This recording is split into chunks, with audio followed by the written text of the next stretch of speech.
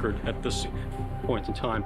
And another one is a video that was taken on the 17th. And counsel, and actually that one came from the defense. When you say turned over, these are tapes that were not played or put into evidence yet. Portions of the second tape were, but not the clips that we're going to show. And may I just check on the other one? I think we have a right to see what they're going to use before they use it. And one was, Ms. Clark advises me, was played before the jury. The one All on right, the one's 13th. already been played. That's what she's advised me. All right, and the other one. Has not been played. The portion, the clip that we're going to show. All right, and what's the source of this video? News footage and that came to us through the defense from one of their tapes. All right, this is from the 17th. Yes. All right, news footage as to what? From the Bundy crime scene? Yes. Just want to look at it to see what they're talking about before they show it. That's all. All right. Do you want to screen this with Dr. Lee out of the courtroom? If we could, Your Honor. All right, Dr. Lee, why don't you step outside for us, please? Thank you. All right, Mr. Fairtlow, do you have that available? Yes, Your Honor. How long is this?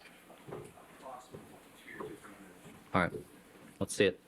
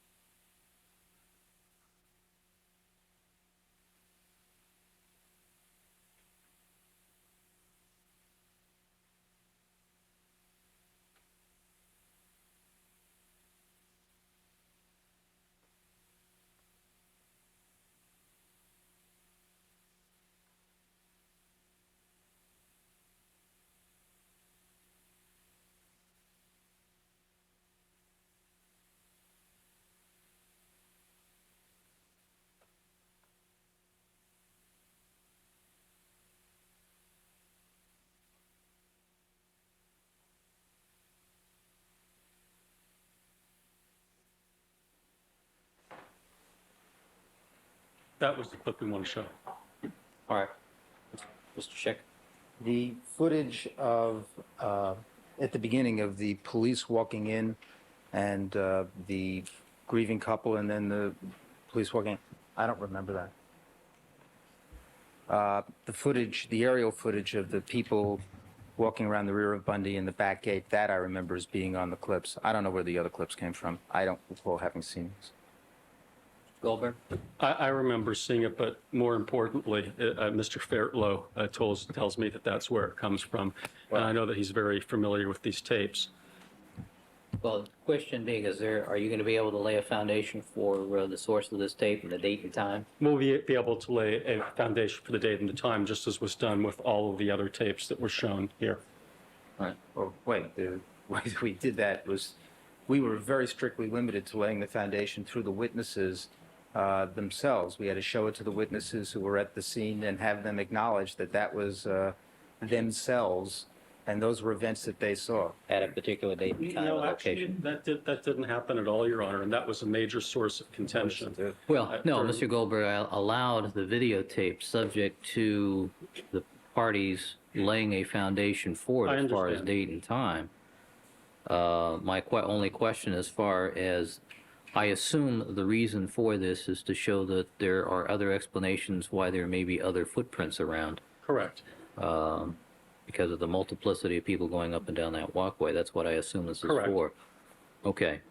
The problem being is obviously we need a date and time as to when these people are walking up and down the walkway. Do you have some of those police officers who can Oh, yes. testify? Yes, we have people that can authenticate this. All right. We have what? As the court, I think we probably also have a civilian witness who may be here today. But at any rate, we do. All right. An offer of proof, you need to tell me who the people are and what they're going to testify to. You need to make an offer of proof that you can lay the foundation for this. The offer of proof would be that there are police officers that were there at the time that would be able to say that's the 17th, including people like Ron Phillips, including Ron Hardy, who's one of the civilian witnesses depicted in the tape. Yeah, I saw Mr. Hardy. And this is not at all going to be difficult. I mean, these are very unique events that No, I'm just making- hopefully will never happen again in No, in Mr. Goldberg, human history. the only point I'm making is that you Yes. need to make me an offer of proof Okay. naming names as to who's Right. going to tell me Okay. this. All right, Mr. Schick? yes, it would seem to me that if they want to put this on in terms of the facts and circumstances of what those people walking in, well, it's my understanding, for example, from speaking with Mr. Hardy when we went to visit the crime scene, that he had washed down the front area of all the blood. Now the question is, when did these events take place? They're not presumably walking through blood from the front walkway up. All those would have to be examined with some particularity. It seems to me, for purposes of cross-examining Dr. Lee, it's sufficient to ask him questions about how foot impressions could occur at dates prior to the time that he was there, and would that change his opinion? But it seems to me improper at this point in time, given this offer, to allow them to show the tapes. They can put it on in the rebuttal case if they can lay the proper foundation. But it seems to me doing this at this time would be improper, and it's certainly something that we were not permitted to do with any of the prosecution witnesses. In other words, every tape, we had to have a prosecution witness, be it Detective Lang or be it Funger Mazzola, who would say, yes, I remember either seeing those That's people. not correct, Mr. Schick. I allowed you to use several videotapes on offers of proof that you could establish when they were made and when they came, where they were from, and some of them obviously were self-authenticating given the events that they depicted. That wasn't necessary. I thought, my recollection is that in each and every instance, we had to show the tape to the witness, and the witness had to say, I recall those events, or I was there at that event. So somebody has to lay a foundation for it, but I've accepted offers of proof. Well, in any event, it seems to me that at this point in time, it would be sufficient to simply ask him questions about that that are consistent with that they think these tapes will show before showing these tapes without an offer. That's all. All right, Mr. Goldberg, you indicated that there are 2 videos. Yes. What's the second? The second video is a video of that Ms. Clark advises me has already been shown from American Journal. that shows a photographer walking on the Bundy Walk after the, no?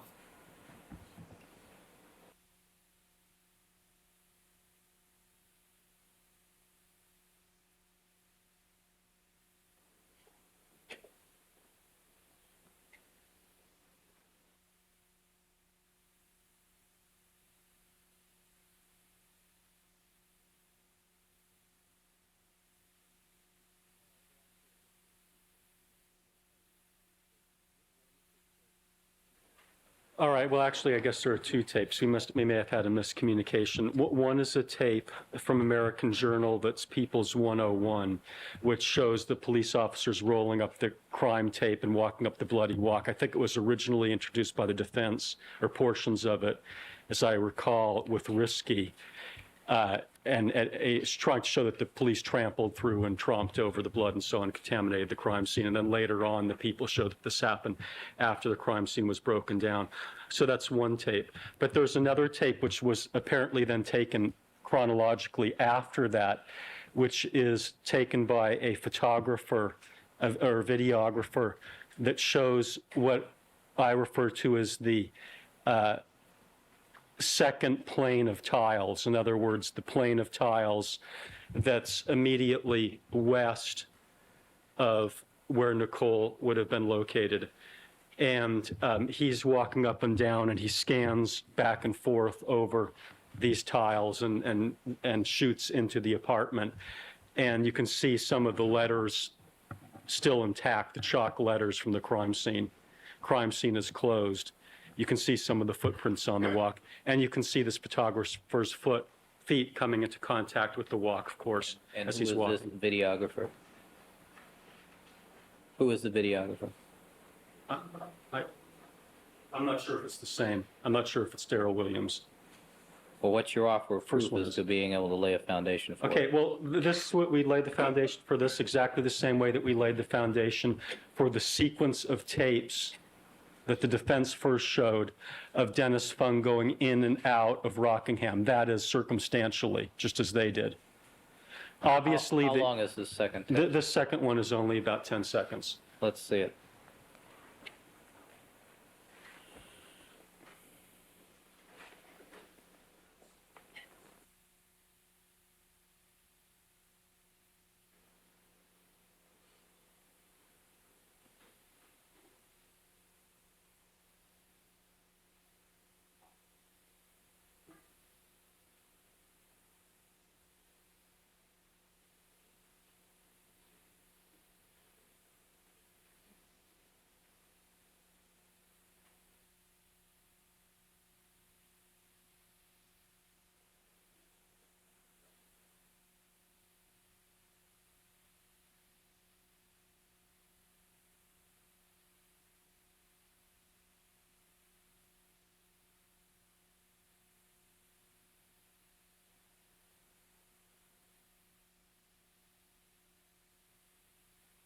Is this the best quality that you have? Yes, Your Honor.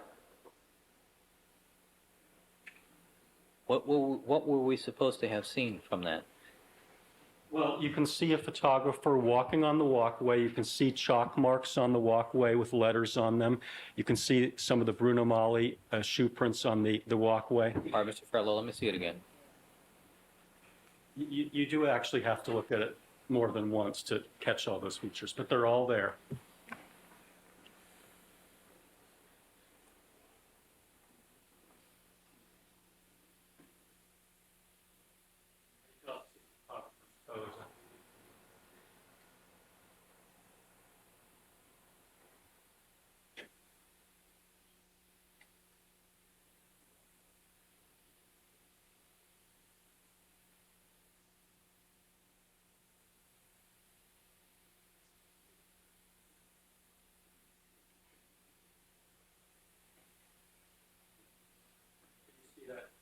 Catch that, Your Honor? There appear to be also candles burning in. What? Yes.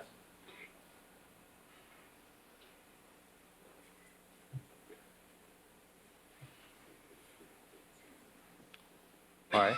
Do we have a source for this?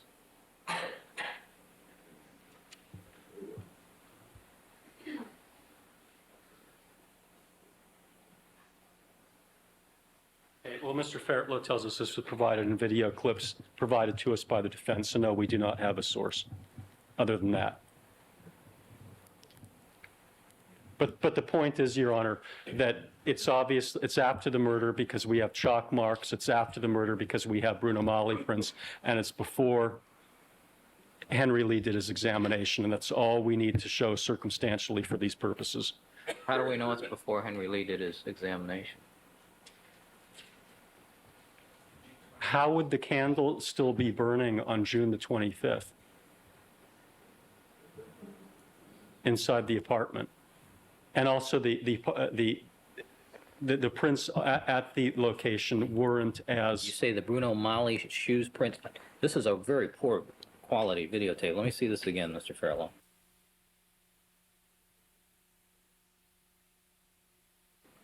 and on the June 17th video, you can see that they did do some cleanup. And these look fairly pristine, the Bruno Mali prints.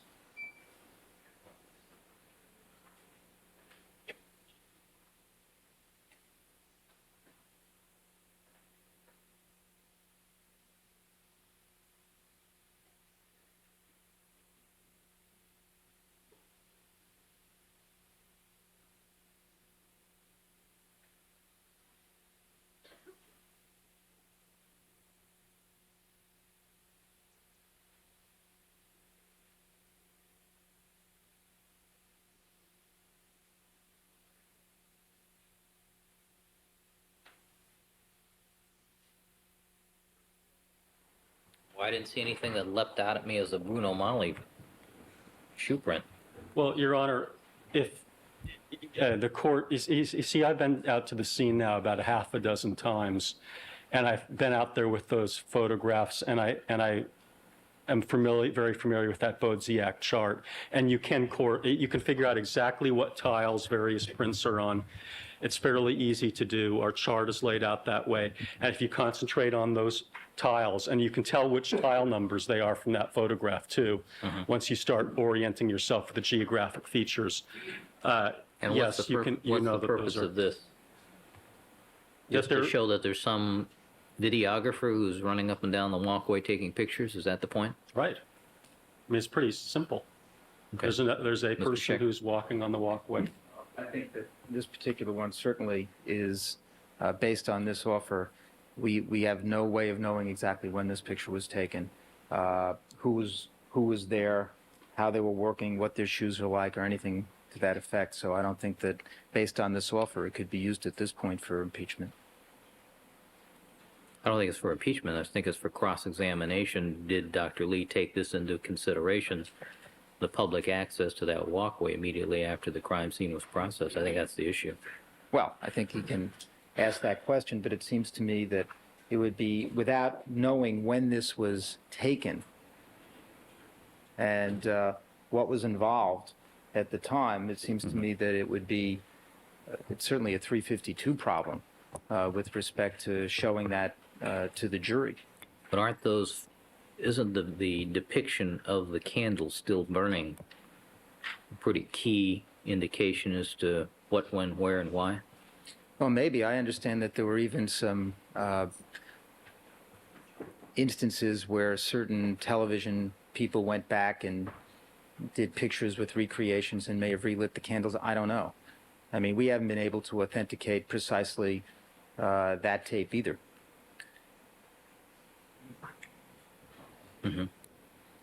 Mr. Goldberg?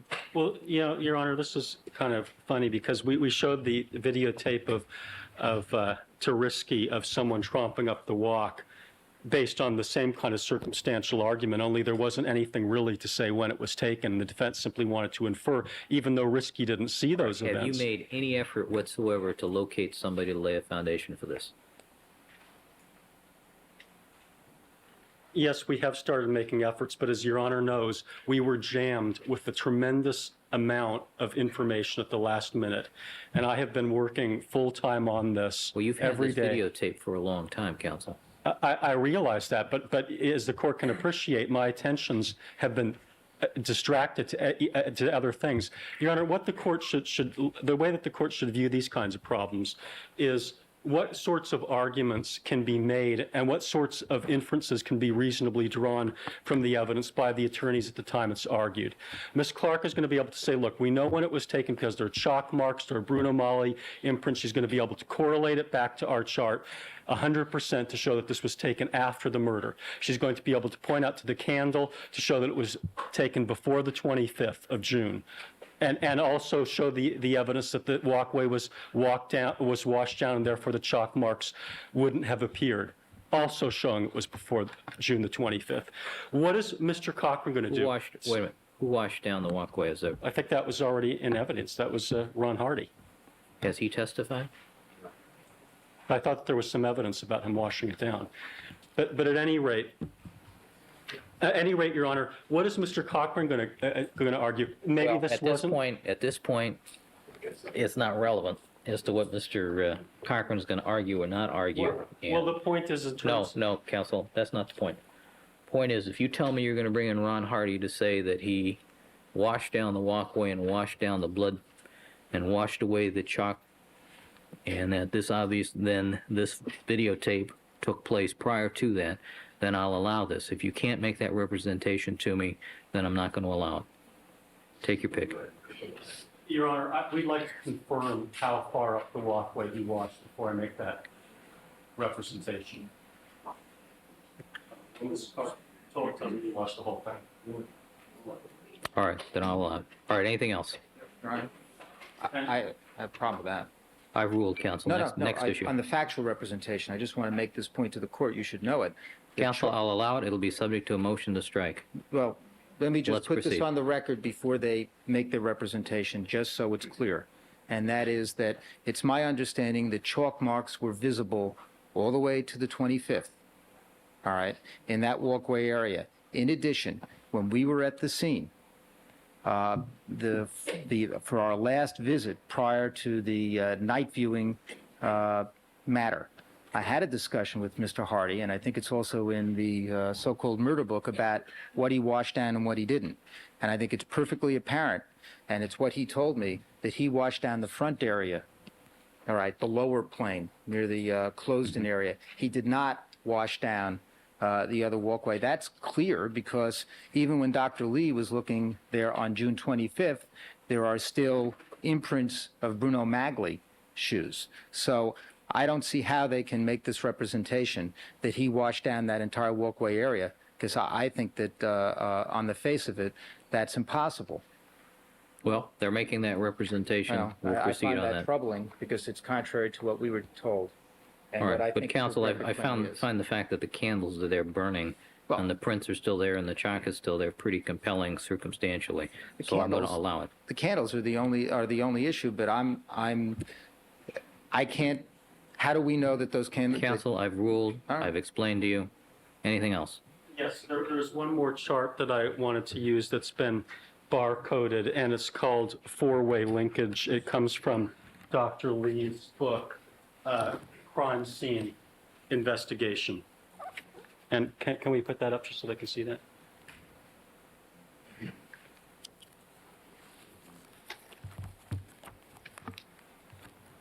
All right. Fascinating. I know it's not a big deal, but I want to give council notice of it. It's on page 80. All right, Mr. Scheck, you're aware of that?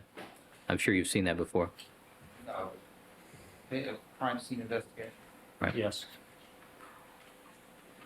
All right, nothing too surprising about that since it comes from Dr. Lee's works. All right, anything else that No. you need to display? No. All right. Yes. Now, with respect to the offers on the footage that was seen before, I take it that have you ruled on the? I take it you made a ruling on the one with the candles. Yes. I didn't know if you'd made a ruling on the others before. Yes. Just with respect to those, it seems to me that without any showing as to footwear, or if they've made any efforts to figure out what the footwear was and what the situation was with respect to blood, on what I guess they're saying is June 17th is the offer, as I understand it. It seems to me at this point in time, it's a 352 problem. I think it's more prejudicial than relevant at this point. It seems to me that perfectly okay for them to ask whether Dr. Lee has considered who had been to the crime scene, and under what circumstances on previous occasions, and would certain things make a difference. But to show them a tape like that, any foundation that we have at this point as to exactly what they were wearing, what the circumstances were, what the cleanup was of the area, it seems to me, before they put on those witnesses, unfairly prejudicial. All right. I'm going to overrule the objection subject to the offer of proof by the prosecution that they can produce a police officer to lay the foundation for that particular videotape. All right, let's have the jurors. Also, as a matter of scheduling, counsel, we have a juror dental appointment Wednesday, the 31st. That requires us to conclude at 3:15 on Wednesday, just for your scheduling. I'm sorry, the 30th. 30th, Wednesday. May I inquire about one other on the schedule? Yes. So we're headed. If I spoke, first of all, good morning, Your Honor. Morning, Mr. Cochran. I spoke briefly with Mr. Goldberg this morning because I don't want to have any more downtime if we can avoid it. And he indicates he perhaps will finish with Dr. Lee in a half day. The court is aware that you'd earlier said we would do the, you're smiling, we'd do the McKinney matter tomorrow morning. We have another witness we've given the prosecution, I think, that will be here for this afternoon. Today's a 5 o'clock day, right? I'm trying to use as much time as possible. Did the court want to do the McKinney tapes this afternoon? Is there a possibility of that? I'm just trying No, to I save haven't much time. finished my preparations Okay, yet. all right, so we'll have at least one other witness today, and then we got a Chicago witness coming tonight. Okay. Thank you.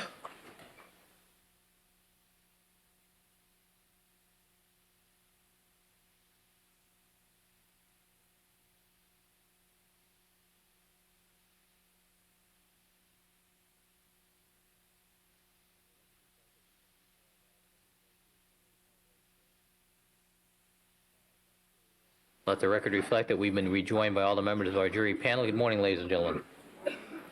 All right, Dr. Henry Lee. There you are. Dr. Lee, would you resume the witness stand, please?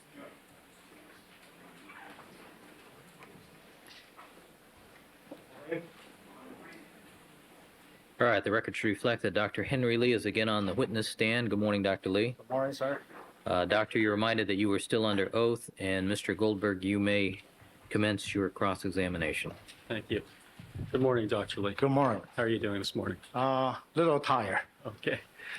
Good morning, ladies and gentlemen. Morning. Now, Dr. Lee, I just wanted very briefly to ask you a few questions about some of the qualifications that you went over with Mr. Scheck when you began your testimony. Just so that we're clear, you are an expert in forensic DNA technology, is that correct? A lot of people refer me as an expert. Yes. Okay. And you consider yourself to be an expert in forensic DNA technology? I know something about DNA. Little bit, not everything. Okay. Quite a bit, right? In terms of its forensic application? Forensic application. Yes. All right. And Mr. Scheck was asking you about some of the things that your laboratory does in the forensic area. Is this laboratory exclusively a forensic laboratory? Yes. All right. And are you using RFLP technology in forensic cases? Yes. And are you also using PCR technology in forensic cases? Yes. Dr. Lee, are you using PCR technology in criminal cases both to include and exclude people as having committed a crime? Yes. All right. Now, you were asked about some of the cases that you and your lab people have participated in involving the identification of human remains. Do you remember that? Yes, sir. Now, most of the cases that were referred to happened abroad. I think one in South America, and then there was a number of instances in Europe. Is that correct? Some in this country too. Yes. What were the technologies that are being used in the cases that you referred to on direct examination for purposes of human identification? Human identification, basically both technique, depends on the bone sample, smaller sample. We have to use PCR, no other choice. If no high molecular weight DNA was extract from the sample, we have to do the best we can do. If have a large amount of sample, of course, RFLP is a choice. Okay. And, sir, when you're saying that you used PCR technology, does that include the cases that you were referring to in, as a result of the conflicts in Europe to identify people that have been killed as a result of the war Yes, there? those victim was found in an unnamed grave or mass grave, unidentified human remains. Now, for the humanity reason, we want to find out what's the loved one, so we try to help those countries identify those human remains. And Dr. Lee, is it your stated position that forensic scientists are in the best position to evaluate whether PCR technology is ready to make the technology transfer into the forensic field? I think forensic scientists should have a good saying about what method we should do, what's the reliable procedure, what kind of applications. Certain sample, doesn't matter what we do, we have problems. Other samples, forensic scientists, we should have a choice, not dictated by molecular biologists or other scientists tell us what to do. Okay. Now, Dr. Lee, I wanted to just mention very briefly or ask you very briefly about one of the matters that you just alluded to a few moments ago. Yes, sir. Regarding identification of human remains in cases here in the continental United States. Yes. Your most famous such case where you were personally involved at the crime scene, not at the time of the crime, but afterwards, Thank you very much. was the People versus Crafts case. Is that correct? Yes, sir. Okay. And was that a case, sir, where the victim in that case, Helen Crafts, was killed by her husband and he disposed of her by putting her body through a wood chipper machine? Yes.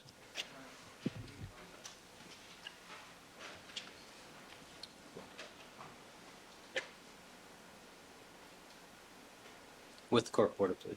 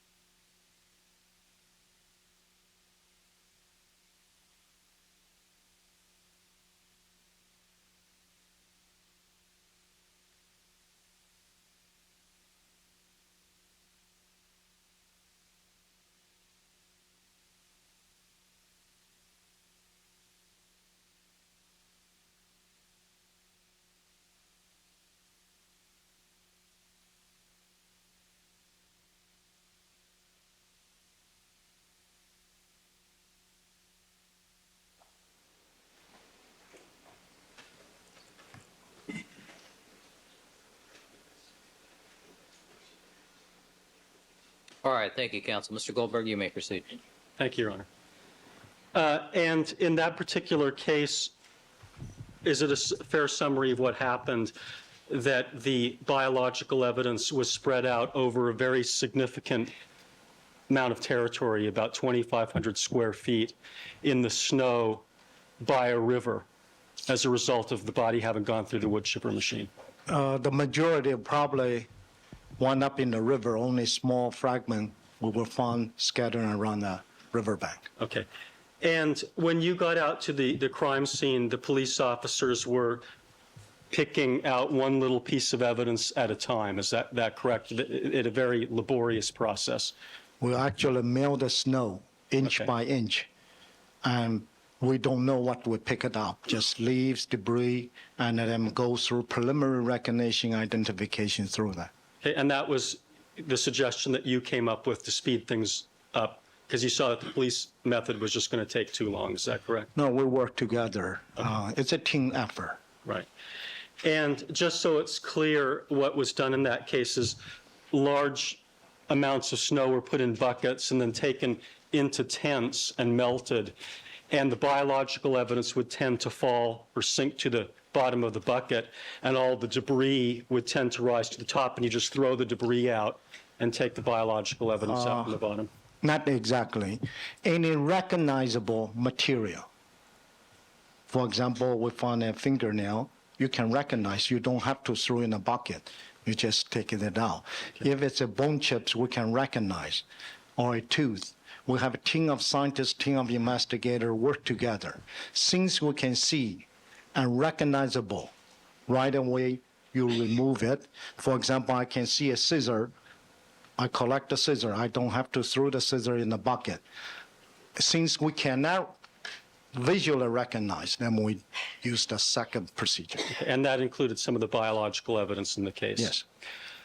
And Dr. Lee, when that occurred, when the items would fall to the bottom of the bucket, various different biological samples could get mixed together or were mixed together. Is Yes. that correct? Yes. And it also mixed together human biological samples with others that were out there, like deer bones and the like. Is that Yes, correct? correct. Yes. And despite that, sir, it was proper, and you did decide to attempt DNA technology on this evidence. Is that correct? That's correct. All right. But this case was a little while ago, as I recall. It was in the mid-'80s? Yes. Yeah. So with the state of the technology at that time, you were not actually able to do DNA. True? No, we did some DNA work. Oh, you did? We did some XY, determine male, female. Okay. And you were also able to do, and when I say you, I'm also including your laboratory people. Yes. Able to do some conventional serology. Is that true? Yes, we did with laboratory scientists, also some are consultant, life coach scientists, University of New Haven, Dr. Gansling. We bringing a lot of other experts together, work on the evidence. Okay. And you were able to get results that identified the human remains in that case, even though all the biological evidence was mixed together at the time that it was collected? Yes, sir. And in fact, in that case, to your recollection, did the police transport the biological evidence to the lab in sealed containers? It's outside the scope of direct and Or irrelevant. Those material collect in a container. It's a plastic cup, have a screw up cup. Okay. Also, they put in an envelope. It's a sealed paperback. All right. Now, when you were looking at the soil samples in this particular case, you didn't find biological material such as deer bones or anything like that at the Bundy location, did you? I found some biological material, as I testified, hair that's I consider as a biological material. I did not look for deer bone. Okay.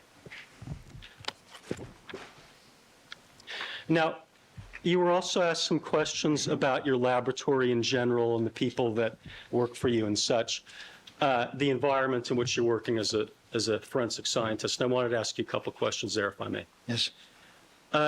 Do you agree, sir, that one of the practical realities that criminalists face who are working for law enforcement is budgetary problems and monetary shortfalls. Yes. Okay. And is it true that even recently, after you got into your new laboratory, you had to lay off some people due to some financial difficulties in the state? After we moved, no, that's not correct. Was that slightly Before, a couple of years ago, we have to lay off some people. After we moved to the laboratory, we have some vacant positions. And with the assistant of governor and legislator, we was able to fill those positions. So would you agree, sir, that generally speaking, forensic resources are scarce in the sense that we can't do all the testing and all the study in every case that we'd like to do? That's absolute correct. Of course, if you have the support of the leadership, for example, I have a good boss. My commissioner very supportive to forensic science, so we try to do what supposed to do. Of course, impossible to do every possible test in the search for a certain case. Okay. So in theory, there are theories about the ideal in terms of crime scene processing and handling a case that are stated in the textbooks. Is that correct?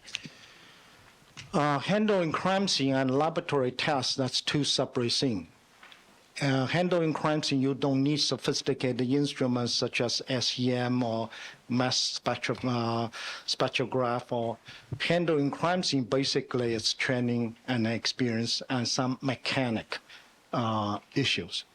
Well, let me give a concrete example. We talked about using videotapes at Yes. crime scenes. And ideally, that would be a good idea if we could use that at every crime Yes, sir. scene.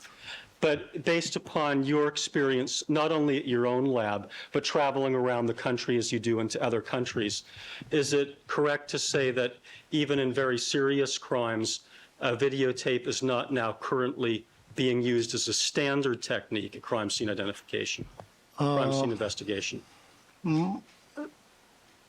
It's difficult to, most of the crime scene involve homicide. Usually we suggest use videotaping, and most of the cases I see videotape when they submit to me. But once in a while, cases without videotaping.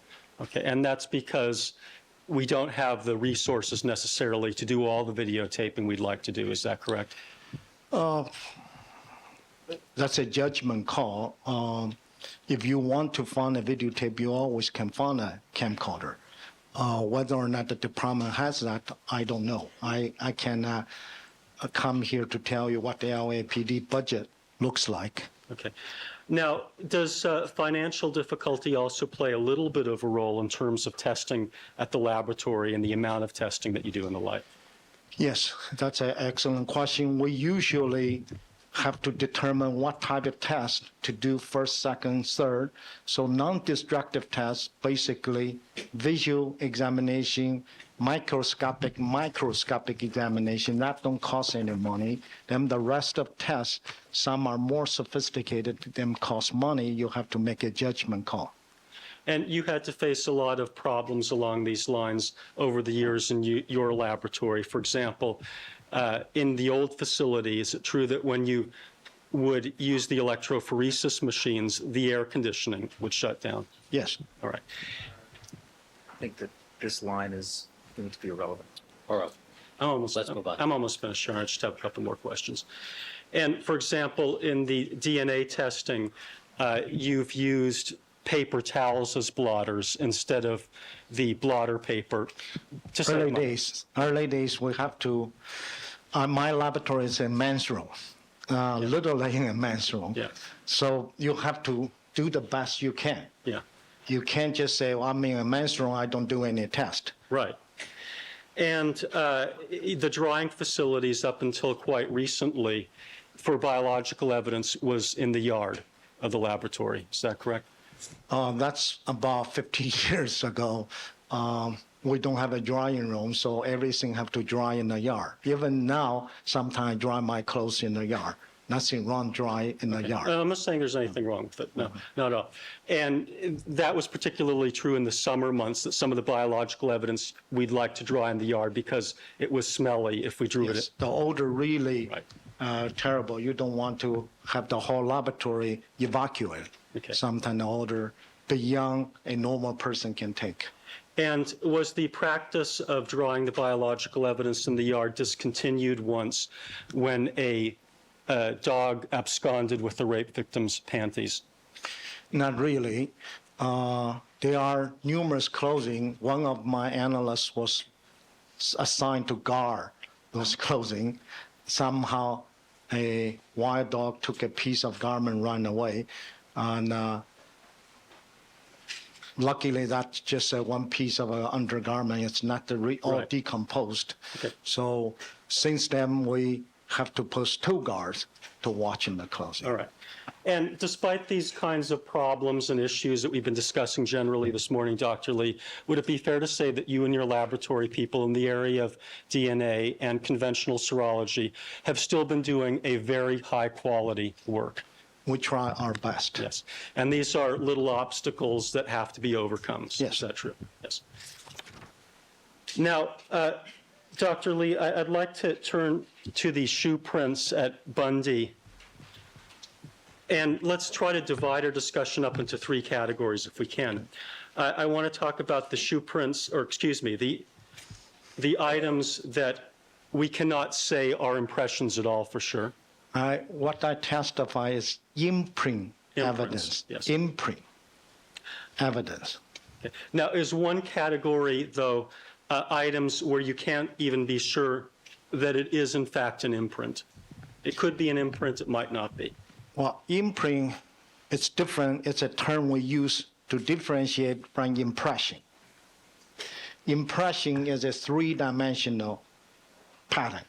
An imprint is a 2-dimensional pattern. What I testified the first day I was here to report to you is those 2-dimensional imprint pattern I observe on different areas. All right. Now, what I'm asking you, though, Dr. Lee, is at the Bundy location and the evidence that came from the Bundy location. Yes. Were there certain instances where you saw something and it was your opinion, I can't tell whether that's an imprint or not? Yes, sir. Some evidence I see a pattern because I examine a picture. When you examine a picture, you examine something through photographer's camera lens. I wasn't there myself.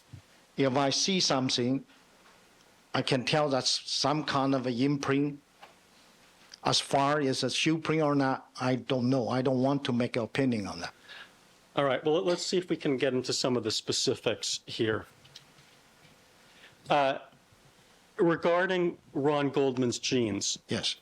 with respect to some of the items on the jeans, was it your opinion, I see some parallel line imprint consistent with imprint? Yes. Okay. And by that, did you mean I'm not positive whether this is an imprint or not? Well, I'm pretty sure it's an imprint. However, as a scientist, I usually report to you what I see. I did examine the blue jean, by the way.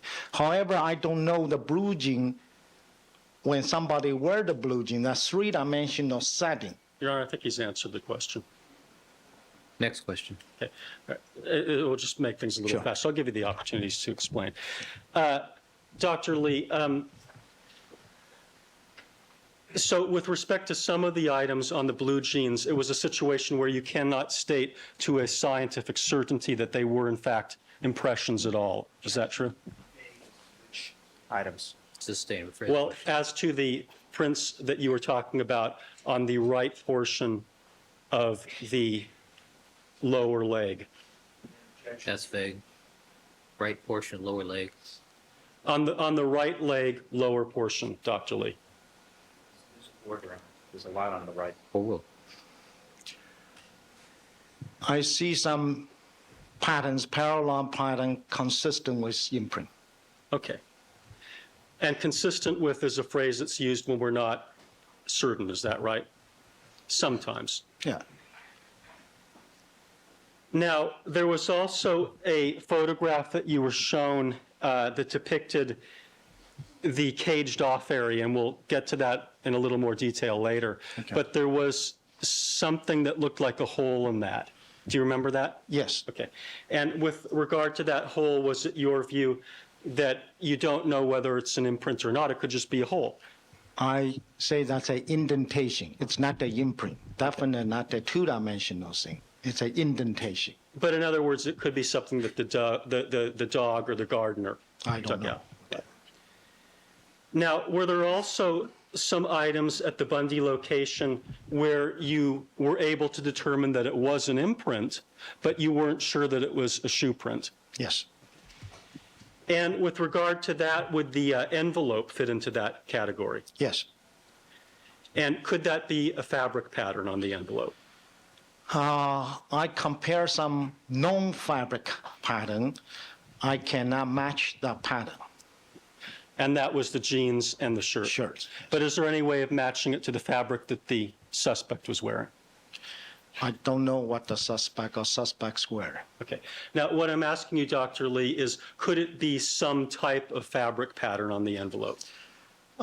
It could be a parallel line. Any type of object have this same design, Okay. cause a replicate.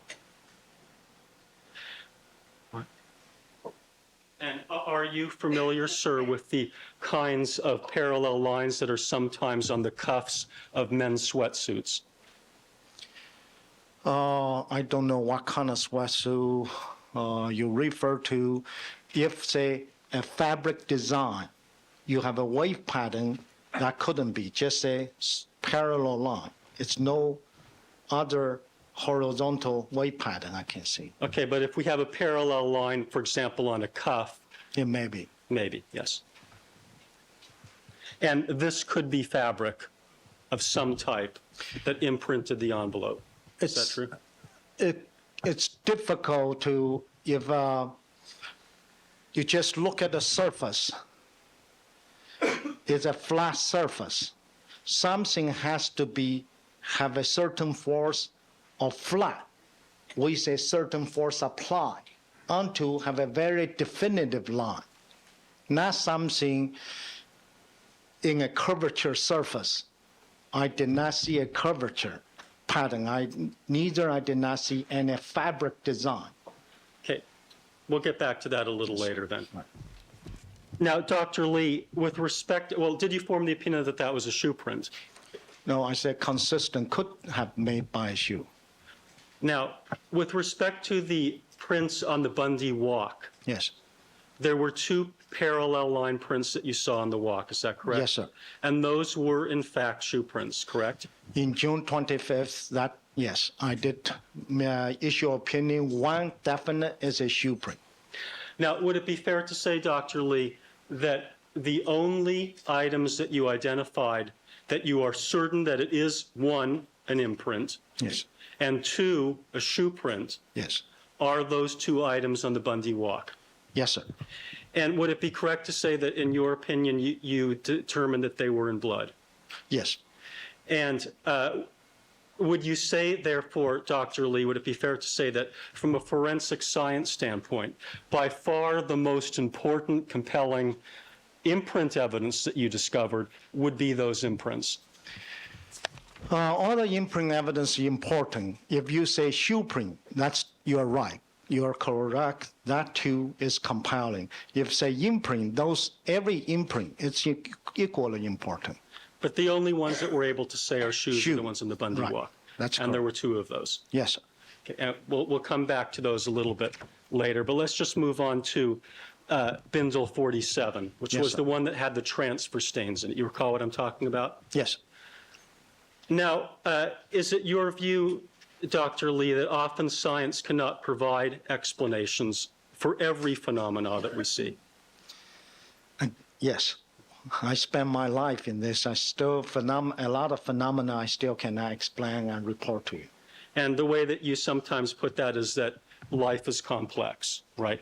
Yes, Okay. yes, I did. Now, does that mean that if you look at something and you can't explain it as a forensic scientist, that there's something wrong? Yes, there's something wrong. Okay, but isn't it often that you look at something and you can't explain it? If everything right, I should be explainable. If something I cannot explain, I see something, I observe, for example, you mentioned 47 night imprint. Doesn't matter what, you see a wet transfer, which means something wrong. Okay, I'm not asking you about that. We'll get back to that in a few seconds. But just in general, Dr. Lee, Right. are there many occasions that you've had as a forensic scientist where you look at a case or a piece of evidence and you just don't have all the answers? That's correct. All right. And there's nothing surprising about that, is there? Nothing surprising about it.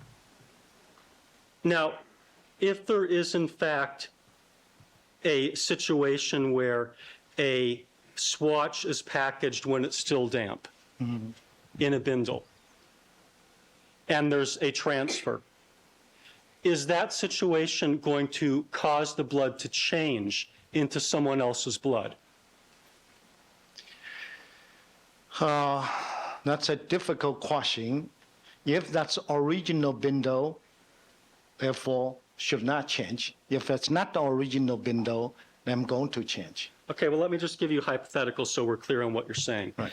Let's say that I'm a criminalist and I take some swatches out of a drying cabinet in a test tube. I don't touch them to see whether they're dry, Okay. all right? But I think that they look dry. I'm looking through the test tube and they look dry.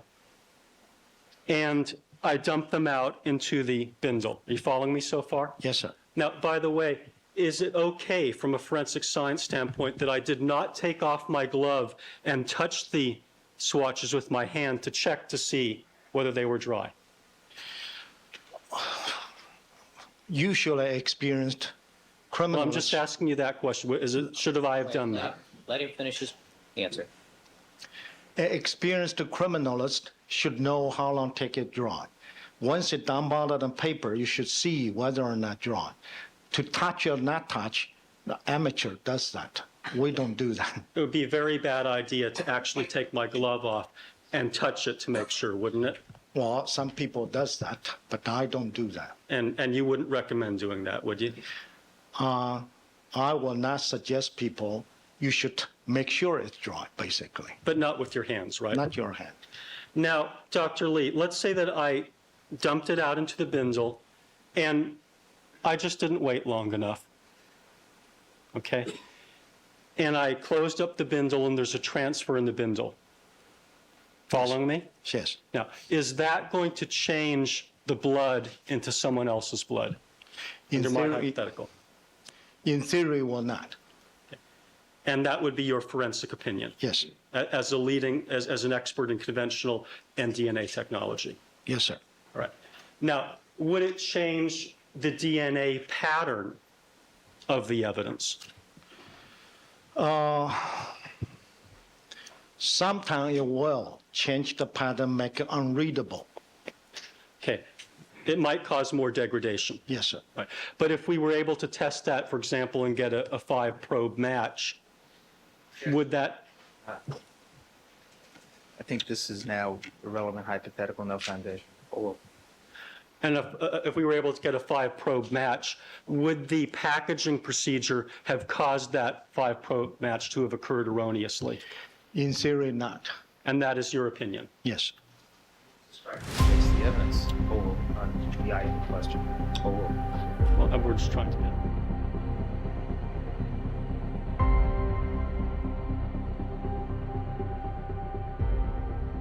Cannot make a determination. Now you have a effect.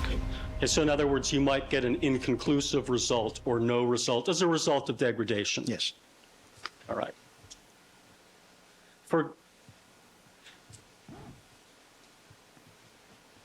Now, I'd like to show you the exhibit that's been marked as Defense 1362 for identification. If we could put that up. It's the large swatch blow-up.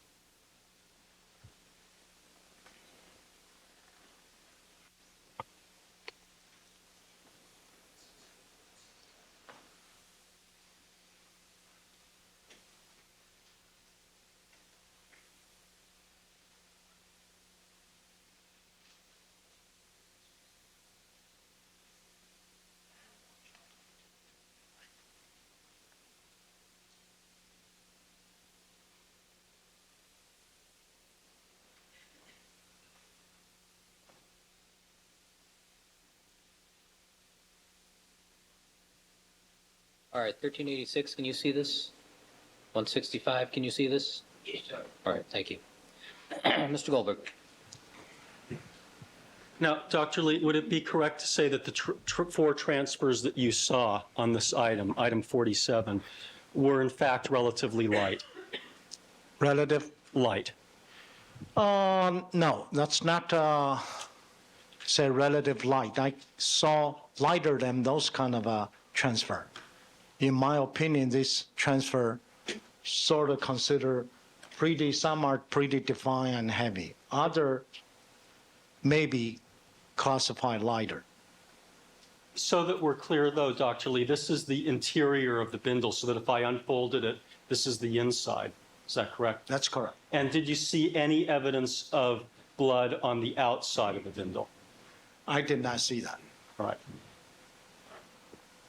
Now, Dr. Lee, if we had a situation where I was working with a reference file standing approximately where I am right now, and this bindle were sealed closed in a coin envelope that was taped shut and sitting on the little podium in front of you, and I'm working with the reference file, you wouldn't expect that to account for these transfers, would you?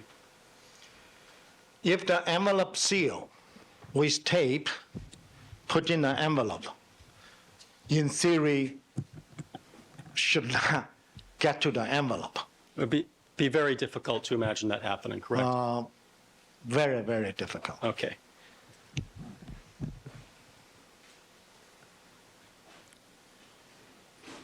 Now, Dr. Lee, we use the term here wet and dry in connection with discussing Exhibit 1362, is that correct?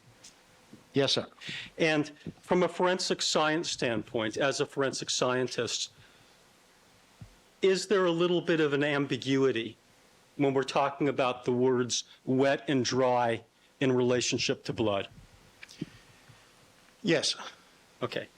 And is that because the threshold between wet and dry is somewhat fuzzy? Wet and dry, that's not fuzzy at all. Okay. Either wet or dry, but they are in between damp. Not say soaking wet. What the wet definition of the wet? You kind of get into a semantic issue. As a scientist, if a swatch dry, it's dry. If it's not dry, anything else, I call it wet. All right. What I want, I'll come back to that in just a second. But doctor, can you tell us when a swatch is dry, in the sense that it looks dry, and if I felt it, it would feel dry? Yes, sir. How much water does it have in it? I have no idea how much water. But it does have water in it? I don't know. Well, Doctor, I just want to ask you a little bit about the book that you participated in, Forensic Science Handbook, Richard Saperstein. You're very familiar with this, is that correct? Sort of. Okay, Yes. this is one of the references that you talked about when you were talking about the 20 books. Yes. Okay. And, sir, would you agree with the proposition that the Check whatever you're. Yeah, I'm going to I'm looking at page 385. Oh, he has it.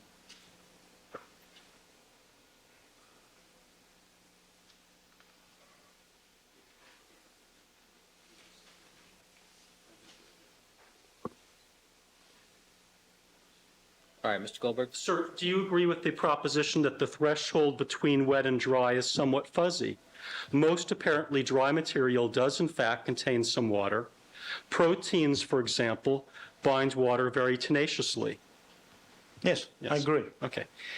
And do you agree that the water content of dried materials is in equilibrium with the fractional saturation of water vapor in the surrounding atmosphere? That is the relative humidity. Thus, for example, blood dried to an equilibrium in air at 25% relative humidity may contain about 5% of its total weight in water. May, yes. All right. And, sir, what would the amount of water be if swatches were dried at 50% relative humidity? I don't know how to calculate at this moment, may contain some water. Okay, well, would you agree that it would contain as much as 10% of its weight in water? Maybe. And if the swatches were dried at 75% relative humidity, what would the percentage of water be in the swatches? I have no idea. Would 20% sound reasonable to you? Reasonable. Okay. Did you happen to go back and check the Saperstein reference book before testifying here about these swatches in this case? No. Okay.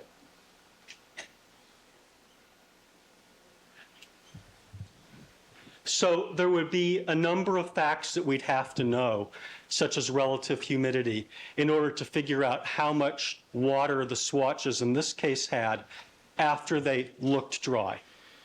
But doesn't matter. There are 7 swatches. Well, I'm just asking you that. If it dry, Wait, you can finish your answer. thank Kevin. you. If dry, should be all dry. If, say, some contains 20% of water, 7 all should contain 20% water. Motion to strike.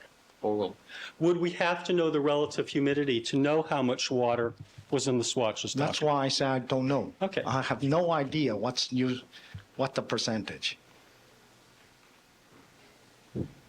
Well, can you explain for us in a little bit more detail the relationship between relative humidity and amount of water that's in a dried swatch? I guess the best person have to explain that is whoever wrote that chapter. I did not read that. I want to see it. Is that my writing? Then I have to explain. If it's not my writing, I don't have to explain. Actually, I think it's in Mr. Sensabaugh's Okay, chapter. let George examine that. Explain that. That's not my problem. Okay, would you like to take a look at this? No. If that's not my writing, I don't have to explain anything. Okay. Because very difficult for you to determine in a swatch how many percent of the humidity. If he come up with that number, I'm not going to argue with George. He's the one have to explain. Okay, but the bottom line is that after something's dry, it still does have some water in it. Yes, I correct? agree. All right. Now, Doctor, would you also agree that there are a lot of variables in determining how long something will take to dry? Yes, sir. And have you looked at the Labor and Epstein materials that they put together in connection with a McDonald's book dealing with experiments in blood spatter analysis? A long time ago, I did read some their material. Okay. Excellent material. All right. And, sir, do you agree with the proposition that the amount of time required for a blood stain? Well, I'm actually reading it out of my notes. proceed. Your Honor, Yes, it does. Proceed. At any rate, for the record, we've handed him a copy of Labor and Epstein. can I see what it is he's reading? He said he's reading his notes. He can ask questions as he chooses. Proceed. Your Honor, Proceed. Sir, do you agree with the proposition that the amount of time required for a blood stain to dry is dependent upon various factors such as weather conditions, temperature, air movement, humidity, size and depth of stain or blood pool, and the nature of the surface upon which the blood is shed? Yes. All right. And do you also agree that it's very difficult to predict all of the factors that go into determining how long something is going to take to dry? Not necessarily.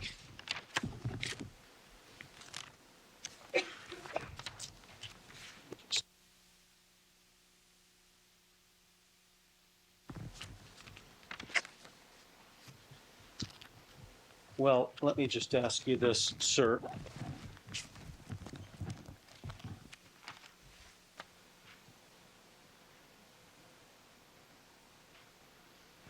Do you agree that there are so many combinations of factors that exist that affect the time required for blood to dry that it would be impossible to make determinations in every situation how long it's going to take?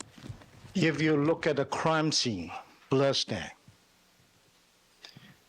that's agreed wholeheartedly, totally, because that's beyond our control.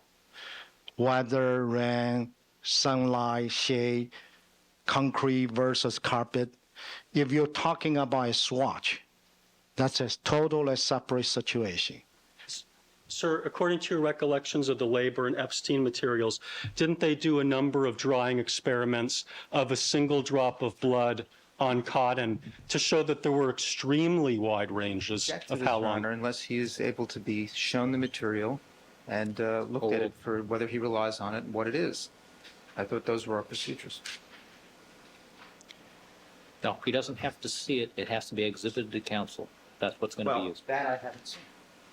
Do you have that? I think he has the whole, I don't know. I think he has all Labor and Epstein. Your Honor, he just handed me this as he's asking the questions. Your Honor, I object to the Proceed. Have a seat, Mr. Scheck. Proceed. I'm sorry, I'm I sorry, answer the Doctor. question now? Yes, you may answer the question if you remember. Well, in contrast, I think they come up some tables, give some general guideline. For example, single drop on cotton, if I remember correctly, it's about 5 minutes or something, or 45 minutes, something like that. I don't remember exactly. I read a long time ago. They have a table published in their, I think, the appendix back of the book, give more or less specific time.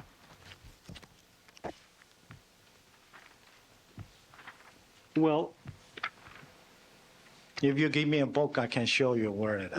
let me, yes, I'm familiar with what you're talking about.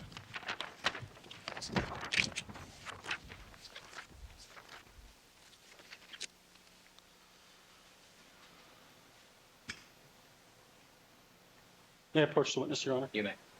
Dr. Lee, is it your understanding that You may. that they concluded that the single drop of blood on cotton cloth could take from 55 to 330 minutes, depending on the circumstances, when they change circumstances around? Right, that's the, if you look at the condition 3, that's a total different condition. Yeah, right. And the purpose of this was to try to educate forensic scientists how difficult it is to ever predict how long it's going to take something to dry. Is that true? At the crunching, again, it's difficult to predict. In a laboratory setting, it should be controllable condition. We should know take how long a swatch can dry. Okay, wasn't the purpose of their exercise to educate the forensic science student in how difficult it is, even in a laboratory setting, with a single drop of blood on a cotton, to predict how long it's going to take to dry? Wasn't that what I Labor and don't Epstein- think that's, you can call them on stand. I don't think they're going to say a single drop of blood stand on the cotton cloth going to be unpredictable. Well, what I'm asking you, doctor, is what the intent was of this material. And wasn't the intent to get across to the forensic science student, be careful, because it's hard to figure out how long something's going to take to dry, even in a laboratory? Yes, certain condition, yes, that's correct. Okay. Now,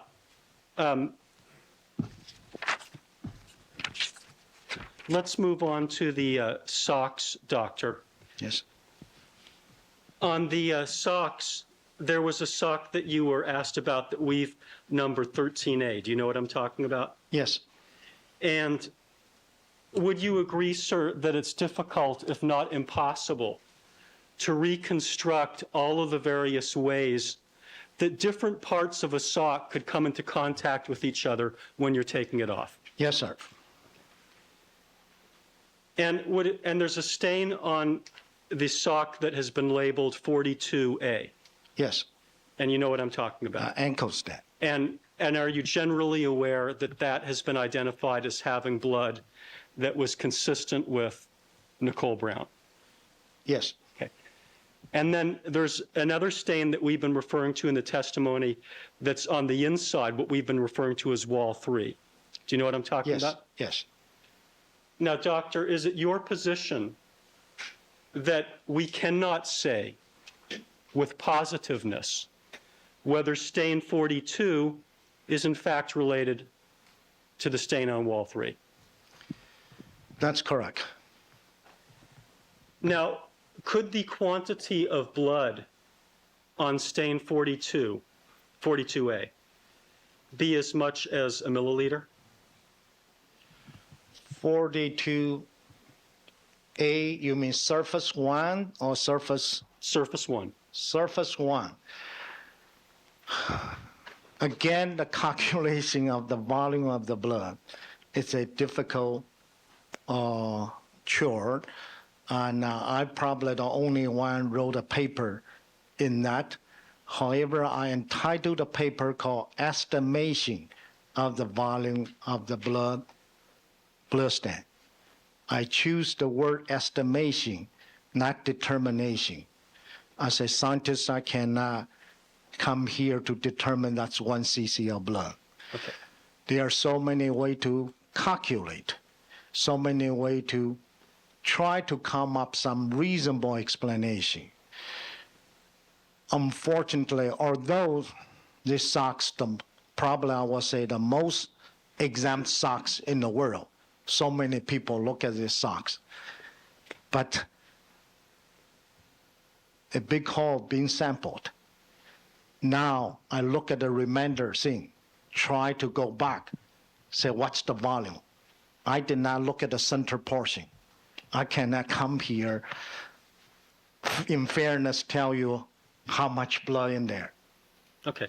And this is another one of those examples of something where a leading forensic scientist or a number of leading forensic scientists can look at an item and they just can't provide us with all of the answers. Is that correct? Yes, sir. All right. And that doesn't mean something's wrong, does it? It does mean something wrong. If at the beginning, first day, I have an opportunity to look at the socks, I can give you a very, really close estimation. But since a big hole there, I cannot recreate a hole. Well, weren't there photographs, though, of the socks before the hole was cut out? I was not privileged to have a Photographs. photograph shows the blood stain intact. Okay. But the point is that even with all those things, sometimes we can't do anything more than give a rough estimation. Is that Yes, sir, correct? that's correct. And that doesn't mean something's wrong, does it? No. All right. Now, let's talk a little bit about the mechanism of transfer. You've explained what a compression transfer is. Can you just give us a very, very brief additional explanation of that, sir? The liquid blood, either on an object or already on surface, have certain pressure applied to them. I cannot come here again tell you how big the pressure, certain pressure. This liquid being transferred onto the surface, that's called compression stain. And can you give us a brief explanation as to what a swipe is? A swipe, you start generally when first moment contact, that probably can be a compression. Then with a lateral movement, you either the surface, receiving surface move, or the applying surface move.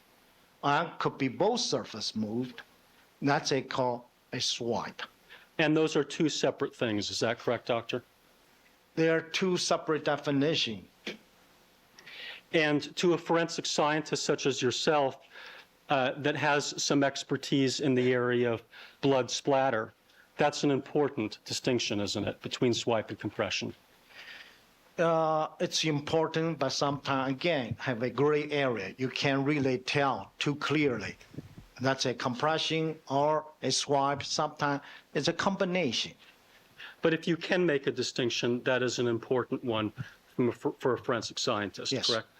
And if Mr. McDonald testified that that distinction was not important, would you agree with it?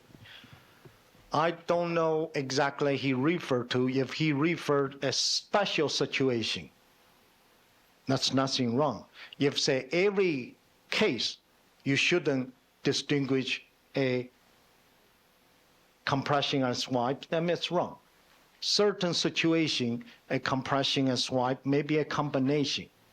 That's, again, each individual have their own opinion.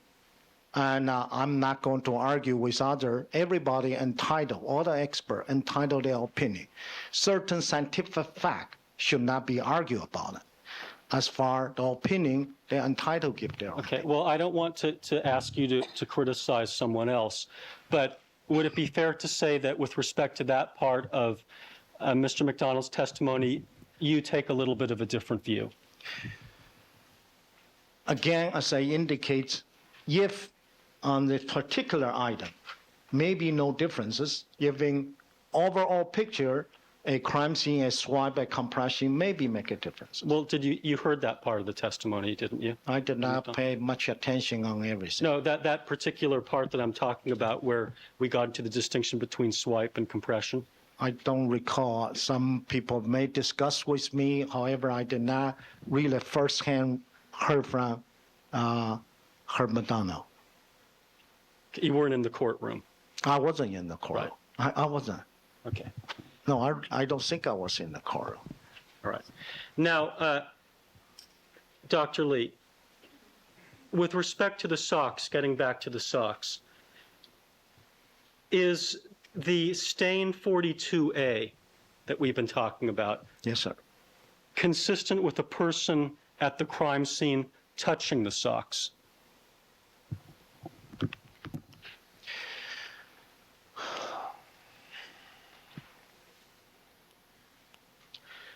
You just look at the surface one, or you look at the whole socks. Okay, let's take surface one so far. Surface one, in order to have that, that's my interpretation now, okay? In order to have somebody touch somebody else's socks, the pants and the shoes have to have a separation to expose the surface. The best example I can give it to you, have to wear the pants like Michael Jackson type of thing. And certain portion of socks have to expose. If I wear my pants and the socks like that, if touch, have to touch my pants, not going to be the socks. So that's one condition.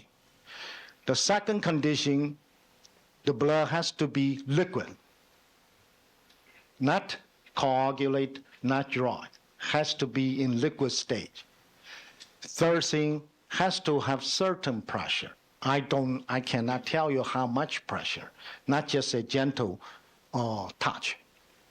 Okay, well, having said all that, if the pants are pulled up, Yes, sir. or if someone's kneeling over, or however it happens, the sock is exposed, and someone didn't grab the socks, but touched the sock, could that be with a bloody finger, wet bloody finger? Has to be single finger.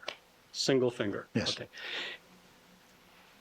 Okay, and could it also be a result, this transfer of, or consistent with, someone wearing that sock and the sock coming up against a bloody object? Has to have a pressure in that one location, because we look at that's just one location and very defined perimeter. Okay, so the answer is yes? Has to be certain condition to cause that transfer. Well, yeah, if someone comes into contact with some pressure with some object that has wet blood on it, you can get that transfer. Right. All right, Mr. Goldberg, would this be a good spot? Thank you. All right, ladies and gentlemen, we're going to take our mid-morning break. Please remember all my admonitions to you. We'll stand in recess for 15. Dr. Lee, you can step down.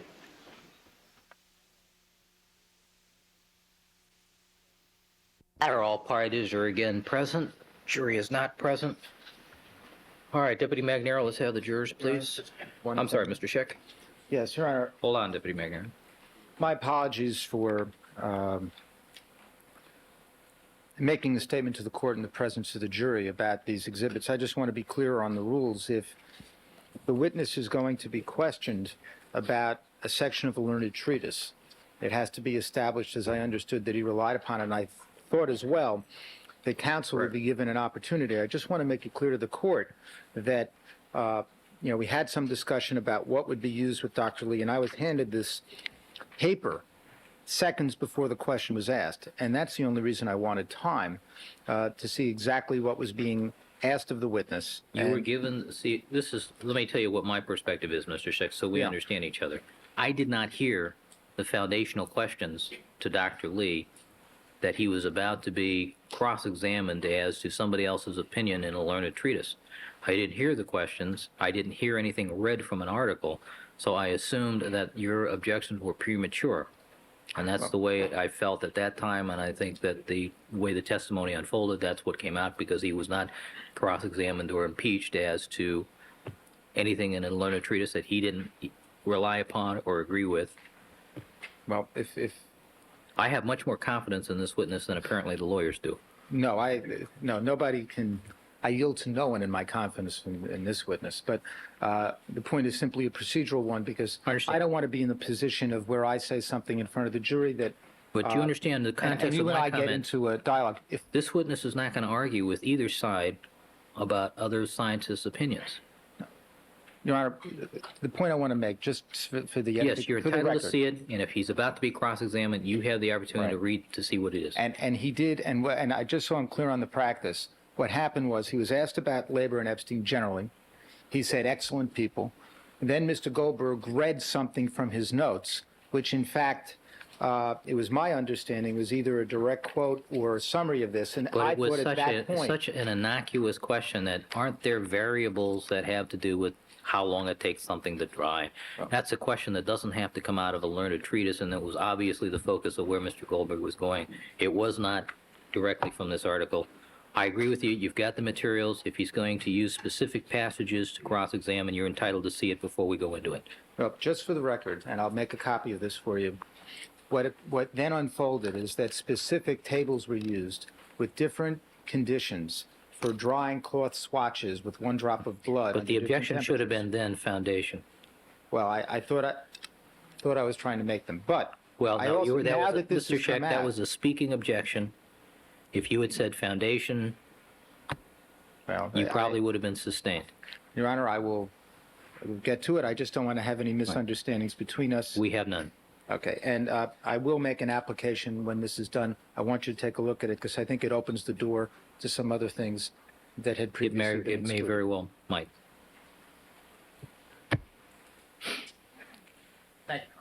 That thought crossed my mind when I heard it. I just say, Your Honor, I didn't ask about any experiments. I asked him about the generalized knowledge that he has, which is what he testified to on direct. He was testifying it from his generalized knowledge I about understand, blood drawing. but then you went into this chart where somebody else did an experiment about drying times. Well, because he was the one that told me about it. I wasn't going to get into that except Dr. Lee wanted to. Just because they go into it doesn't mean you should cross-examine on it. I thought he left you with a pretty wide parameter that if you set it out to dry at night and you come back the next morning, it ought to be dry. I think that left you a wide enough parameter to work with, but you insisted on making it tighter. So I don't know, but I'll see what the article says and probably get to read the article over the lunch hour. Not that I don't have other things to occupy my time with.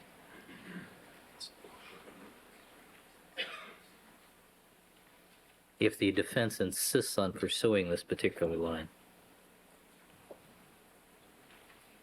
You should look at it. But you got the transfers. I mean, what more do you want?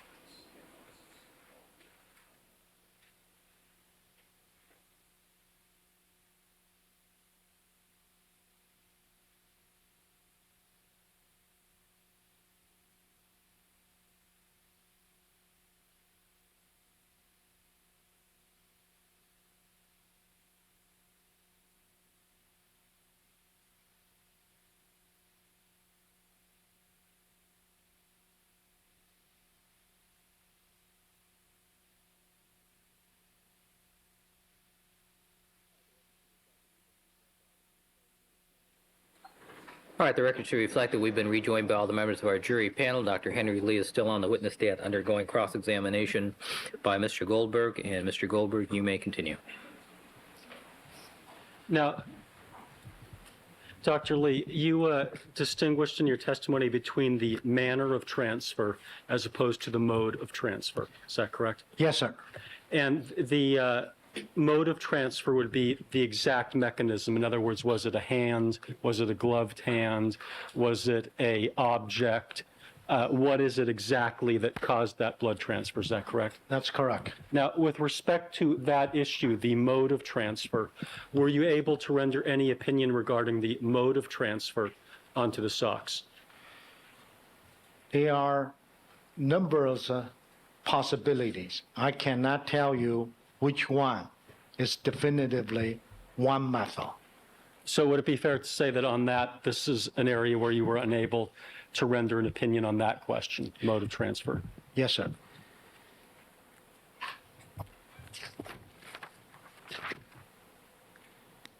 Now, you were asked a little bit about trace analysis on direct examination, and you said that it fell in the area of hair examination, somewhere in between class characteristics and individualization. Is that correct? Yes. And did you explain this, do you agree with this following statement? While it is difficult to make absolute individualizations in these areas, the trace analyst can make identifications with a high degree of certainty and can often establish partial individuality of a specimen with confidence based on experience and analytical results. I would say 80 to 90% that statement correct. I forgot one thing, depends on samples. Not all the sample you can reach that degree of certainty. Some of the sample, yes, you can.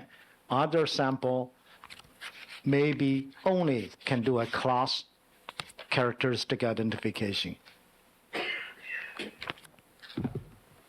Sir, have you ever publicly stated the comment that I just made in any public forum, whether it's published or oral? Maybe in certain contexts. I try to tell the investigator how important trace evidence is in solving crime or dissociate a person from a crime. Trace evidence have particular value. Don't overlook trace evidence. Although trace evidence we cannot approach positive identification. There are two extreme. One called individualization, one called identification. A lot of physical evidence fall in between. Different degree. Fingerprint, that's a positive identification. Here, we cannot reach to that, say, just from this person, no other person. Well, let me ask you this, Doctor. Maybe I can just approach counsel for a moment.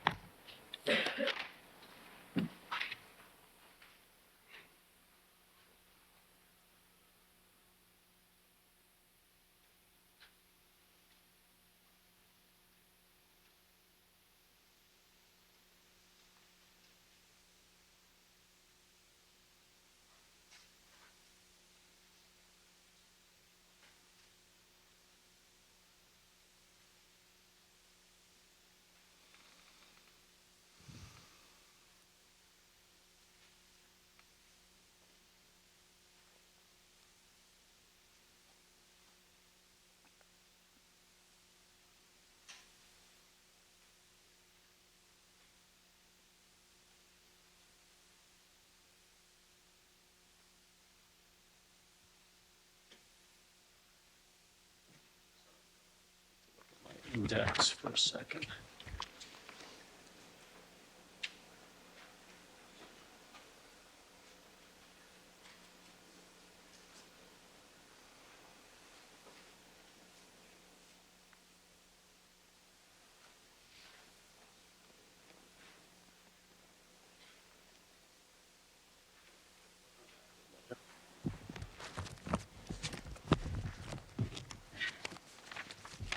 Let me just ask you this, Dr. Lee.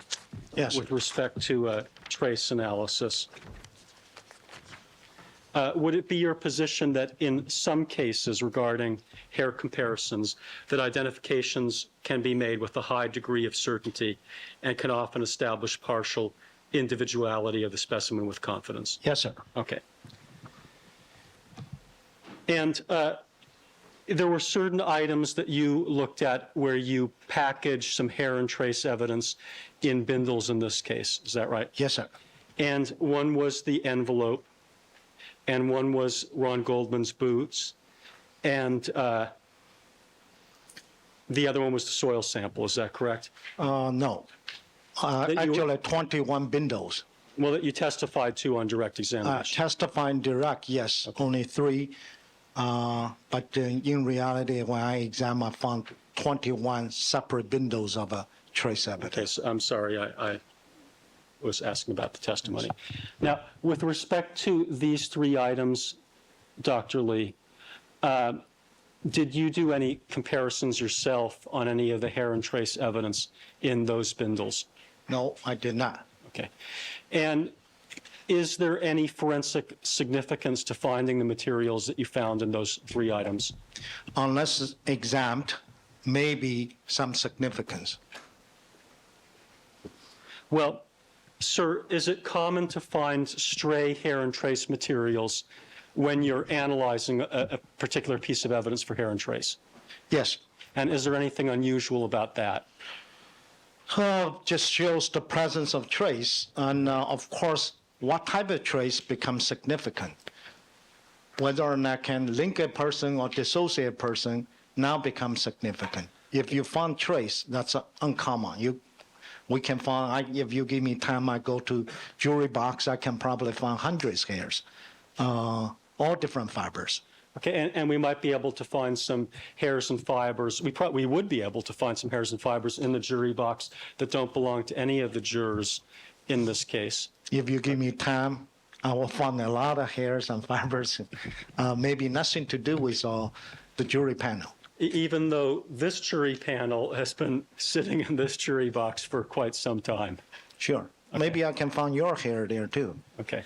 So there wouldn't be anything unusual about being able to find hairs and fibers at a crime scene that don't belong to the suspects and the victim. Is that true? Yes, that's correct. Now, you were asked a little bit about the generalities of crime scene identification, and the defense used a chart. It was Defense 1350, if we could just take a look at that.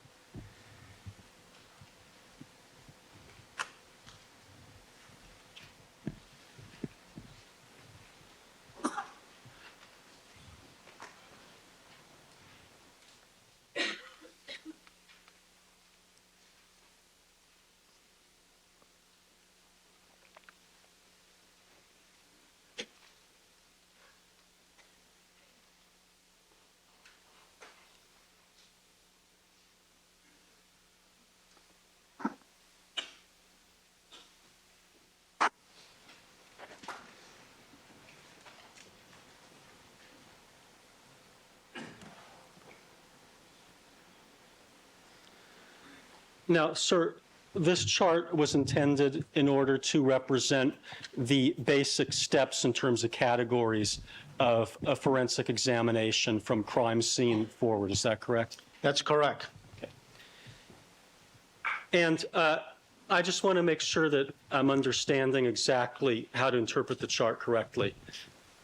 Let's say that we have a situation, doctor, where the biological evidence at a crime scene, let's say it's blood, is stepped in by a defendant and it's deposited on the sole of his shoes. And then he takes it to some other location. The form of this hypothetical. Oh, Okay.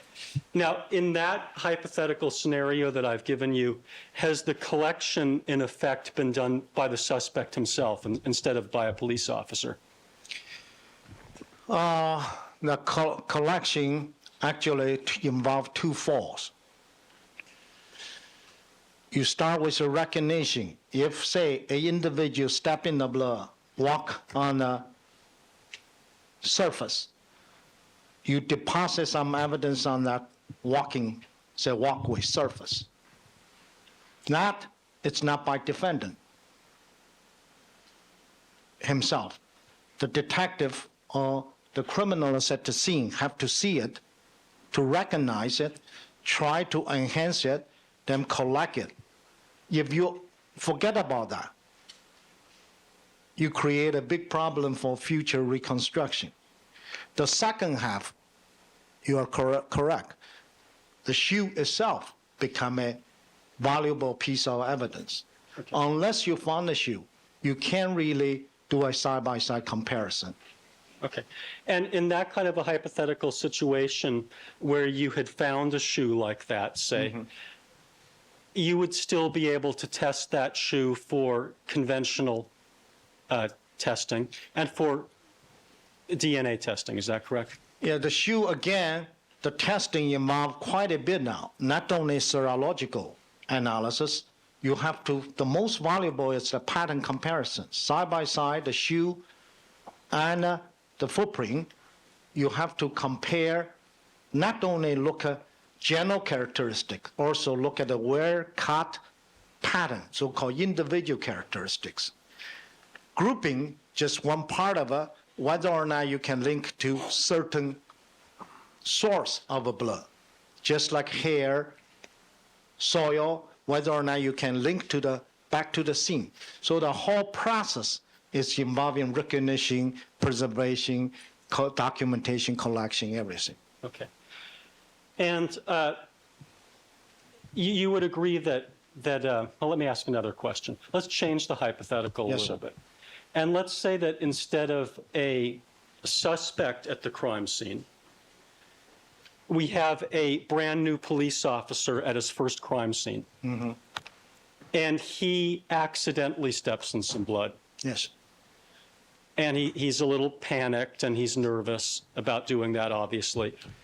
But he immediately takes his shoe off, Dr. Lee. Okay. And he brings it to you. Yes. You would still be able to analyze the blood on that shoe, wouldn't you? Your Honor, I haven't heard, no foundation. If the shoe bring to me, yes, I will be able to identify whether or not that's blood, if it's in fact blood, human blood or not. If it's human blood, of course, just like you indicate traditional serological grouping, type A, type B, type O, DNA typing, try to see whose blood. Equally important, I have to look at the scene, whether or not I have same type of a shoe print. Okay. So there's a variety of testing that you could do, even in the hypothetical that I gave you. And all start with recognition. Yeah. You And have to see it first. okay. And in my particular hypothetical, though, Doctor, the police officer obviously didn't recognize the blood at the time that he stepped in it. Right? Yes. And he didn't accurately document it or photograph it. Is that correct? Yes. And you To this on foundational grants and 352 grants. and would you agree, Doctor, that a police officer dabbing his foot in blood and then using his shoe for analysis wouldn't be the recommended collection technique? I'm lost. Okay, well, you go out and lecture police officers. Yes, sir. Okay. Let's say a police officer raises his hand. He's in the audience. Dr. Lee, if I don't have any swatches or I don't have any bindles to scrape off the blood, can I just dab my foot in it and submit my shoe for analysis? Assumes facts, not an evidence, no foundation. Would you tell the officer, well, I don't recommend that? I'd probably tell, don't dab, just give me your shoes, and don't do it next time. Okay. All right. So even though we have a big mistake in terms of recognition, in terms of preservation, documentation, collection, identification, we can still do comparison. We can still do individualization. Is that correct? You're going to be on shaky ground, because unless we recognize everything, we can do partial reconstruction. We probably Partial. can't do reconstruction. Cannot do a complete reconstruction. If I may first. So in my hypothetical, we're probably we botched Excuse me, Mr. recognition. You're blocking out number We 7. botched recognition. Yes. We botched preservation, documentation, collection, and the hypothetical. Right.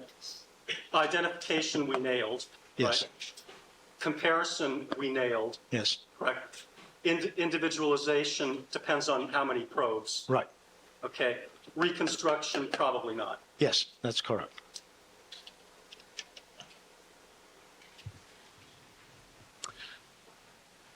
So, Doctor, if we wanted to change the title of the chart from steps in forensic examination to garbage in, garbage out, that would be incorrect from a scientific standpoint, wouldn't it?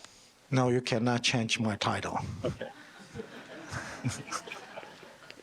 Thank you. Good. But garbage in, garbage out, that's a common thing I use in lecture. You collect a lot of garbage from the crime scene. Laboratory scientist, my report going to like a garbage. You really don't know where they come from, what's going to happen, just say like a garbage report. You have to do a so-called totality team approach. Everybody have to work together, Right. do the best job, yes. All right. But even in cases such as the one that I related where that's not done, sometimes I won't say that you can save the case, but you can still get some meaningful test Yes, sir. results, very meaningful That's evidence. correct. All right.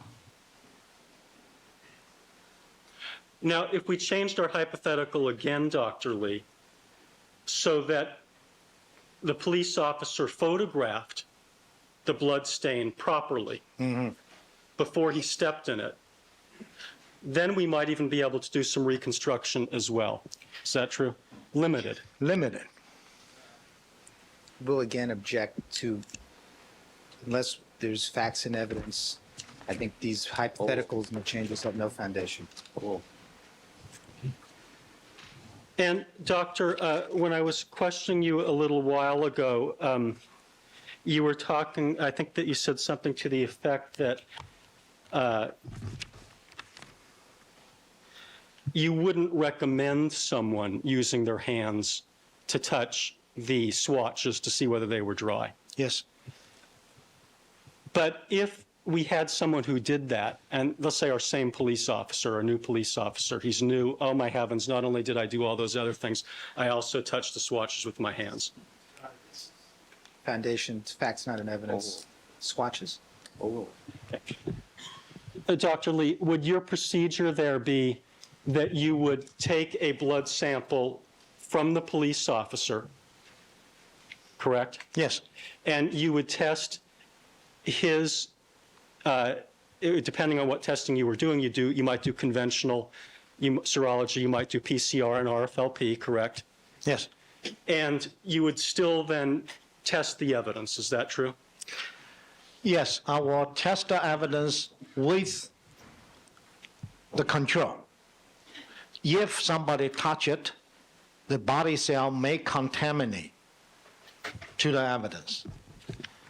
That's one possibility. Second, only for the protection of the individual may have a cut,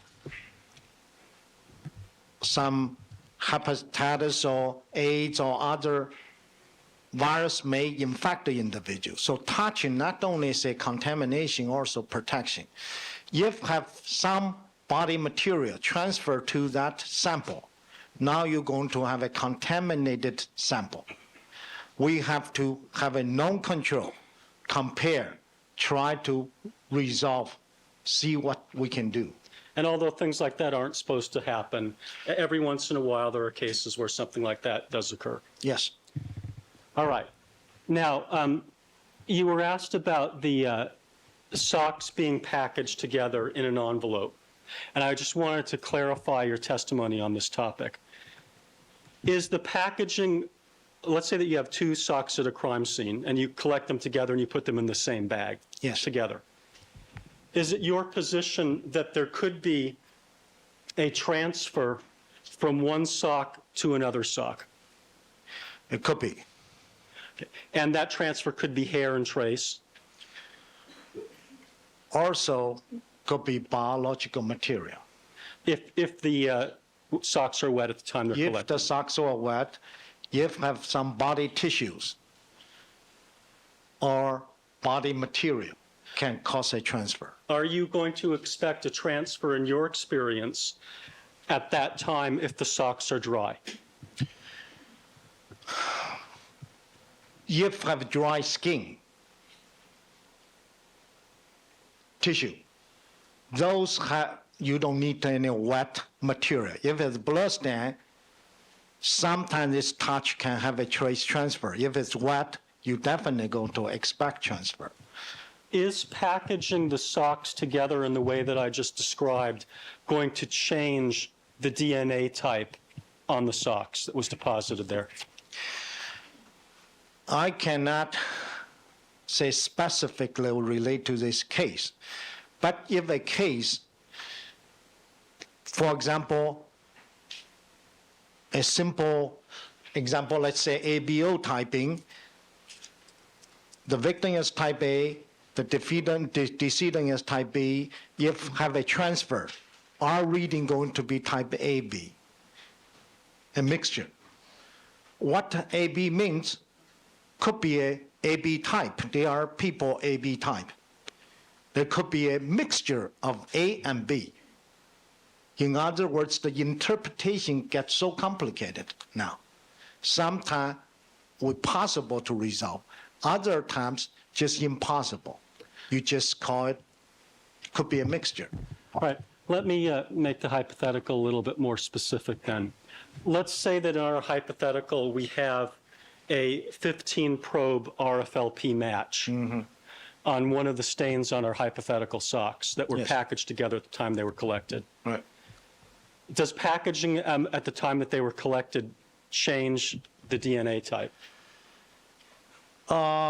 In theory, shouldn't. However, if, let's say, hypothetically, because a lot is impossible, let's say just happen, well, I have to look at the band that's a homozygote or heterozygote. Let's say all the bands are heterozygote, 2 bands instead of 1. It's a remote, almost remote, but do have a possibility 2 individual, each one have 1 band. Mixed together, become 2 bands.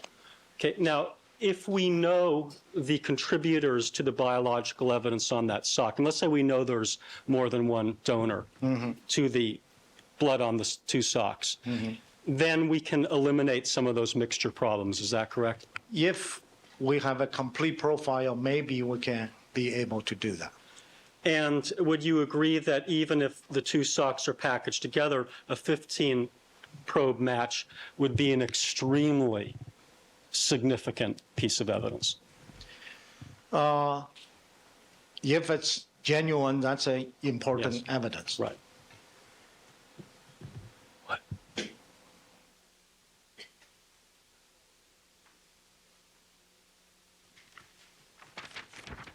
Now, Dr. Lee, just very briefly on the issue of collecting clothes, and then we'll move on to a different topic.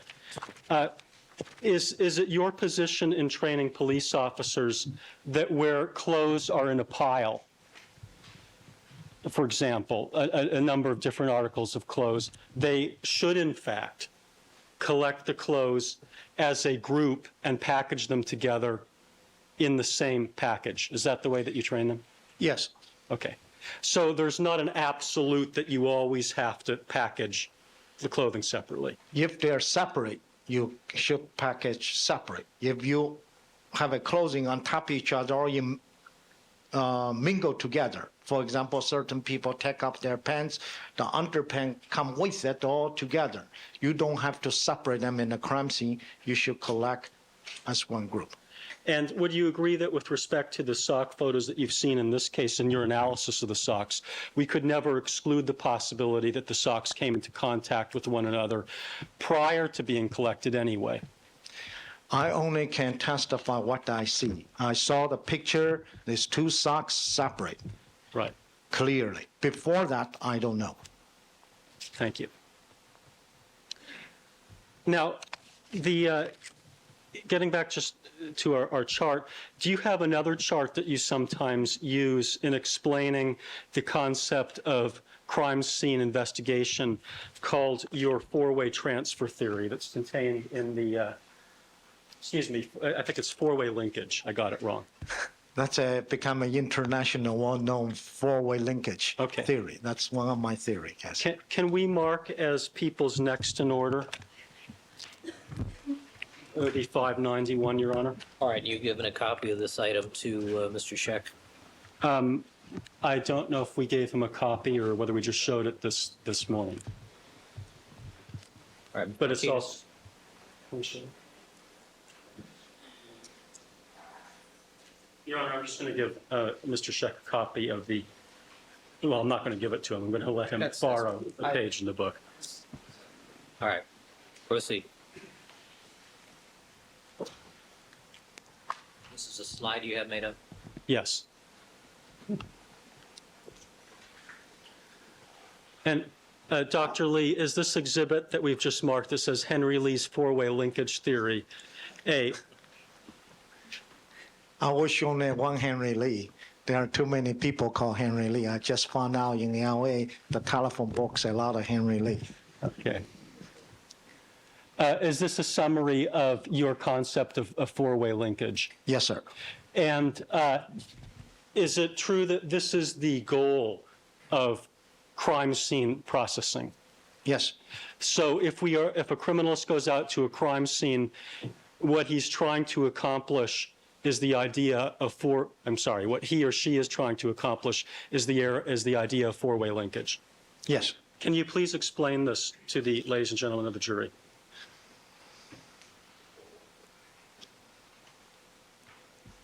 It's a pointer, Your Honor, it's a, I don't know if that's a pointer. Your No, we don't have that working right now.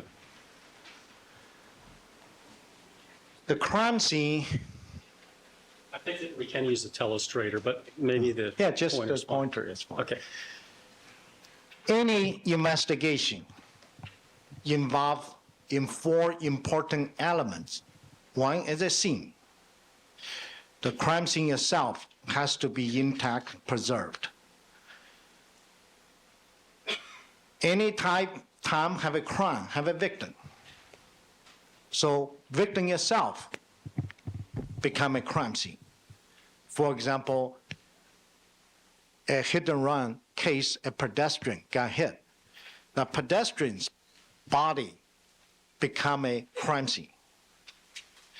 A rape case, same thing. The rape victim become a crime scene.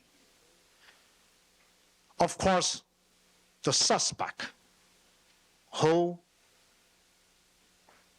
person or persons commit the crime, become a crime scene itself. And physical evidence, such as guns, shoe print, hair, sometimes earring can become a piece of physical evidence, tire track. All those four areas, as a good investigator and good criminalist, we have to have a concept of this embedded in our mind. When you walk to the crime scene, you should understand this nature. To link, you need a four-way linkage. You can link the suspect to the scene. If you found certain crucial physical evidence. Also, you can link the physical evidence back to the suspect or suspects. Also, you can link the physical evidence to the victim. So this four-way linkage is rather important. By using same analogy to case, let's say a hit and run case. On that street, we have a scene. At the scene, you can find blood. You can find tire track. You can find glass, metal, soil. The victim's body taken to the hospital. On his chest, maybe we find tire track. On his clothing, we may find imprint pattern. Maybe have glass fragment. The vehicle itself become a physical evidence, which, such as a broken lens, lost of course, ideally lost a muffler. We can pick up the muffler and physically and fit. You can have a link. Then the suspect, of course, if the suspect after hit and run stopped, step in the blood, now we have a footprint. We can link the suspect. So this so-called four-way linkage, you have to always consider all the possibilities. Doctor, can we perhaps use a simpler analogy or fact pattern? Let's say that we have a crime scene. Yes. Let's say it's a robbery, Yes. just so we're understanding the concept. And there's an article of clothing at the scene that has a hair that is consistent with the suspect that he dropped at the crime scene. Yes. At this point, it's foundational 352 oral. And on that same article of clothing, there's also a hair that's consistent with the victim. Yes. Can you explain how that would work with your four-way linkage theory? Let's say a piece of garment, which we do have cases, for example, robbery or burglary, getting too hot, they take off their jacket. Somehow left in a hurry, left in the scene. We found hairs. That hair can link to a victim.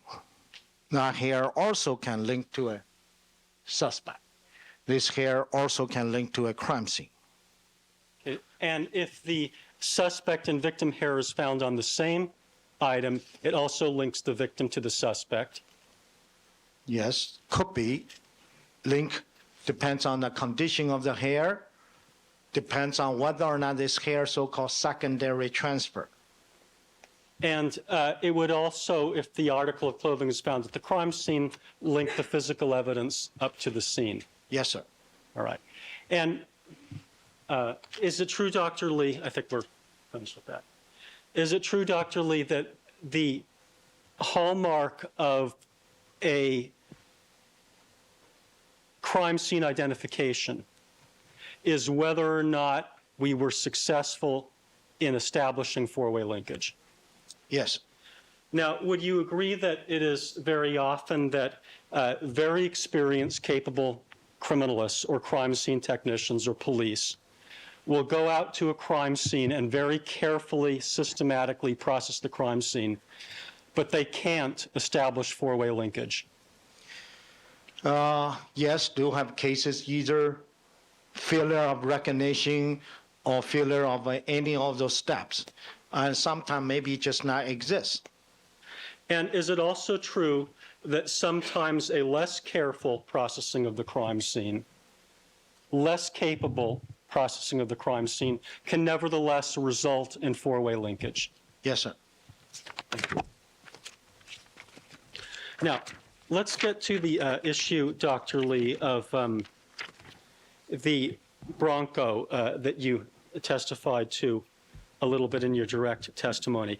Now, did you ever physically inspect the Bronco yourself? Now, as I indicate to the jury, I never physically, personally look at a Bronco. And were you present, did you know that there was a search of the Bronco that was done on August the 26th of 1994? I don't remember a specific date. Okay, were you generally aware of some research of the Bronco that was done in August of 94, at which some defense people and some Yes. prosecution people were present? Yes. And did someone disallow you from coming there, or? Not exactly the situation disallow me. I only can work on my spare time. Okay. On weekends. I cannot come here. I have a official duty. Also, the world cannot stop just because of this case.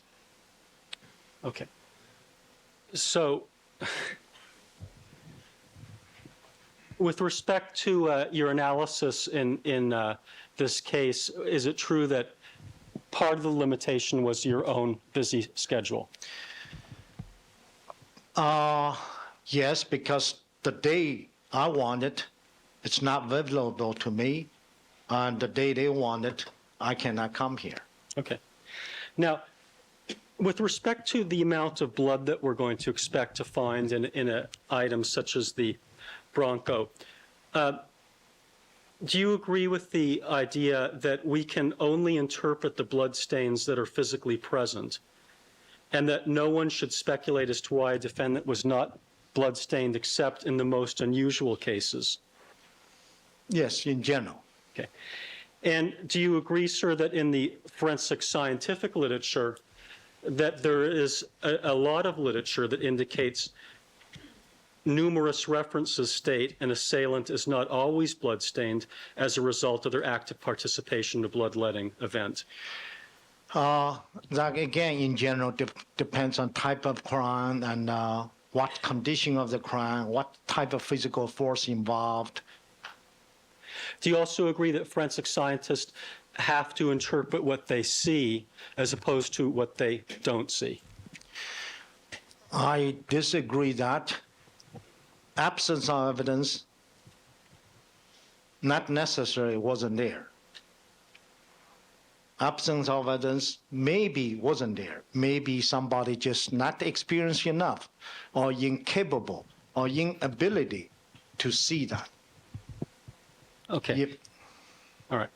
Have you read Mr. McDonald's article on the absence of evidence is not evidence of absence?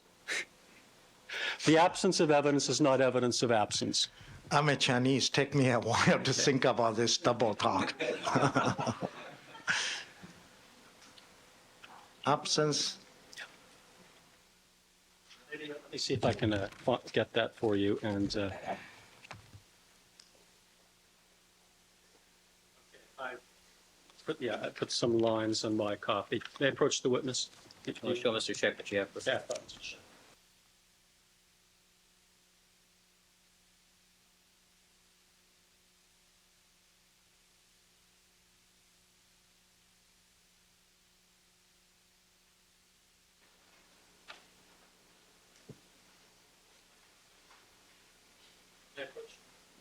Right. Dr. Lee, why don't you just take a quick look at that and see if that refreshes your recollection as to whether or not you've seen that article.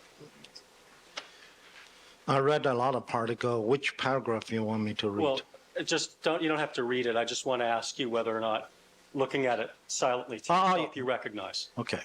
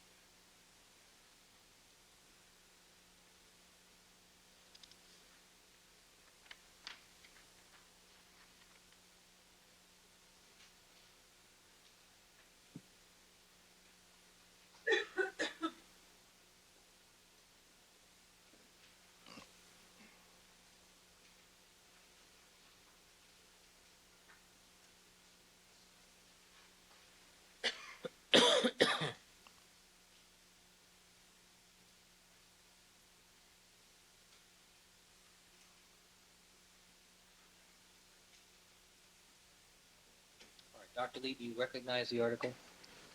Sort of. I don't remember every line. I know there's an enormous amount of forensic science literature out there, isn't there? Yes. All right. Do you agree generally with the findings of McDonald in this particular? In general, yes, but the specific example he gave maybe not totally cover the whole situation. Okay, but in general, do you agree with the proposition that we really can't infer that someone did not participate in a crime involving a bloody event simply because they don't have blood on their clothing or on their person? Again, as I indicated before, depends on situation. One example said beat up the rabbit. Rabbit, human, that's two different things. You beat up a rabbit, did not get blood spatter on your clothing, doesn't prove you beat up a human, did not get the blood on your body. And I guess all depends on situation. If you stand at distance, fire a shot, gunshot, let's say 30 feet away, kill somebody, I don't expect to find blood spatter on somebody's clothing.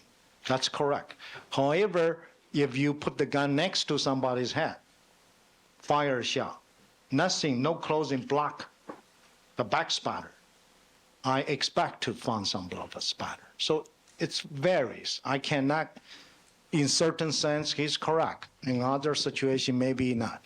Okay, isn't there a lot of forensic science literature out there that generally cautions the forensic scientists who are involved in blood spatter that you can't really say that someone didn't participate in a crime just because they're not covered in blood, even if it's something like a stabbing? Yes, sir. All right.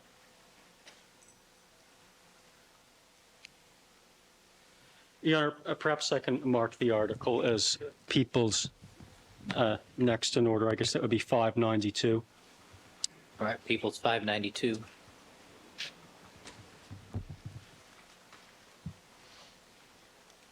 Let's flip for the file.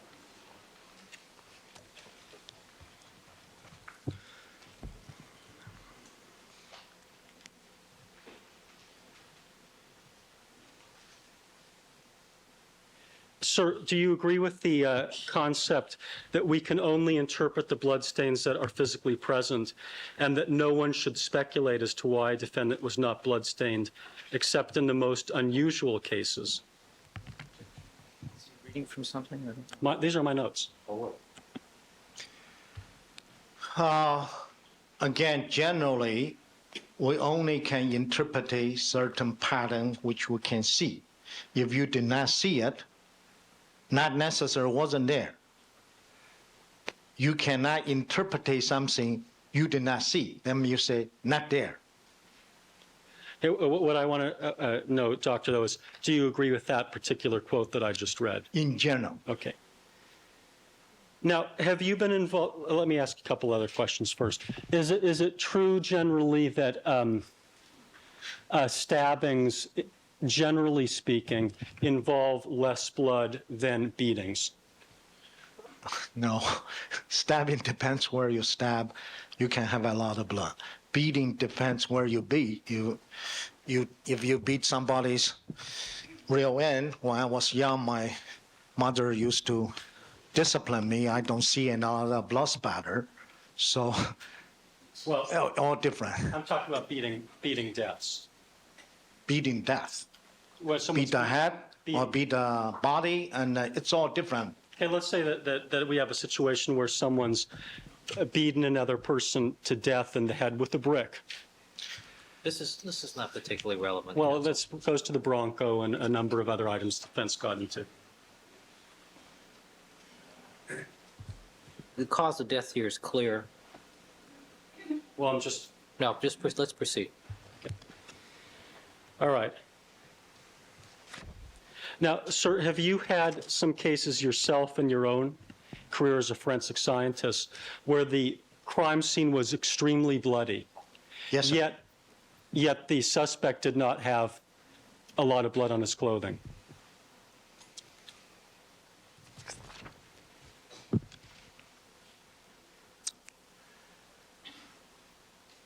Off my head, I don't really remember every crime scene I went. In general, more blood, I should expect to find some blood on the suspect. Again, depends on situation. You have a shooting at the distance. Yes, victim lying there have a lot of blood, but suspect right a long gun, you don't expect to find that. Those are correct. If a close combat situation may be different. Okay. Now, with respect to the Rockingham location, Dr. Lee, you saw some spots in the foyer, is that correct? Of blood? Spot, yes. Okay. And can you determine the difference as a forensic scientist between a 1 centimeter cut and a 2 centimeter cut based upon those 6 spots? If the cut into a blood vessel, maybe. If not, I cannot tell you. Okay, so if we're dealing with a cut that did not go into a blood vessel, then we cannot say from the number of dots that you had how big the cut was. No. Just can say a small cut. Now, in addition to that, Doctor, when you were at the Rockingham location, did you have occasion to find any item that, in your forensic opinion, was consistent or appeared to be blood in the area of the air conditioning near Cato Kalin's house? Yes, sir. And was that something that you that you thought appeared to be blood? I test some doorknobs, some sink traps, and air conditioner. I'm just asking about the air conditioner. I thought Whether you you asked saw for different something. places. Yeah. Okay. That's all right, Your Honor. I'll move on. I think he's answered the question.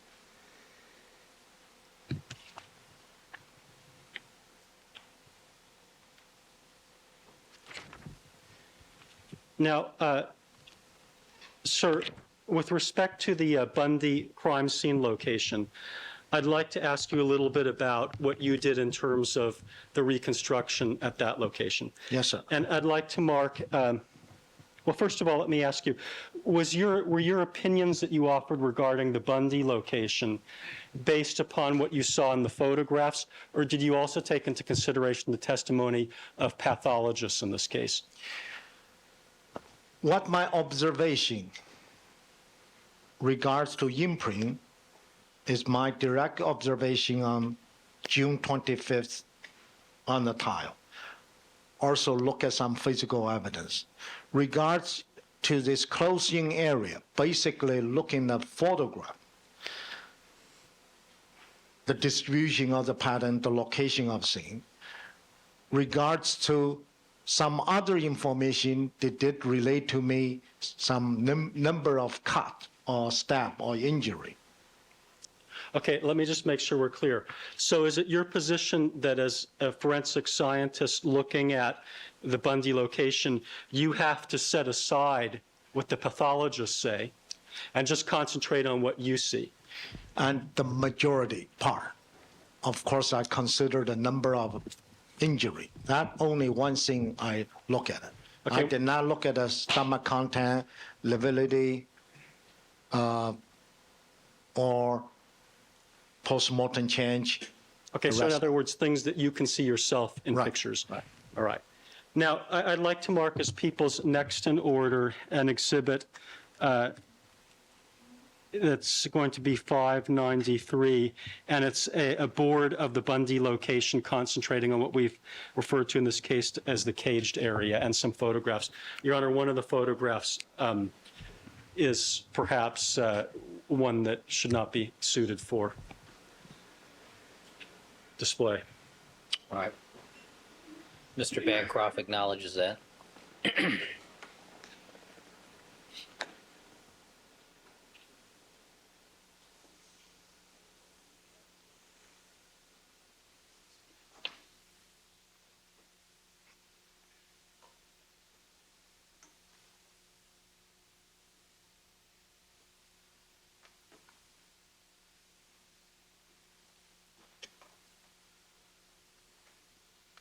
All right.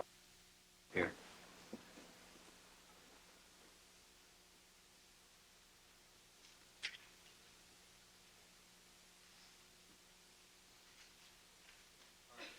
Bancroft, stay off the bottom row. Yes, Your Honor.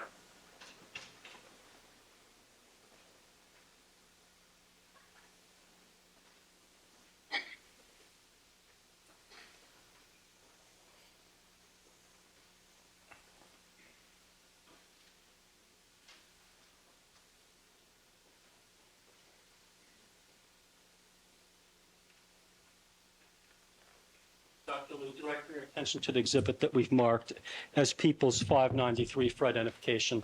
Can you see that? Let me have to- Yes, you may, Dr. Lee.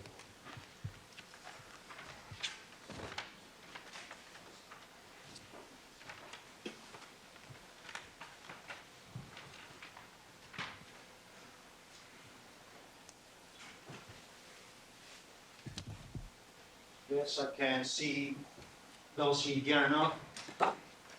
And Doctor, do those appear to be the same exact photographs that were used on a defense exhibit that you were using to explain to the jury some of the blood pattern or blood reconstruction analysis in the case? The 9 photographs you used. Some appear to be the same, some maybe there are differences. Are there any, which are the ones that you think are different? The picture I used, for example, this key, I did see some reddish stain. However, this picture, when I look at it now, I don't see any reddish stain. Because we're getting a different view of the key. I have no idea. Okay. And these boots, the picture provided to me, have more like a blood stain compared to this. Yes, I do see blood stain, soil material trace, but much less. And this one is a much closer, it's a closer shot, but in general, this is the same. And some of those, this must be a so-called first generation. Better picture than what I get is a print out of the print. I would say in general, it depicts the scene. I wasn't there. I wasn't the one who took those pictures. So I can't really come here, mislead you, say that's exactly what I see at the crime scene. Okay, for the record, the ones that Dr. Lee indicated could be somewhat different than the photos that he saw are on the right-hand side of this exhibit in what would be the extreme right portion as you're facing the exhibit. The bottom photograph depicting Ronald Goldman's boots, the photograph above that depicting the keys, and the photograph above that that appears to be a close-up of the car that has item number 108 in it. Is that correct, Doctor? Yes. All right. Now, but other than that, we've depicted all of the areas that were subject of your testimony in terms of the reconstruction of what happened at the Bundy locations. Yes, sir. All right. Now, Dr. Lee, could you use some red tape, if you have any, to show us where these items are on the diagram? I think I have some red tape here, actually.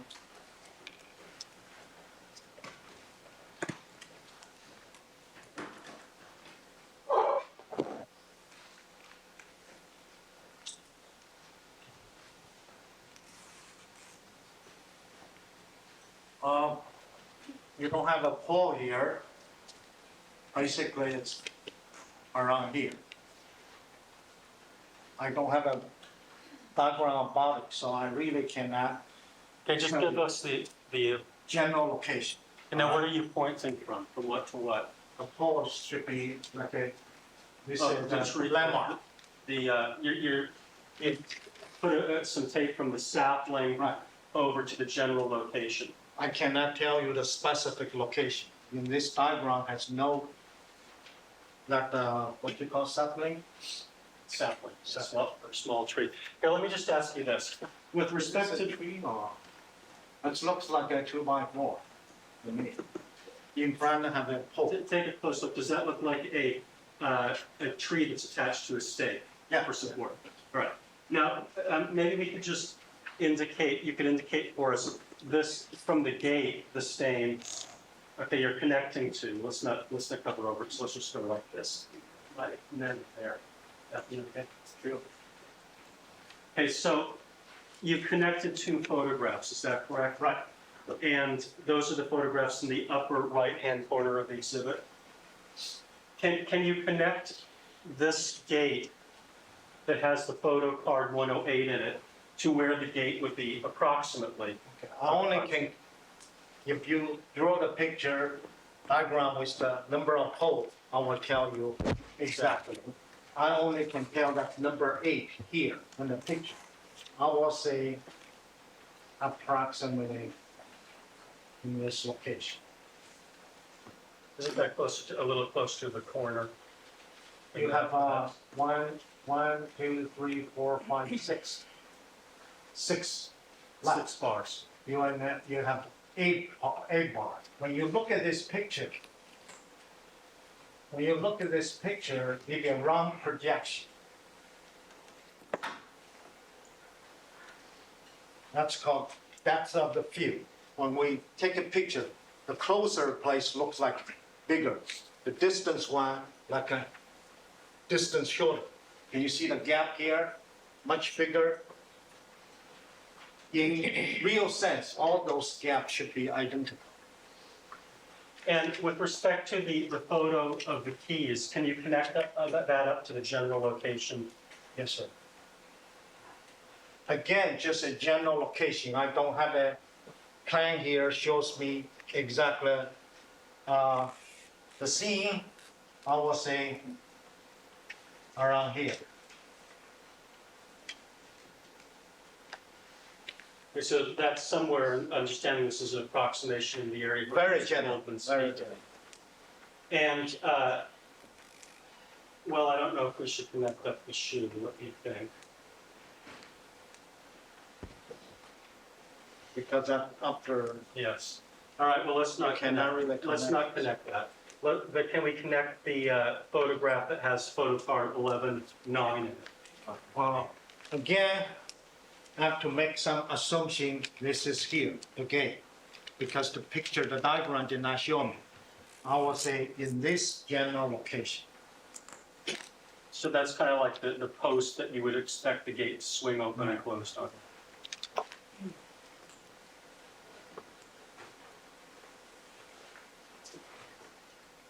Now, directing your attention now, we're going to move over to the left-hand side of this exhibit. And why don't you just describe this for us orally, and then we'll connect it up.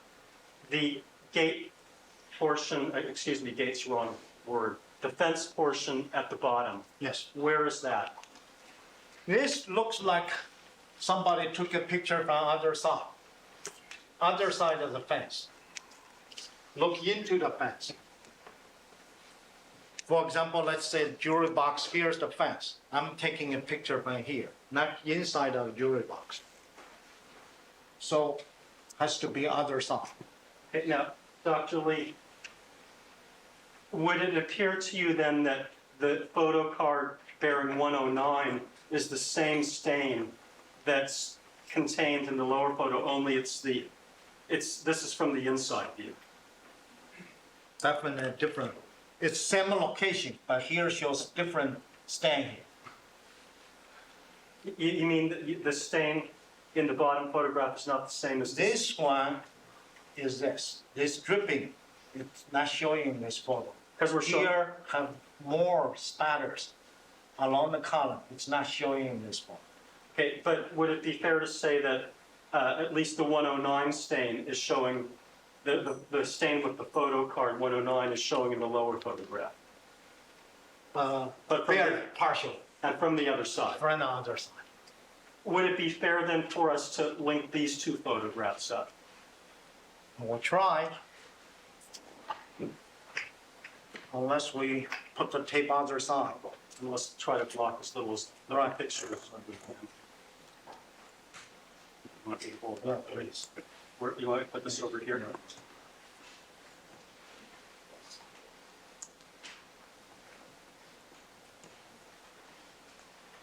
Oops, no.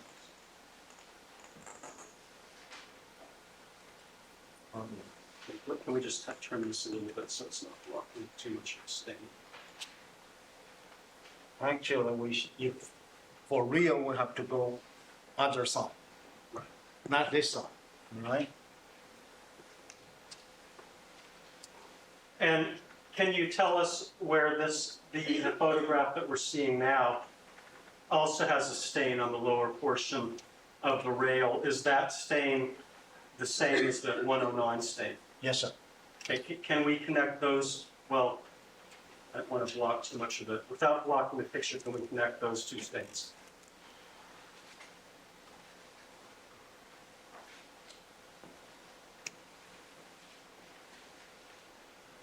So the view that we have with the 109 card in it is simply a closer up view of the view that we have with the 101 card that shows the beeper as well. Is that Yes, sir. correct? Okay, and then the view above that also shows the beeper. So if we connect the two beeper photos. Let's just not block that. Let's cut this.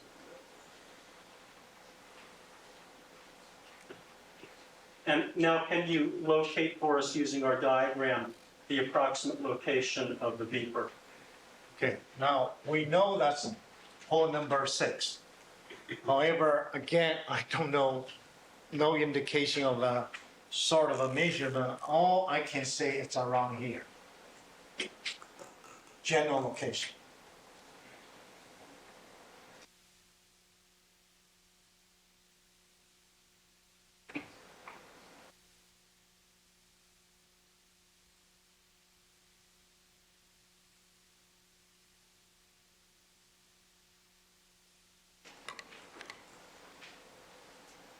Could this beeper be in the approximate location if Ronald Goldman's head was up against a tree stump that's depicted in the photo that has the 101 card in it? Could the beeper be a little bit further to the Bundy, the Bundy side of the street? Speculate, yeah? Should we add a little bit, we want to add a little more tape on there? Yeah, this is typical example of a two-dimensional diagram. We try to visualize a three-dimensional setting. It's almost impossible, but in general, probably this location. If this diagram give me number of hole, I can tell you exactly. But at least we're getting a general location. Right, right. Is there anything else that you feel should be connected up on this? Hold on for a second. Let me just give you this photograph first, Dr. Lee. I think it's been marked as people's.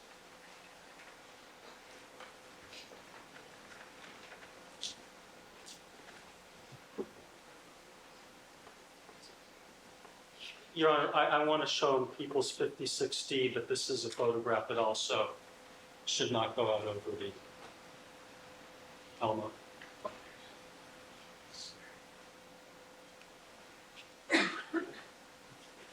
We're going to show you photographs. Oh.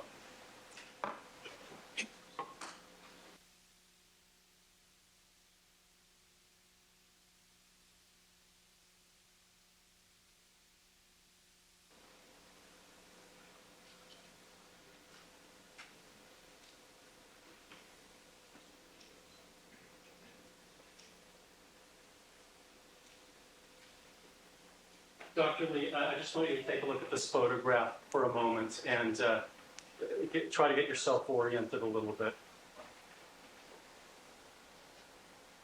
Particularly on the beeper. Now, this paper shows under almost number 3 pole. And here, give me, unless in between here no poles, then to have a too big a gap, looks like number 4 pole. Okay, I assume, Dr. Lee, if you take a close look at this, does it appear that what we've been referring to as the sapling in photograph that bears the 101 card, that's more of a perspective shot, that the sapling and the stake are blocking one of our poles? Yeah. All right. So would the beeper be a little bit further back towards Ron Goldman's buttocks? Again, that's two-dimensional. Looks like this picture could be even a little further here.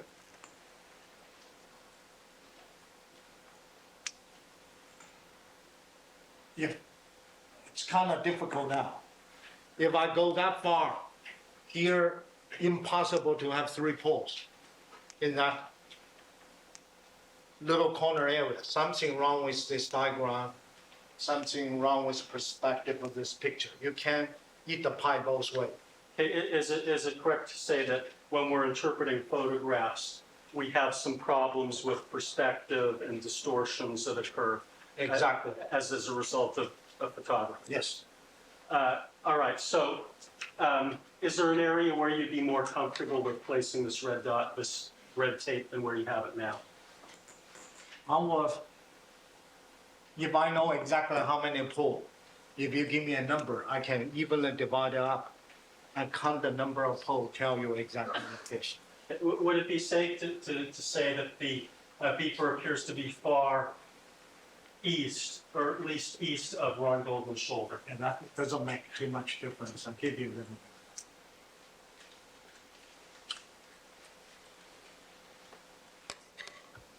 So, Dr. Lee, would it be fair to say that with respect to all of the blood stains that we referred to, or that you referred to on the board that you were shown by the defense when you were discussing Bundy, that all of them happened in an area that's west of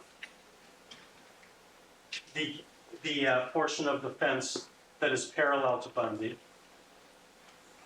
They're west of there, Yes, and all of them are south of the fence that is parallel to the neighbor's yard. with this particular set of picture, I don't have a overall shows this part. I did see another picture related to a railing. So, in other words, there are other patterns which are inability for me to see it. I only can test upon on the picture I saw. And as to the pictures that you saw, all of the blood stains are to the east of... West, to the west. That's the west direction. Okay, well, I want to ask you about towards the east. Towards the Okay. east. All of the blood stains are to the east of the area where the stump is located. The stump is located here. It's clearly the west side of the stump. Okay, when I was saying stump, I was referring to the... Oh, this, appears to be, yes. Oh. okay. A good portion is to the east. There are some, for example, this street. Those little spatter drops, it's appear to be to the west of the stump. So would it be fair to say, Doctor, that with respect to the photographs that you discussed on direct examination, that these photographs and the location of the blood spatters indicate that the murder occurred in an area, with respect to Ron Goldman, about the size of a very small walk-in closet? Like my house? Maybe like mine. I don't know, a definition of a small walk-in closet. I do know this area is 68 inches total. If we divide it by the pole, then we can get the number. Could I have a few more minutes, or do you want to break for lunch? Do you have just a few more minutes? Yeah, I just wanted to tie up this last. All right, let's finish the exhibit. Can we?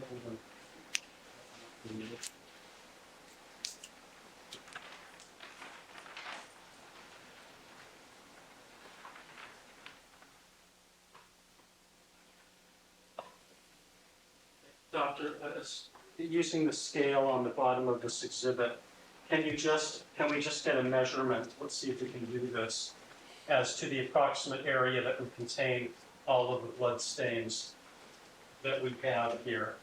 All right, I think I have an objection to this on Foundation. foundational grounds. Sustain. As to what? Foundation. Scale. Well, I have to be heard on that, Garth. Perhaps we need to break for the... All right. All right, ladies and gentlemen, we're going to take our recess for the morning session. Please remember all my admonitions to you. Don't discuss the case amongst yourselves, form any opinions about the case, conduct any deliberations till the matter has been submitted to you, or allow anybody to communicate with you with regard to the case. We'll stand in recess until 1:15. All right, Dr. Lee, you can step down.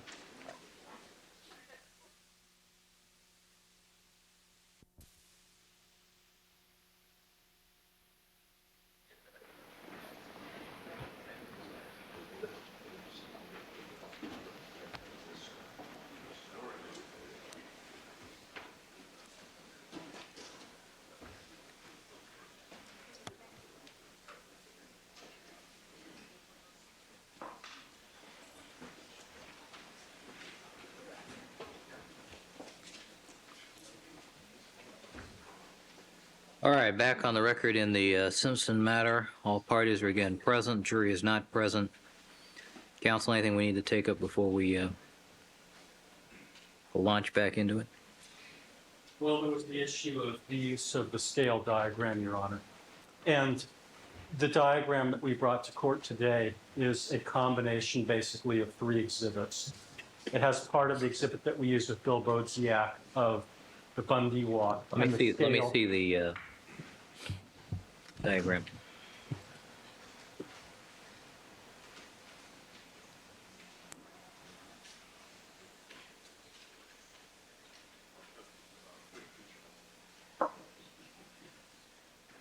Your Honor, so let me take that over here. Why don't you put it up on the jury box rail so I can see the diagram portion? Your Honor, basically this is a combination of 3 diagrams. Part of the diagram is the Bundy Walk diagram that was testified to by Bill Bodziak, which is to scale, and the tiles are approximately 11.5 inches. And also the scale is the same as in the Bodziak diagram. So that's part of it. Then we also combined it with another diagram that just showed close in on the caged-in area, which the court will probably recall, with the outline of Ron Goldman's body and Nicole's body. And then, of course, we combined the defense diagram on here with all the photographs. So that's all this is, a compilation. All right, any other further comment on that? On the scale objection? No, that's the scale. Your Honor, I take it, Mr. Gold, before you take that down, the feet then refers to the Bodziak diagram.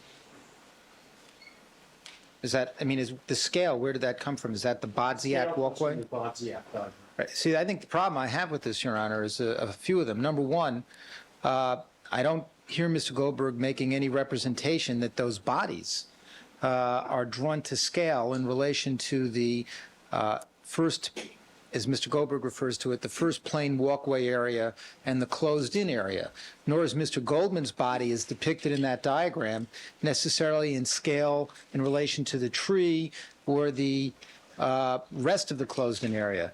And the problem that I think we had with Dr. Lee and these photographs as he was being asked to draw lines is that in our photographs he did everything by pole placements, and then we have different photographs of Mr. Goldman's body in relation to these things that are taken from different angles. And frankly, it seems to me that it's already misleading. Dr. Lee has indicated as he was drawing the various, extending the tape, what some of these limitations were. But my concern at the end of the morning, and frankly my concern now, is that I had thought that somehow those bodies were drawn to scale. I wasn't too sure what the purpose of this was initially, but now it's apparent to me that it is misleading in terms of trying to place the beeper in relation to the body over the shoulder and the poles. I think that there's no foundation whatsoever that we can do that through this diagram. In fact, the photographic evidence seems to be in contradiction to the way that this is drawn. Well, then this is a different objection than the one from the which was simply to the scale. Does the court want me to address that? Well, the objection is the scale of the bodies. And the closed-in areas. Well, the scale of, first of all, the scale of Nicole is irrelevant, basically, the purpose for which this is shown. But see, some of these things, Your Honor, can be handled through independent evidence that's already been introduced. No, just the simple question is, was there an attempt made to place the depiction of Ron Goldman's body? Was that any attempt to keep that in scale? Yes. And what I'm telling you, Your Honor, is that the only way that can be done to try to accurately to do that is by looking at the crime scene photographs to figure out where he was placed. And we already have extensive crime scene photographs showing that. If the court and counsel want me to introduce every crime scene photograph on Ron Goldman with this witness so that we can make sure that this is proper, I'll do it. But I don't think that is what Mr. Scheck wants. I don't think that is in anyone's interest here. And the jury can simply look at the crime scene photographs we have and say, yeah, that's about right. So what was about there is his head is up against the stump. Your Honor, I have a proposal for resolving this, and that is that I think the pictures speak for themselves in terms of what they show. My problem is that now it's clear to us that the closed-in area and the bottom walkway area and the bodies and where they're placed therein are not drawn to scale. Whereas this diagram, with its scale at the bottom, seems to give the impression that the entire thing is drawn to scale, when in fact, all that's drawn to scale are the placement of the footprints and essentially the lifting of the Bodziak diagram. What I would request of the court is that there's an agreement of the parties that that is the only part of this diagram that is drawn to scale. Well, that's just not true. I mean, the whole thing's. Oh, don't interrupt his comment. Well, I'm only trying to listen very carefully to the proffer. And the proffer, as I understand it, is that the walkway diagram, which shows the footprints, is drawn to scale, and the rest of it is not drawn to scale, and the depictions of the bodies in relation to those locations has not in any scientific way been drawn to scale. Everything is to scale, and the only issue is the bodies, Your Honor. And the bodies are based on photographs. All right. That's the only way of doing it. All right, I'm going to overrule the objection at this time on foundational grounds. Court has seen all of the photographs that have been involved in this case, plus been to the scene itself on numerous occasions. And the depiction on this chart, which is, I believe, People's Exhibit in the 593, I don't find it to be misleading. All right, let's proceed. Let's have the jury, please.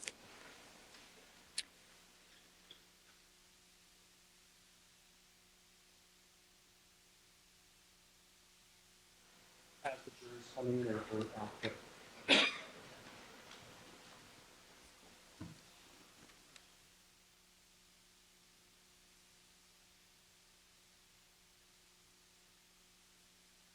This diagram. Oh, no.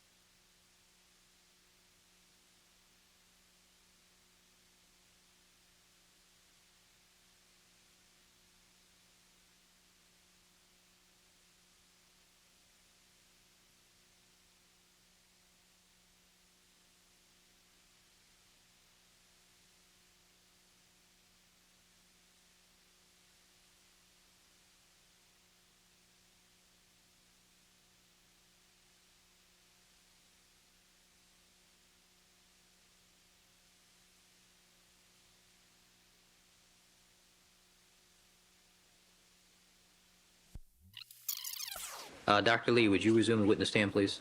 Yes.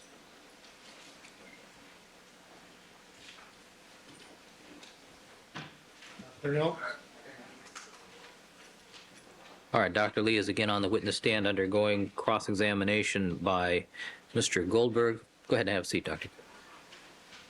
And we have exhibited to the jury People's Exhibit 593, which is a combination of crime scene photos and diagram of 875 South Monday. Also, counsel, I'm going to direct you that during the course of the trial, I don't want anybody in the clerk's well while court's in session. Mr. Goldberg. Yeah, Your Honor, just as a reminder, this exhibit does have one photograph. All right. Okay. Proceed. Good afternoon, ladies and gentlemen. Good afternoon, Dr. Lee. Good afternoon. Now that you've sat down, maybe you can get back up off the witness stand and help us with this exhibit again. Dr. Lee, using the scale that we have down here, can we just get an estimate of the area that contains the various blood stains, blood spatters that we've now diagrammed on this exhibit? And why don't you just watch me do this to see if I'm doing it correctly? Okay, now, I put the ruler up indicating that on this diagram, there's about 3.5 inches between the corner of the gate and the approximate area of the last stain. Yes. So on our scale, that would be approximately 3 feet 10 inches, something in that neighborhood, a little under 4 feet. 4 feet. So let's just, to keep it simple, say 4 feet. Yes. Now, I'm going to measure the gate that's parallel with Bundy on this diagram. And I'm measuring that to be about 5¼ inches. Correct. And on our diagram, that's about 5.5 feet. That's correct. Is that true?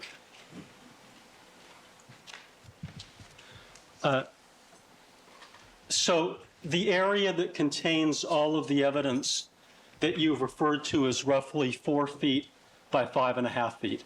That's correct. Okay. And Your Honor, if the court knows, how long are the panels on the jury box? Are those 3 feet? I don't know. I believe they are.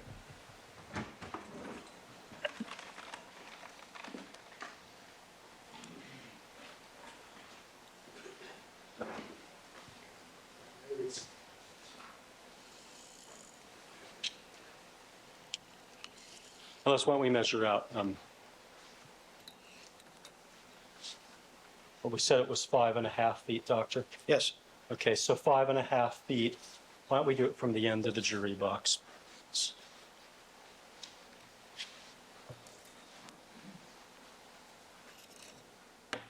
So 5.5 feet is a little bit less than 2 panels here. Yes. All right.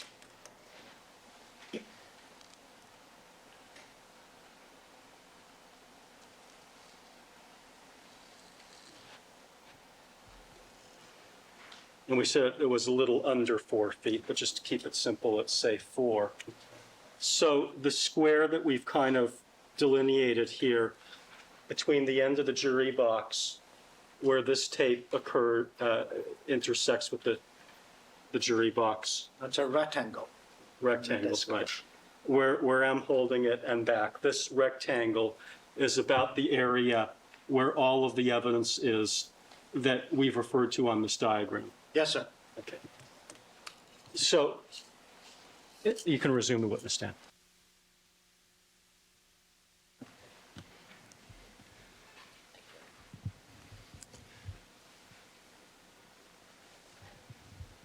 So, Doctor, is it fair to say that all of the evidence that we have in this case of a homicide in terms of the confrontation, the physical confrontation, is in a very, very tiny geographic area? 4 feet by 5.5 feet, the majority evidence in that area, rectangle. And is all of the evidence consistent with the homicide of Ron Goldman having occurred within that geographic area? I cannot say anything about walkway because no indication, no information. There are so many footprints, so many bloodstains on the walkway. But the caged area, that area alone is 4 by 5.5 feet, that general measurement. Is there anything that you found that is inconsistent with the homicide of Ron Goldman having been committed within that 4 by 5.5 approximate foot area? Whether or not that's the location started, I don't know. But I do know that's a struggle in that area and an end in that area. And there's no evidence that it occurred in any other area that we are able to find, or that you are able to find based on photographs. Is that correct? Based on photograph, I see quite a few footprints on the walkway, lower walkway, near the entrance. And many of those were dog prints and the like. Many are dog print, other appear to be shoe print. However, took in an angle, I cannot tell you exactly what it is. Were those some of the Bruno Mali shoes Yes, that exactly. Mr. Bodziak referred to? Just getting back to the issue of reconstruction very briefly, sir, do you agree that in the area of reconstruction that there are many, many limitations on ability of a forensic scientist to be able to tell us precisely what happened based on blood splatter analysis? Yes, sir. And do you agree that we can never reconstruct with certainty what happened, and that only one person ever really knows in a homicide? I think more than one person should know. Why one person knows? The person that was there at the time? Yeah, any person there should know. Okay. But other than the person that was there at the time, has it been your stated position on previous occasions that no one will ever be able to reconstruct with precision what happened other than the people that were there? Depends on if we have cases, I can determine precisely what happened. For example, if I have a camera, videotape running, taping the whole scene during the commission of the crime. Or I have a case, a tape recording kick on. Subsequently, I can hear and look at the pattern, I can reconstruct. So it depends on if no such recording device, the reconstruction only can as good as whatever evidence remained. All right. But even outside the extraordinary cases where we have a tape recording or a camera, or those cases where there is a witness, a surviving witness, we have to be very careful in terms of how we try to reconstruct. Yes, sir. And is it your position, sir, that the correct interpretation of bloodstains depends upon a careful examination and experience in reconstruction, and that overinterpretation of bloodstain patterns could be equally dangerous and misleading as underinterpretation? Yes, that's correct. In other words, we don't want to say too much about what happened. Yes, sir. Now, Dr. Lee, in this particular case, are you able to say anything about what happened based upon the evidence that you've had? I'm not talking about pathologists, setting that aside. Based upon your evidence, are you able to say anything about the order or sequence of events? The order and sequence event, to a certain extent, I can say. Precisely, I cannot. To what extent can you say? Mr. Goldman have to get to the scene. That's the first order of business. Well, Somebody has to be there.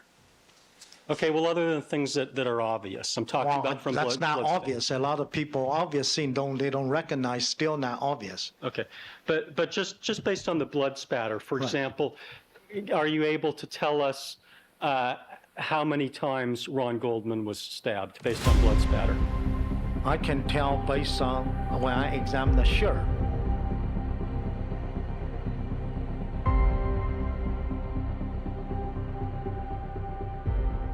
Tell you, for example, the imprint on the envelope. I can tell you that imprint was deposited first. Subsequently, have some blood stain deposit on top of the imprint. That order I can tell you. Which imprint, the Bruno Mali or the unknown? The parallel line. Okay, but in terms of let's assume that there is a struggle or an attack going on. Let's use the word attack.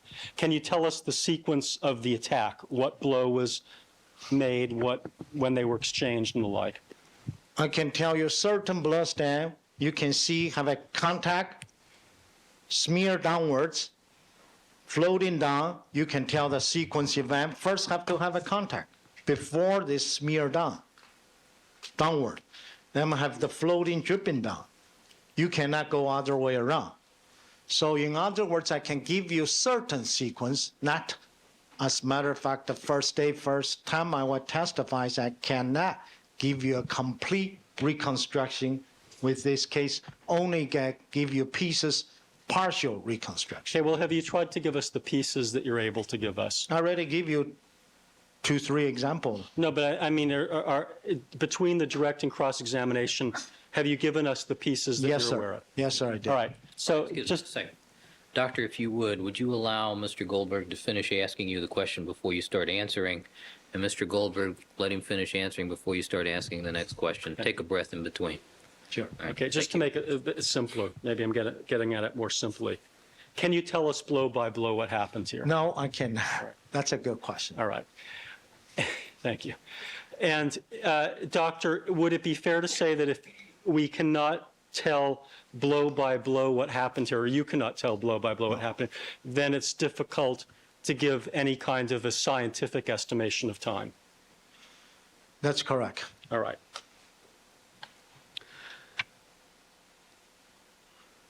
Okay, thank you. I'm finished with this board.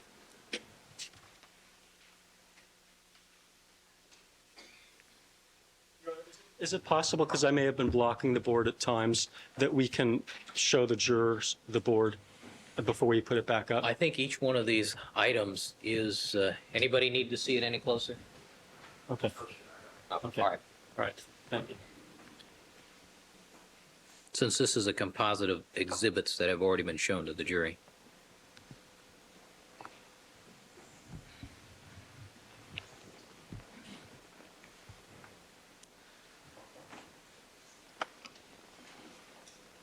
Now, sir, I'd like to switch to another issue, and that's the question of Ronald Goldman's shoes or boots. Yes. You detected some type of a cut on one of the boots. Is that true? As a matter of fact, I detect some other damage on the other boots too. However, when I testify, I only show you one boot. Okay, that's what I was going to get to. Now, sir, if a person is involved in some type of activity while they're wearing shoes, such as sitting at a desk and maybe hooking their feet under part of the desk as they lean back in their chair and kind of using the desk as a fulcrum, you know what I'm talking about? Sure. Might you expect to have some type of damage to both shoes from that a forensic scientist could detect? I did not find any damage on my shoes. Sometimes I do this. Even I sometimes sit on an airplane, I try to stretch the seat in front of me doing that. Not necessarily you're going to have a sharp cut gouge. You may have. I have to look at this person's, all his shoes. If all his shoes, every pair shows identical pattern, then I can reach a reasonable conclusion. Of course, that's more likely he have those kind of damage during the routine work. Or maybe it would happen in a rubber shoe as opposed to a leather shoe. Yes. Or there could be some kind of other activity, such as riding a bike, if you hook your feet in, that might conceivably expose both shoes to the same type of damage. Is that correct? Calls for speculation. Oh. When I was a kid, I ride a lot of bikes, but my shoes never got any of those patterns. Well, But I cannot eliminate, say somebody else don't get the pattern. okay. But at any rate, there are a variety of activities that a person could engage in that would cause both of the shoes to get a same type of defect in a corresponding location on each shoe. That's kind of unlikely, because if you see the shoes, random shoes have multiple damage, that I will think more likely, because every day you ride, you form a gouge. You can't say every day you ride the same contact, same location, same place, day after day. It's kind of make it difficult. I cannot rule out a possibility. And have you also become aware of the practice by some people of purchasing goods that have been damaged at a reduced price, at a discount location? I do that all the time. Okay. And if we saw a manufacturing defect, we might expect a manufacturing defect on a particular series of items Sure. to be in the same place on each item. Yes, sir. Your Honor, at this time, I'd like to mark as people's next in order a board that shows three photos depicting shoes.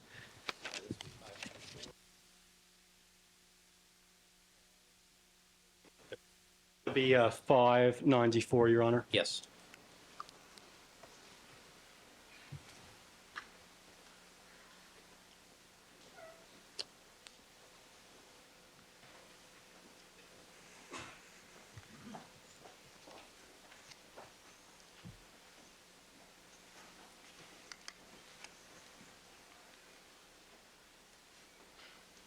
Any questions? Dr. Lee, I'd like to direct your attention to people's 594 for identification. Does this appear to be pictures of the shoes that were the subject of your examination? All right, Mr. Goldberg, you have from your shadowing your number 7 there. Yes, sir. Okay. And can you point out for us again the cut that was the subject of your testimony and direct examination? This is the cut corresponding to this one. He's All right, Juror indicating- 7, can you see that?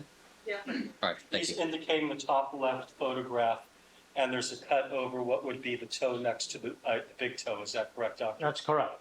And then he pointed at the photograph below that, pointing to the shoe that appears to have the least blood on it of the two.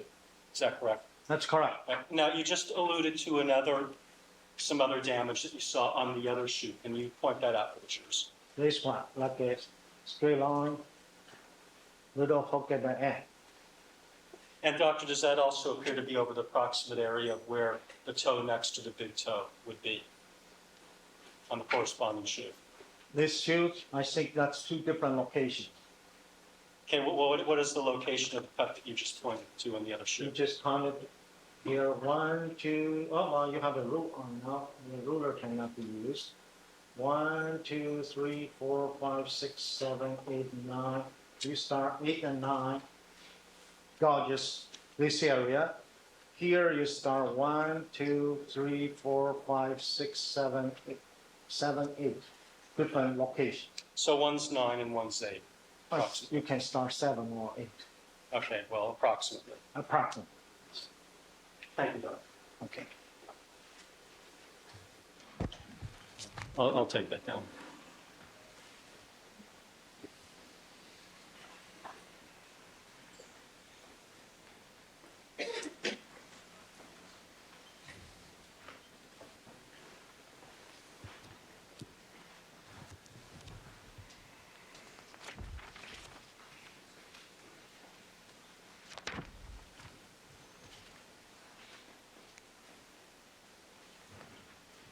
Now, on a number of occasions, you've mentioned to the jury that the photographs that you examined were second or third generation photographs. Is that correct? Yes, that's correct. And what is the forensic importance of that? The forensic importance is every time the photograph, you make a generation. Some can be smaller or portion can be cropped out. The color can be distorted a little bit. So it's important we look at different generations. Okay, and I think you also used the phrase photo of photo. Would that be a situation where there's a photo on a photo that's maybe lying down and someone actually takes another photograph of that and then hands that to you? Yes, sir. So each time that's done, there may be some detail lost. Yes, sir. Is that correct? That's correct. Now, with respect to the eyeglass envelope, I'd like to show you a photograph that's previously been marked as People's 54B for identification.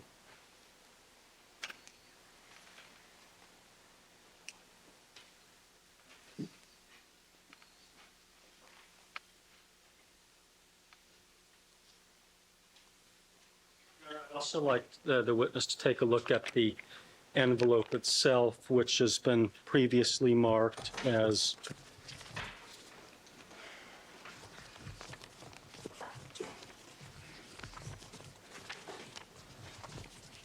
People's 32. So while we're waiting for that photograph, can I have him unseal the envelope? Mr. Scheck, do you want to approach and observe this? Doctor, can you unseal this and describe what you're doing for the record? This is an envelope with some yellow evidence tape on one end with a marking 7/11/95, some initial. Right now, I'm unseal it.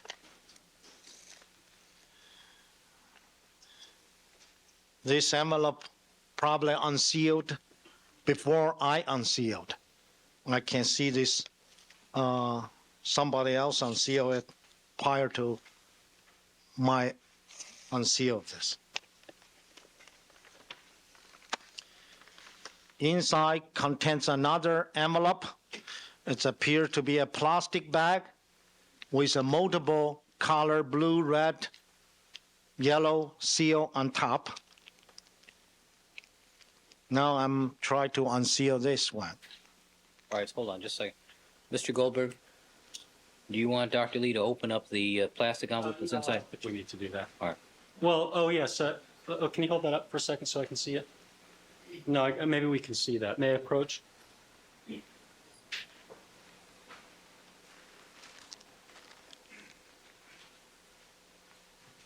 Dr. Lee, can you see the stain that was labeled with Greg Matheson's initials on this?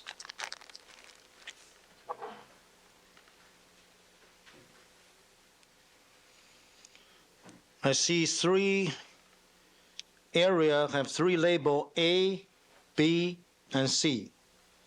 Them have some initial on it. Well, there was one of these stains that you didn't see in one of the earliest photographs. Is that correct? That typed consistently with being Right, Ron Goldman, right. unconventional. Right. May I put this on the offer?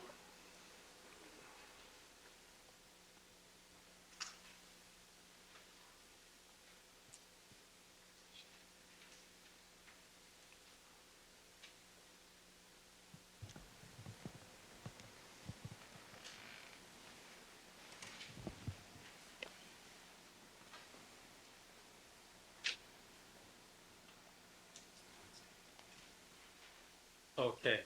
Can we just pull out just to get a context of where that is, please? Okay, is that the Greg Matheson stain, well, the stain with Greg Matheson's initials on it that we were referring to? No, that's not the one. Okay, which is the one? The B. You're talking A. Oh, okay, I see that. We're talking on the Okay, look. lower corner, the B. Okay, pull out a little bit so we can see where it is. Okay, maybe with the telestrator we can just mark that if possible and then print it out with an arrow.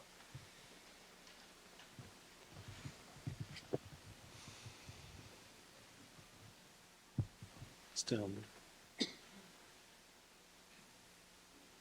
Was that just circled in yellow? Yes. We print that out.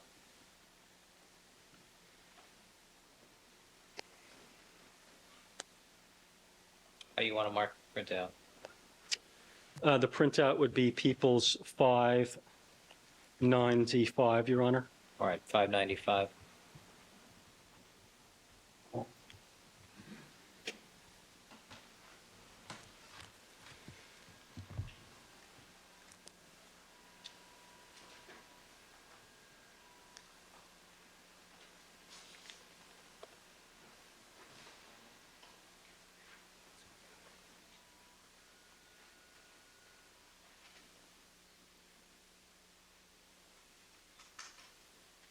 Doctor, just for orientation purposes, on the lower right-hand corner of what we're pointing out is what appears to be a stain that seems to have what looks like it was once a bubble in it. Do you see what I'm talking about?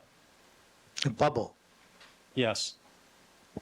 Maybe that's not the correct, that we're I zooming in don't on. think any bubble still on there. What? I don't think any bubble. You mean which one? Here? Yes. That probably some trace material I hear on the envelope. And some I have to look at the pattern itself. Okay, now I'd like to show you, so the Greg Matheson stain, as we're looking at this envelope now, is to the left of that major stain. Yes, sir. All right, now let's take a look at the exhibit that's previously been marked as People's 54B for identification.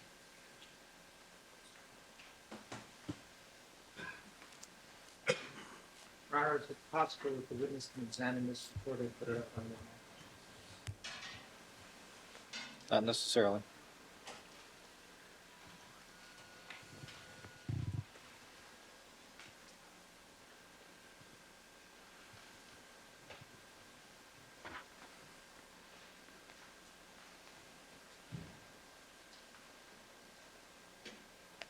While we're waiting for that to be scanned up onto the screen, oh, here it comes. Well, can that be, oh, that can't be reoriented so that we can put it, yeah, let's just do it on the, Is that laser disc? Yes, sir.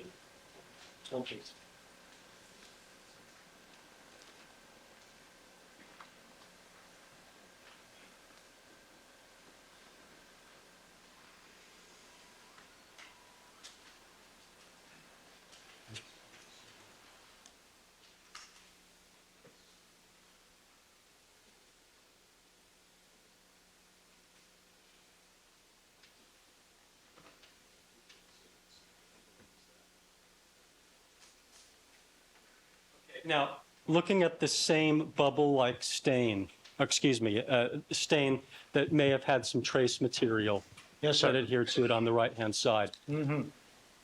If we go left of there, Yes. there's a series of, yes. Does it appear that the Greg Matheson stain is one of those three constellation of stains?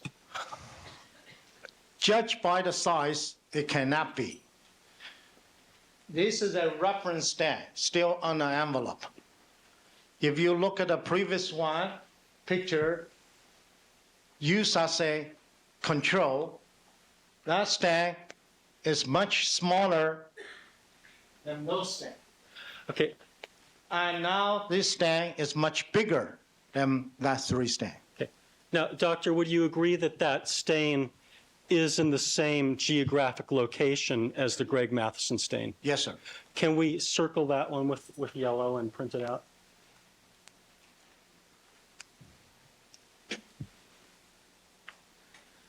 While we're doing that, Doctor, is it true that with crime scene photography, sometimes we have artifacts that can appear in the photography that make it look like something is there that wasn't there?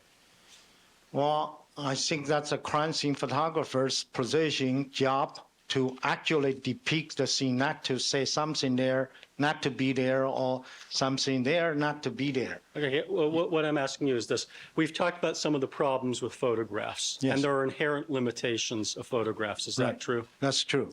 And some of them have to do with perspective. Is that true? Right. And can some of the limitations have to do with glare? Not on I this don't see photograph, any. but just in general. All right, yes. All right. Now, can those sometimes have a distorting effect in terms of what we're looking at in the photograph? Sure. All right. Now, Doctor, I'd like you to take a look at the actual photograph and look at the same stain that we've just referred to. May I look at the envelope again? Yes.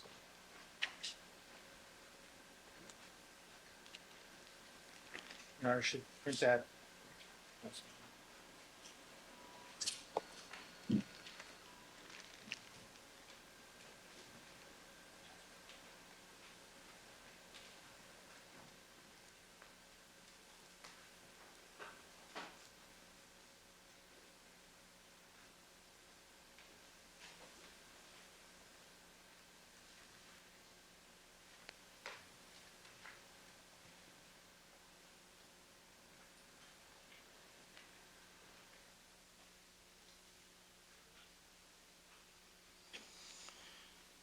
Yes,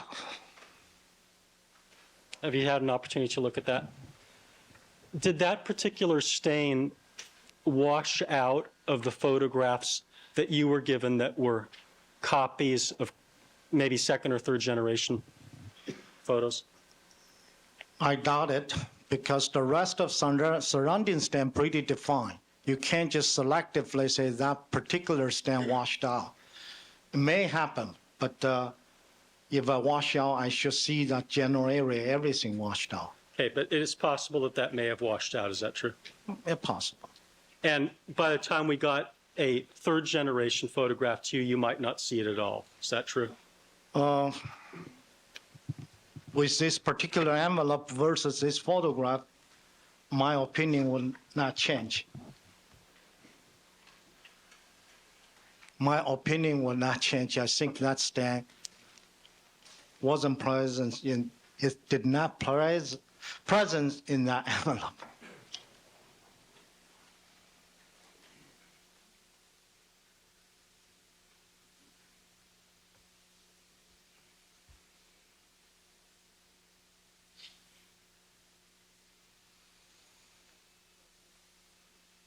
All right, thank you. Now, Doctor, just getting back to the socks very briefly, I wanted to ask you a couple of questions that I may have forgotten. All right, Yes. Ms. Cooper, are we done with the eyeglass? Yes. All right, why don't we have Dr. Lee repackage that then for the record? Okay, now I'm putting a plastic envelope back to the manila envelope.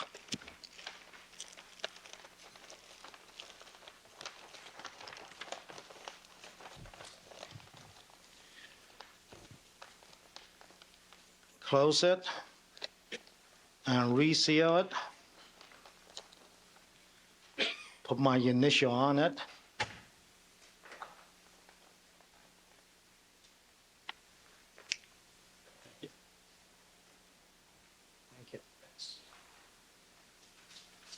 All right, Mr. Goldberg. Thank you. Now, we were talking about how it's not possible to say that the stain 42 stain is necessarily related to the wall 3 stain. Do you recall that discussion? Yes, sir. Okay.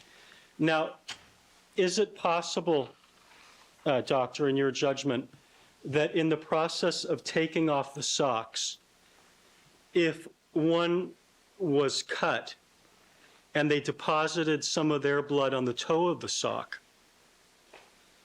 and they turned the upper part of the sock inside out, that the toe could come into contact with wall 3, which is now inside out? Any type of transfer has, in this situation, has to be wet, still in liquid stage. Only have a minute transfer. It's not a large amount of blood drop on it. It's little tiny beads. So I cannot rule out, say, possibilities. The scenario that I just gave you. Yes. And would it be fair to say that, as in the case of some of the other photographs, the photographs that you saw of the socks at Rockingham were again second or third generation? The picture, my testimony is first generation based my own observation, own photograph. The picture provided to me is different picture taken by different peoples. I'm talking about the Rockingham picture. Rockingham picture is maybe second, maybe third. I don't know how many generation before it got to my hand. All right. I'd like to mark as people's next in order. That would be 590, 56 for identification. What would appear to be a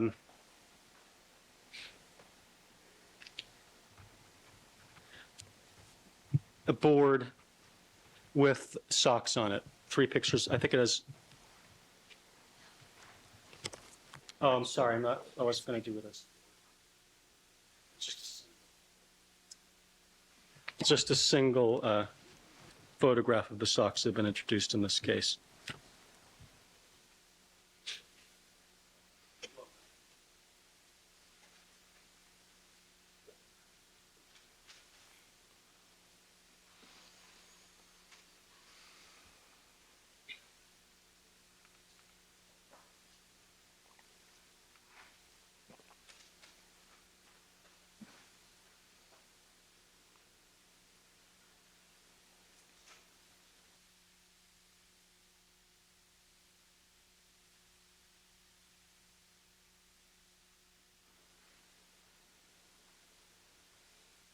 Mr. Goldberg.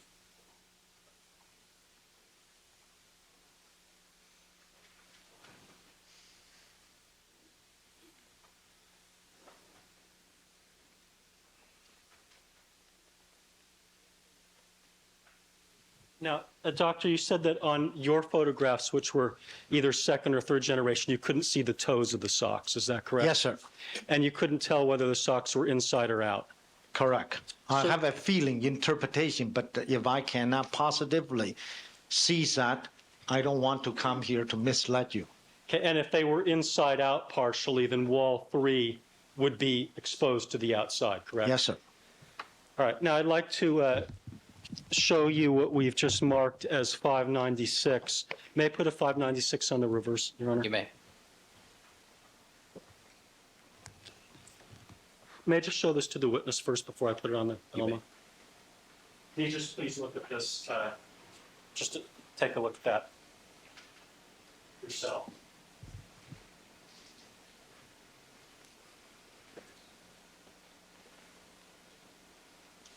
Yes.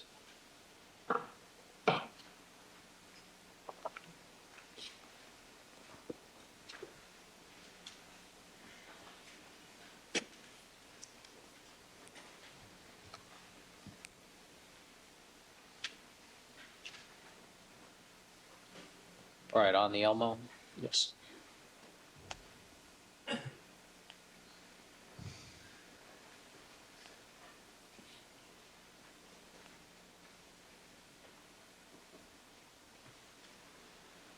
Oh, this is not very good. Look, I can tell you. You don't have to worry about it. Okay, I'm going to ask you a few questions about this while this is up, and then perhaps we can, oh, if there, well, it's a little better. Dr. Lee, this is a higher quality photograph than the photograph you were provided, is that It's correct? much better, much better quality. I was not have the privilege to look at this photograph until just a minute. Okay. And with respect to the toes of the socks, those now can be seen quite clearly, is that correct? One of the socks, the lower socks is definite, can see that. And the other one looks like it's pretty clear too, is that The correct? other one looks like a folding in a three-dimension setting. And is it correct that with respect to both socks are substantially turned inside out? Yes, sir. Especially the lower one, it's positively inside out. The top one, it's kind of in the borderline, but the bottom one definitely is inside out. And does it appear that the toe of the top sock is coming into contact with what we've been referring to as wall 3? Yes, sir. If assume that's inside out. And it's maybe we can't say this with positively, but does it appear that it's coming into contact with the ankle area of wall 3? I cannot come here speculate anything. It's in this area. All right. May I show this to the jurors, Your Honor? Because it is getting a little washed off on the Elmo. All right. And juror number 1, please.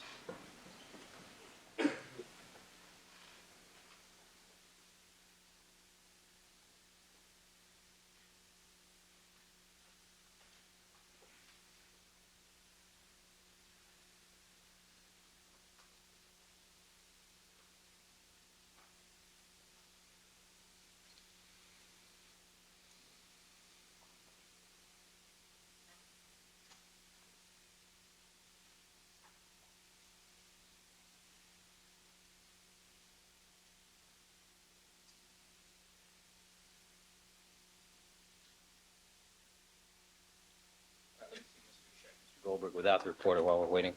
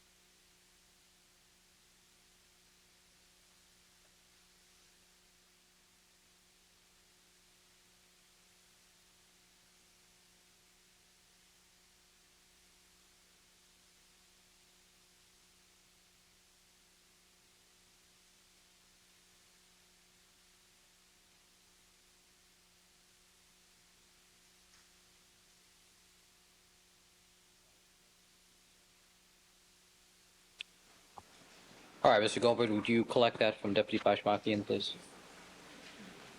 All right, let the record reflect that each of the jurors has had the opportunity to carefully review People's 596, the sock photograph. Thank you. Thank you, Doctor. I'd like to move on to another topic, if we may, and that's to ask you a couple clarifying questions about Bindle number 47. Now, it is your opinion that there was a wet transfer in that bindle, is that correct? Yes, that's no doubt in my mind, it's a wet transfer. All right. Now, sir, when you were doing your examination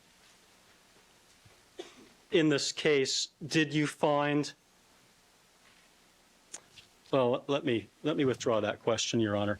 I'd like to mark another exhibit as People's next in order, what appears to be a board of 3 photographs showing bindle number 42 in this case. All right, that'll be People's 597.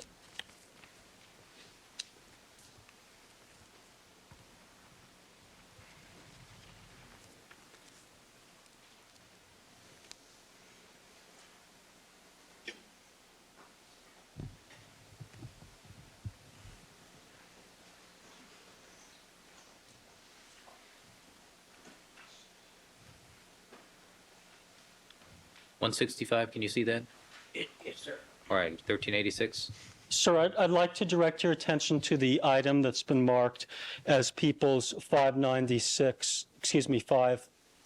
597 for identification. Dr. Lee, can you take a look at that? Yes, sir, Your Honor. You may.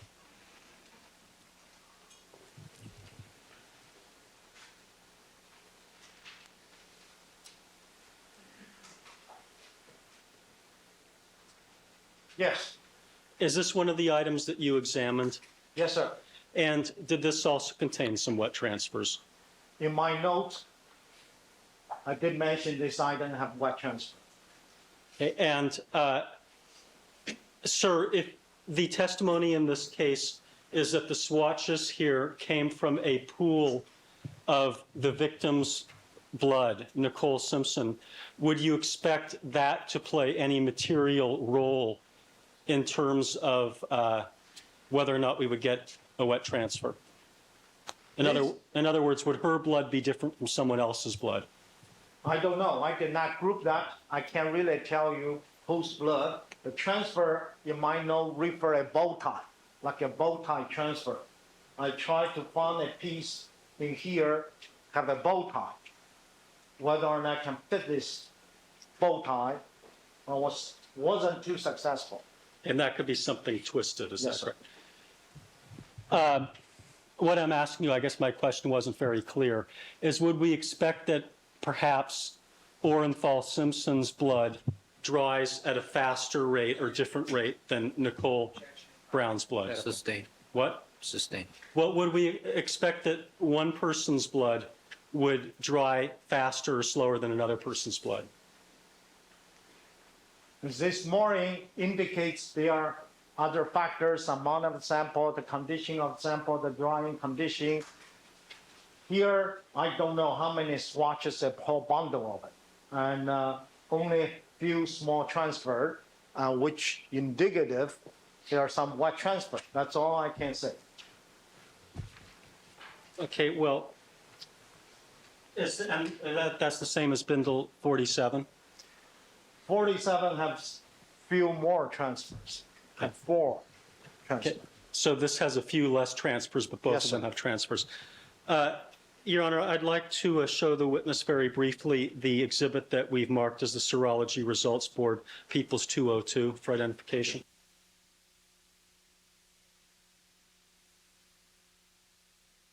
And it's out in the hall, apparently, if we may get it.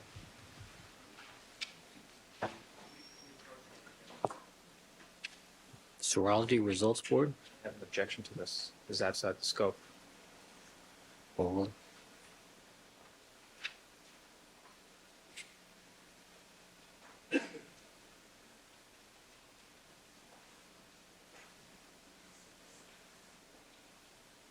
right, this is People's Exhibit.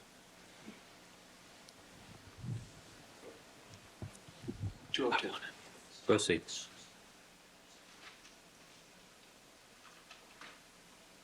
Mr. Goldberg. Okay, Doctor, I want you to assume that there's already been testimony to this board and the accuracy of the PGM subtypes, and direct your attention to the PGM subtype column. May I approach, Your Honor? Yes. Showing you item number 42 for identification. It says blood under Nicole Brown, is that correct? The chart says so. Yes. And according to the chart, there is an inconclusive result on that PGM Says subtype yin, and yes. MEAP. Right. All right. Thank you.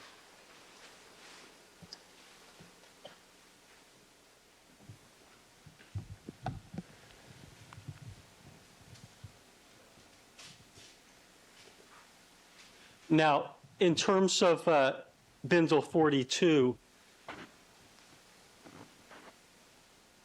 containing blood under Nicole Brown, Yes, sir.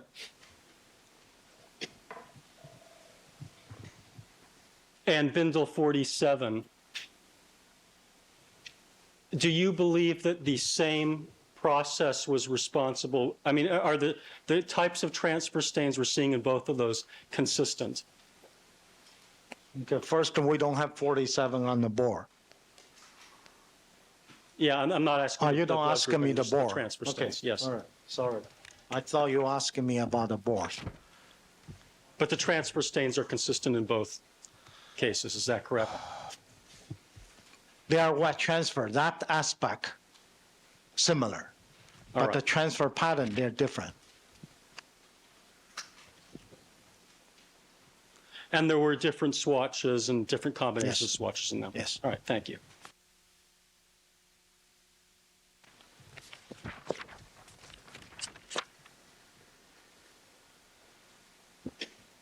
Now, getting to the shoe prints that we left off with on the Bundy location, Yes, sir. on the walkway itself, there was one photograph from June the 13th Yes. that you referred to. And was it your conclusion in your testimony that there were some parallel lines that could be seen? Yes, in sir. that? And was it your conclusion when you testified on Friday that with regard to those parallel lines in that photograph, it could be anything? Yes, just some parallel line. And I cannot say that's a footprint. Your Honor, I'd like to mark as people's next in order a photograph that is depicting one of the shoe prints. It's P50. All right, this will be People's 598.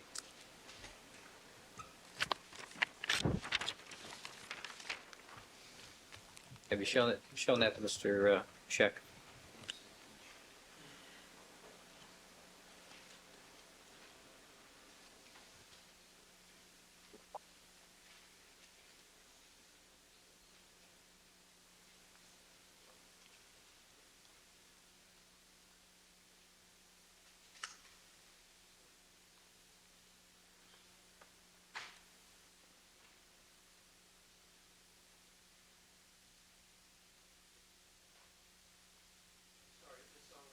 It's People's 45I.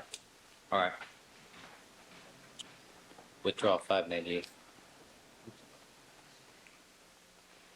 May I just approach the witness very quickly? You may. Sir, I'd like to show you quickly what we've already marked in this case as 45I. Does that appear to be a first-generation photograph of the June 13th photograph that appear to have some parallel lines that could be anything? Yeah, this is a much better photograph than what I obtained. Okay. And now that you see that photograph, does it appear that the parallel lines are in fact trowel marks or scratches in the surface of the pavement? Could be, Does that appear to be the most Yes. reasonable explanation? right.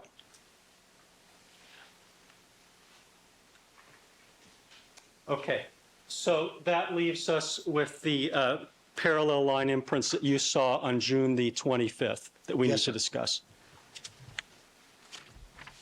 Now,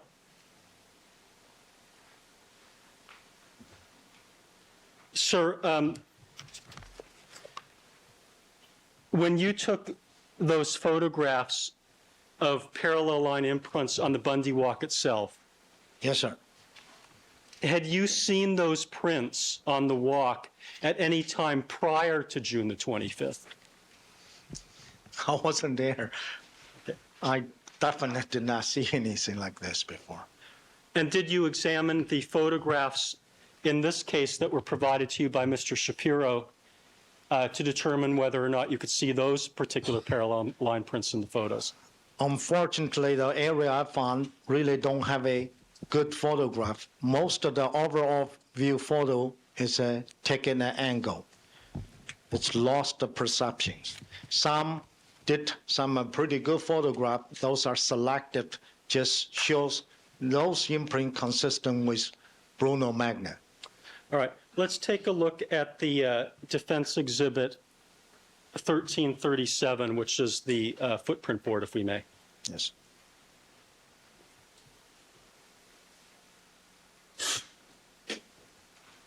Bless you.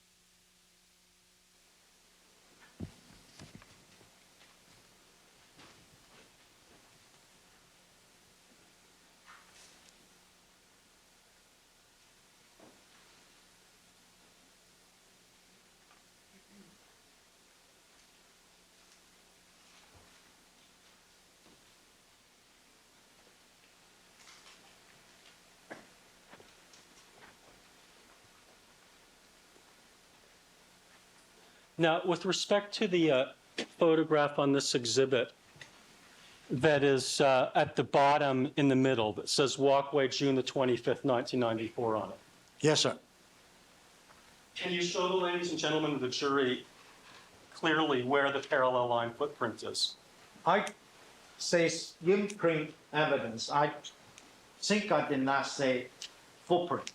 I don't think I identify this as a footprint. I identify this one as a footprint. I see parallel line imprint here. Okay, but does this appear to have a round edge that would seem to be consistent with some sort of a manufactured object, like a sole? Maybe. And did you say that the characteristics of these two items were the same? No, this is a parallel line. Here like a Bruno Magna. Here look like a portion on top of each other. You are overlapping now, two patterns. That's why I call it imprint evidence. I did not call footprint. This one is a clear one. You can see from the toe to the heel. That's why I call this one a footprint. It's no doubt in my mind, this made up by shoes. And was it your view that both of these imprints, parallel line imprints, were in blood from appearances? This definitely is. And this I tested also consistently. And, well, I'd make a motion to strike the part about testing it, because I said appearances. Appearances, that'll be stricken.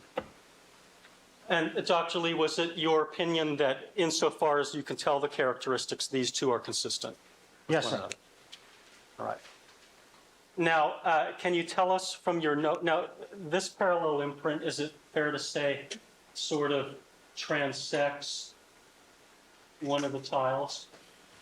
It's a mixture of imprints, debris, overlapping, quite a few stuff in there. Quite a few imprint items all together. This one is clear and defined. That's why I call this as an imprint. I don't refer as a footprint. But this particular imprint seems to go across where the tiles meet at a junction. Is that correct? Yes, a portion of this appear to be crossed. All right. And can you just double check your notes, Doctor, to see whether you accurately stated what tile you believe the cross footprint to be on? Actually, this one is tile 10. I have no doubt of this. This, I did not bring my note with me. You get the copy. I think it's between tile 5, 6, or 7, 6, something in that neighborhood.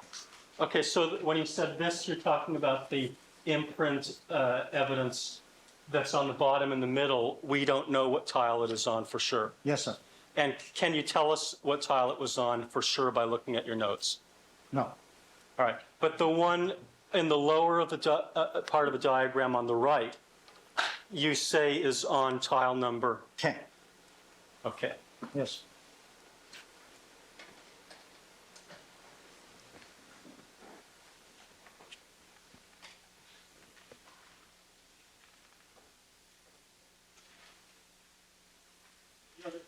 At this time, yeah, well, is it conceivable, I don't want to have the courtroom flooded with boards, but is there a way that we can have 3 boards at one time, or is that just an impossibility? All right, let's take this one down.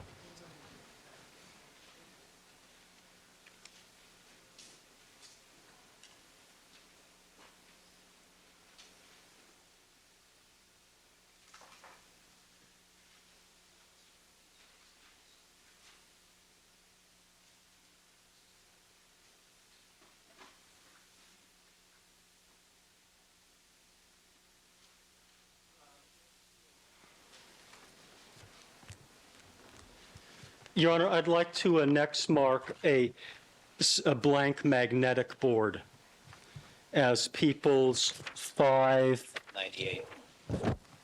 I thought we had a 9. We don't have a 98? 98. 5-9? Okay.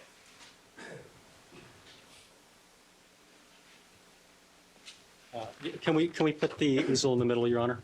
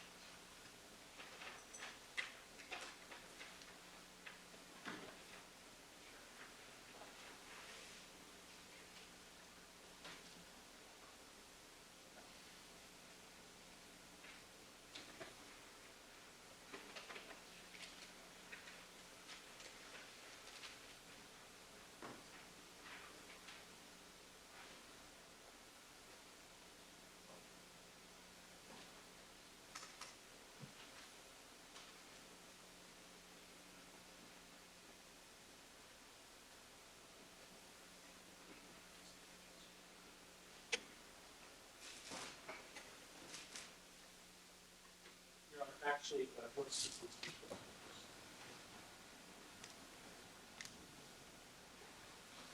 Your Honor, I'd like to mark as People's next in order. It will be, can I mark it as part of this? Well, I'll do it as 599A, B, and C, a series of magnetized photographs of the Bundy Walk.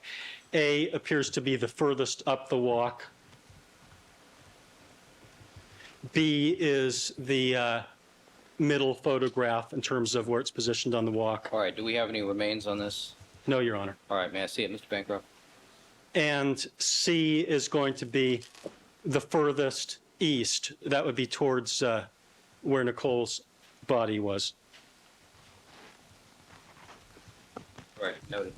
And, Your Honor, with the court's permission, can I put A, B, and C tags on that just so that we can make the testimony a little Yes, easier please. to follow?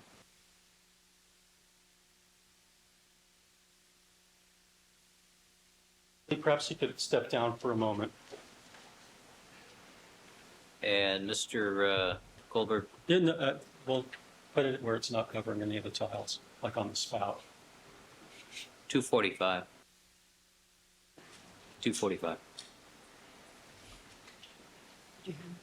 245? Okay.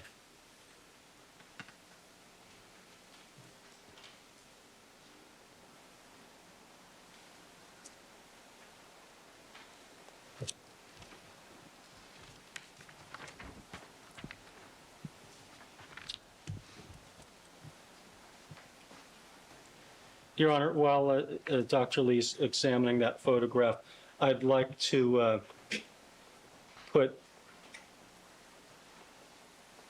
photograph 45, People's 45D on the Elmo, which is P46.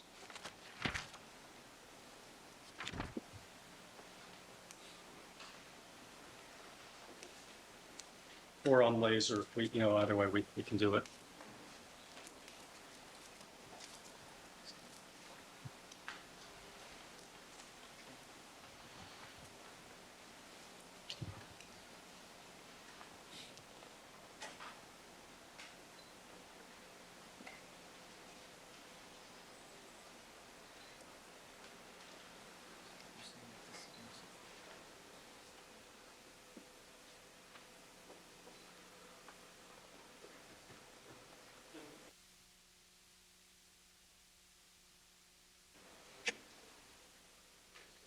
We're going to put it on Elmo instead, Your Honor. All right.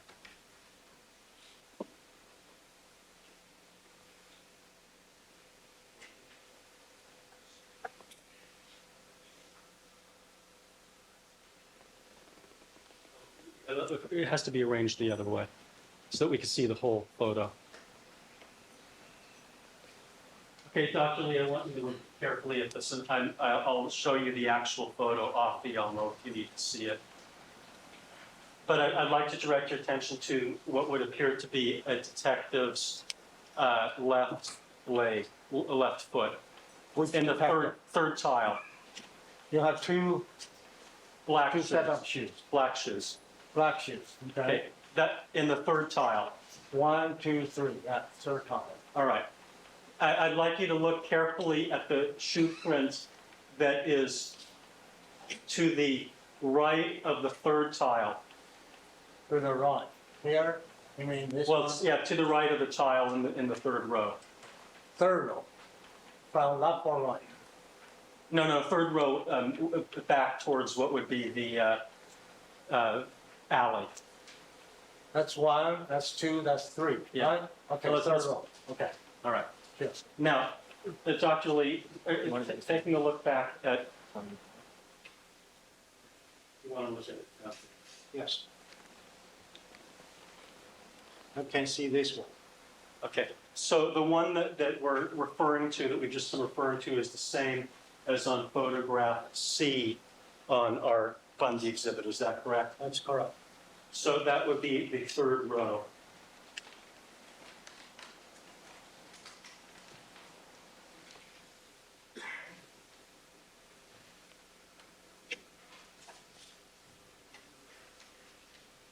Sir, is the arrow in the right place on the telestrator? You mean the shoe print you want to show me? Yes. Yes.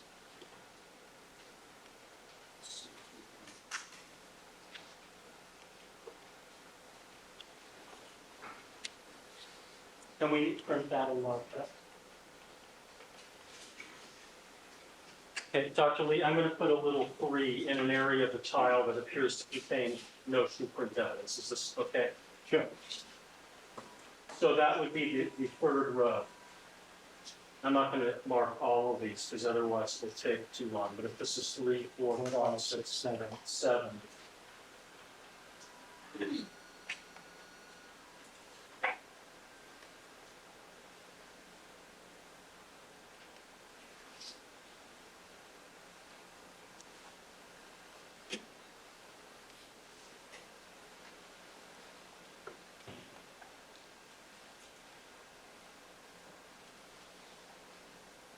Yeah, I want you to test whether I'm putting number 7 in the right place. Yes.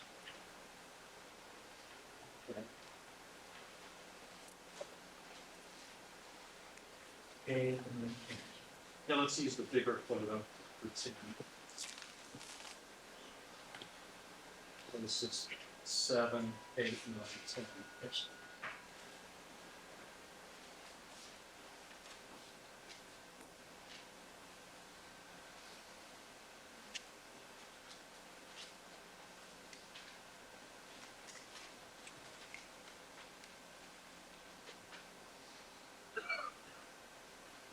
And the parallel line shoe print is supposed to be where? Here.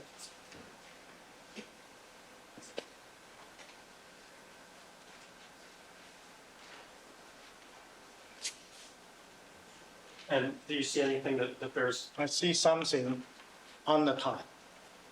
you see something on that tile? Yeah, where? Appear to be a pattern on this top. You're saying you can see a pattern on that tile? Some kind of pattern. I cannot describe this pattern because this picture taking, again, it's not a one-to-one direct on. The photographer take a picture in my position, so everything lost perspective. You do see something here. Whether or not those are, you can see quite a few stuff here. This is a set of footprint. But here, you can see there are transfer imprints, but I cannot tell you what kind of a pattern. Can you Prior, tell? can the record reflect here that Dr. Lee has indicated first reddish, the darker red ones that have previously been referred to as Bruno Magli, and I think it goes from the set of tiles, which are the, Number 7. well, there's, I think if you start from the Number 7. number Number 7, seven. but they go straight back, and then he indicated another set, another column of imprints. Third and tile over from the left. one tile over from the left, and in particular, the discussion started with an examination of where Mr. Goldberg had placed the 10. If we go 3 tiles over to the right, he indicates seeing an imprint there. So, thank you. Dr. Lee, you're saying that the imprint is 10 down the tile, You can actually start from here. but the possible, whatever it is 10 down and 3 over. Is that what Right, you're saying? right. But here, again, 10, 9, 8, 7 and 8, this area something. Now, in your notes, did you document any imprint I as being don't- 10 down and 3 over? I don't have this photograph. That's the first day I see this photograph. Well, Dr. Lee, with respect to the parallel line imprint, did you say it was 10 down and 1 over? Is that correct? That's still 1 over, from this side, 1 over. That's not wrong. No. That's the planter. Well, here, let's compare. Can you help me with this, Jack? I think we should put this up to. No, you're right. That's the other way around. Okay, and so according to your notes, the print that we're looking for should be 10 down and 2 over. No, my note says 10 tile. I did not make this board. So you're saying, Somebody made this board. so you're saying this board is wrong? I think if I look at this picture to date, this probably 1X in this location. I did not make this board. We have that reflected on the boards. Mr. Goldberg? Put that up so that we can make a change.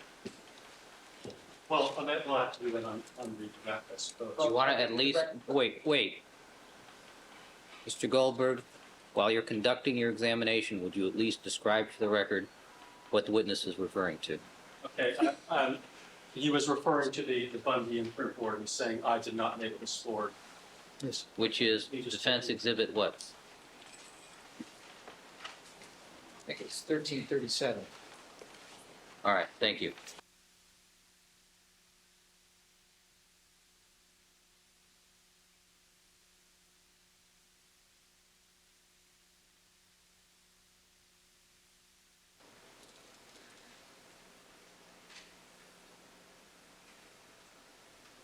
Sir, did you say that you were not given photos from June the 13th of this walkway? I don't have a picture as clear as this. I have some picture, barely see. The image is not too good. All right, counsel, we got a logistical problem here because we've got 4 or 5 jurors who can't see the witness now, And so. Dr. Lee, did you Hold on, ask? I hold will on, move. hold on. Gee, chills. All right, we're gonna have to move some of these items. You need 1337 up at this point? 1337? I don't necessarily need that, as long as he's pinned down, well, I think he's already testified where that's correct, so. May I request, Your Honor, that marking be made on the board? No, you can do that on your part of the redirect, counsel.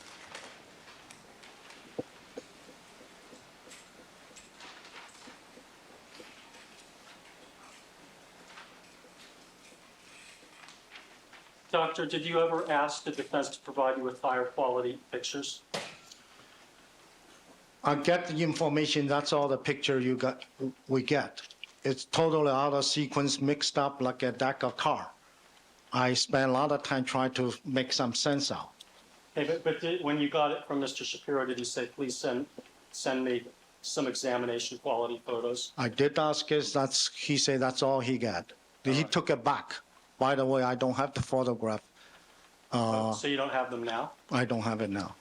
Now, I'd like to direct your attention to your notes from 625. What does that say in terms of where the 10th tile footprint is? By the way, that's Dr. Wolf, Barbara Wolf's note. But 10th tile, here, first line, parallel, you see this line, parallel line footprint. So it's on 10, but do we know how many over it is from the notes? Based on her notes, I don't know. Well, do you have notes that show how far? I was so busy taking picture, I only have 20 minutes to work. I only can do one thing at a time. I dictate to her, whether or not she put it down, I don't know. All right, so at this point, we have no record as to where that is. Judged by your photograph, I think it's the second row. Front of the house, that's the third row. Is front of the planter, that's the second row. You have no independent recollection? No.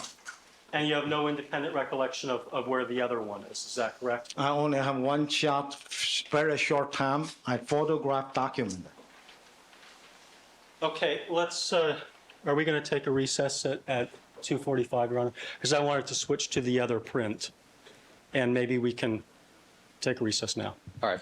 All right, ladies and gentlemen, we'll take our mid-afternoon 15-minute recess at this point. Remember all my admonitions to you. Dr. Lee, you can step down. We'll be in recess for 15. On the record in the Simpson matter. Let's have it quiet in the courtroom. All right, all parties are again present. Jury is not present. Mr. Goldberg, you got your exhibits all set up? All right, let the record reflect that we've been rejoined by all the members of our jury panel. Dr. Henry Lee is on the witness stand undergoing cross-examination by Mr. Goldberg. Thank you. Hold on just a second. Got all our equipment? All right. Your Honor, for the record, I put the number 10 sticker on the on Exhibit A, 598A, on the 11th tile. And Dr. Lee then said that he had seen something on 11 down, 3 across from left to right. I've moved number 10 in Mr. Scheck's presence now to the 10th tile. All right, so we're agreed that the marker for the 10th tile is now correctly placed on this exhibit, correct? Yes. And there was other testimony about other tiles, but All right, thank you. Now, Dr. Lee, The appellate courts will just love this record. what? Never mind. Dr. Lee, directing your attention to photographs 598A, B, and C. Do you see some footprints on those photographs that are consistent with what has been identified as the Bruno Magli design? Yes. Do you see any items on there that can be identified as footprints that are inconsistent with the Bruno Magli design? I see some imprint evidence in different locations. I don't know what type of pattern. It's if we call this column number 1, column number 2, we can see column number 1 and column number 2, they are vivid pattern, which consistent with Bruno Magli of course, those out of focus, I don't know.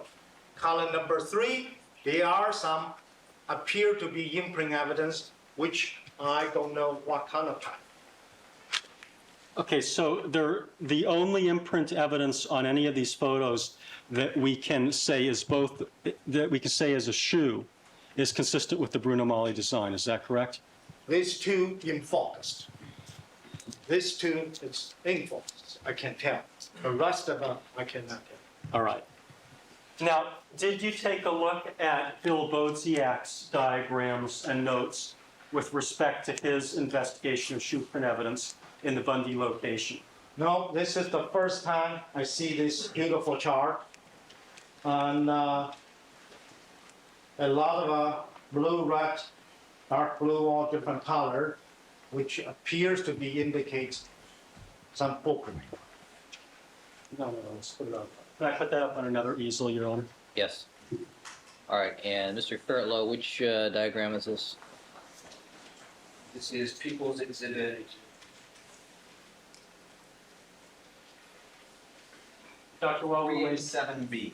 while we're waiting for them to Thank you. put that up, the other items that you said are imprints. Yes. That you can see.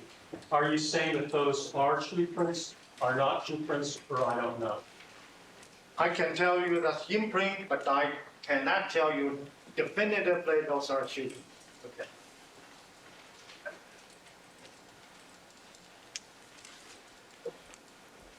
Now, Doctor, were you aware of any testimony by Mr. Bodziak on cross-examination offering a theory that someone perhaps turned around and went back down the walk as well, with wearing Bruno Magli shoes? When I examine some crime scene photo, although it's a second, third generation, I do see couple footprint out of place in different direction. So I concur with his opinion. That's just interpretation. All right. But that there seem to be fewer prints, perhaps, we'll strike that. Okay. Now, Doctor, excuse me. Your Honor, I'd like to mark as people's next in order, that would be 598, E, and F. 599? I'm sorry, 598, we're still doing the Yes. magnetic, all right.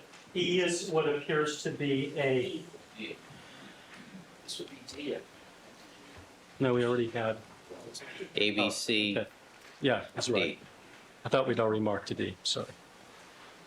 So D is going to be,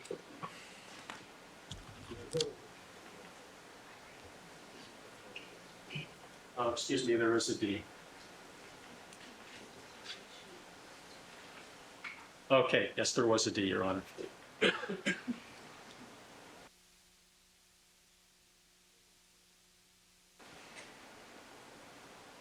Okay, as E, what appears to be a further away view of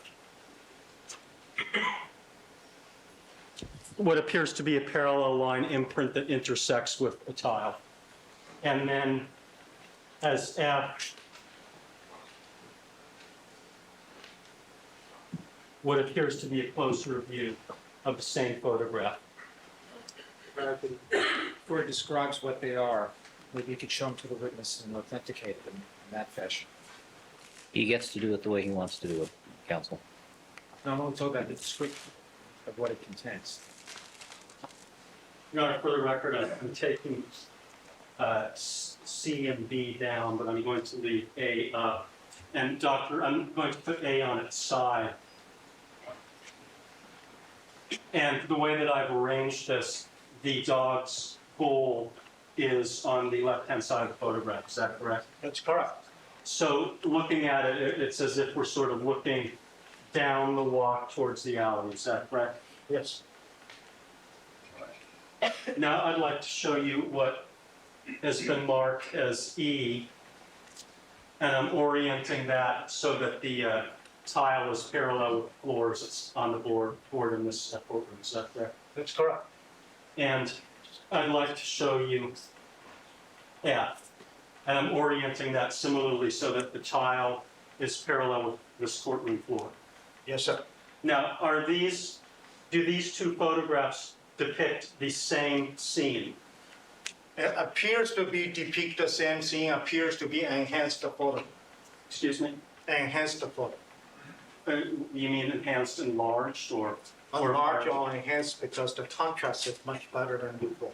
Them much better than my original. Looking at this photograph or these two photographs now, does this item that intersects, the imprint that intersects the walkway appear to be more consistent with the shoe print than in the photos that you looked at? Maybe. I cannot, I still call it imprint. I cannot say that's a photo. All right. Now, with respect to this photograph, sir, there appear to be a number of dark spots, Imprint, yes. little dark patches. Yes. Were there berries on the walk? Yes, sir. There are berries on the wall. And did the berries leave numerous berry stains in the area? I guess if berry, somebody step on the berry, going to leave some berries. So when we're looking at these little dark splotches on the photograph, those appear to be, Those are residue of the berry, not the berry stain. all right.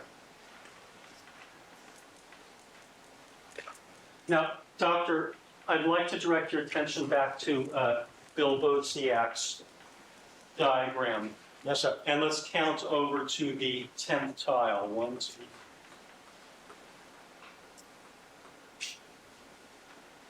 Okay, so the 10th tile is to the, right between J and K and H and I, is that correct? Yes, sir. So the closest photographs we have to that tile would be photographs depicting H, I, J, and K, correct? This is, by the way, not the 10th tile. This E and F, by no means, it's not 10th tile. Also going to be 10th tile, as I just noticed, the chart was upside down.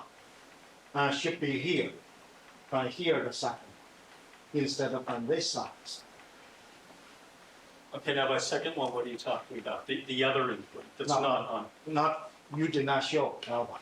That shows a footprint, Okay, the one that's in a footprint is on what tile? 10th tile, 10, 1, 0. Okay, 1, 0. So that should be between H, I, J, and K.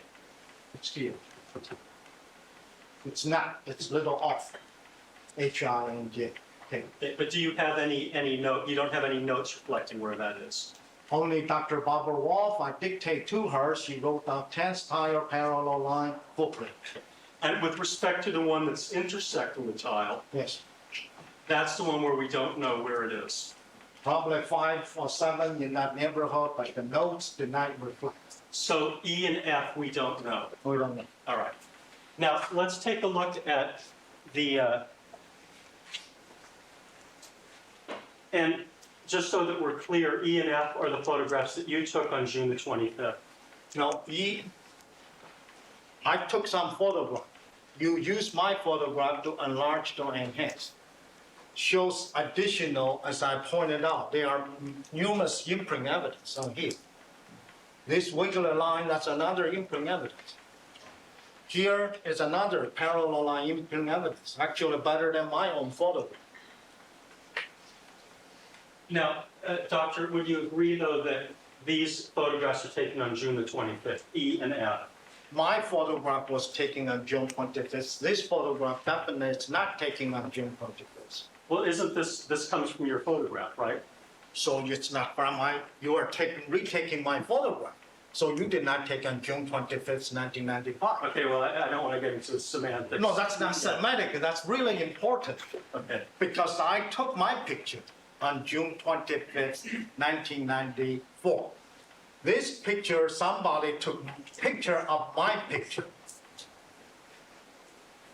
You know, at this time, I'd like to mark as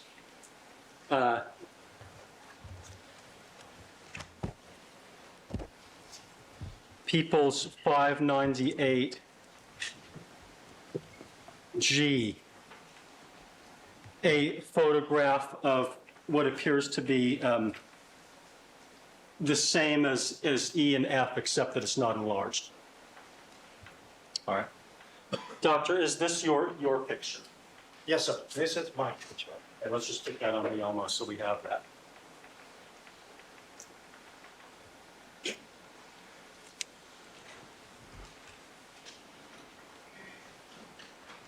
Well,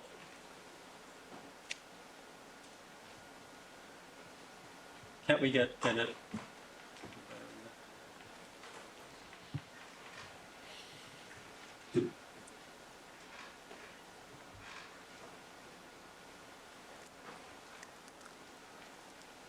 Your Honor, I'd like to mark as People's 598H. Do we have an H sticker? Unfortunately, I don't have an H sticker, but fortuitously, this happens to be footprint H, and it has an H in it. I'd like to direct your attention, Dr. Lee, to a footprint that is in photograph H. Yes, Now, does this appear to be one of the photographs that was taken on the June the 13th? I trust you. Okay. And incidentally, when we're taking photographs of shoe prints, is it preferable to have photographs, if possible, in black and white? Yes,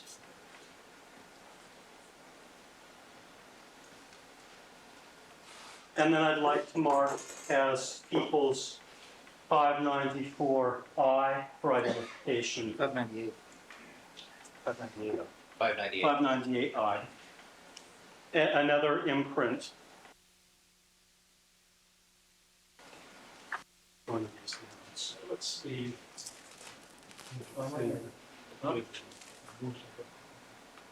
Or you can just move them over. So,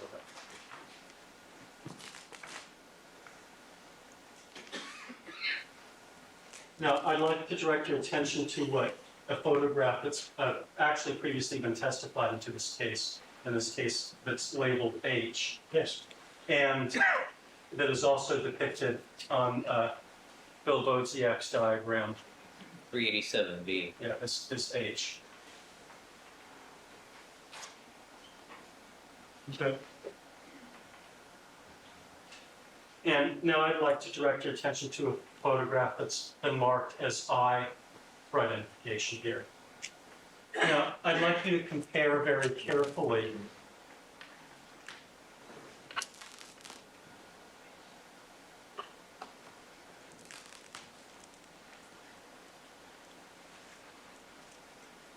E and I for identification.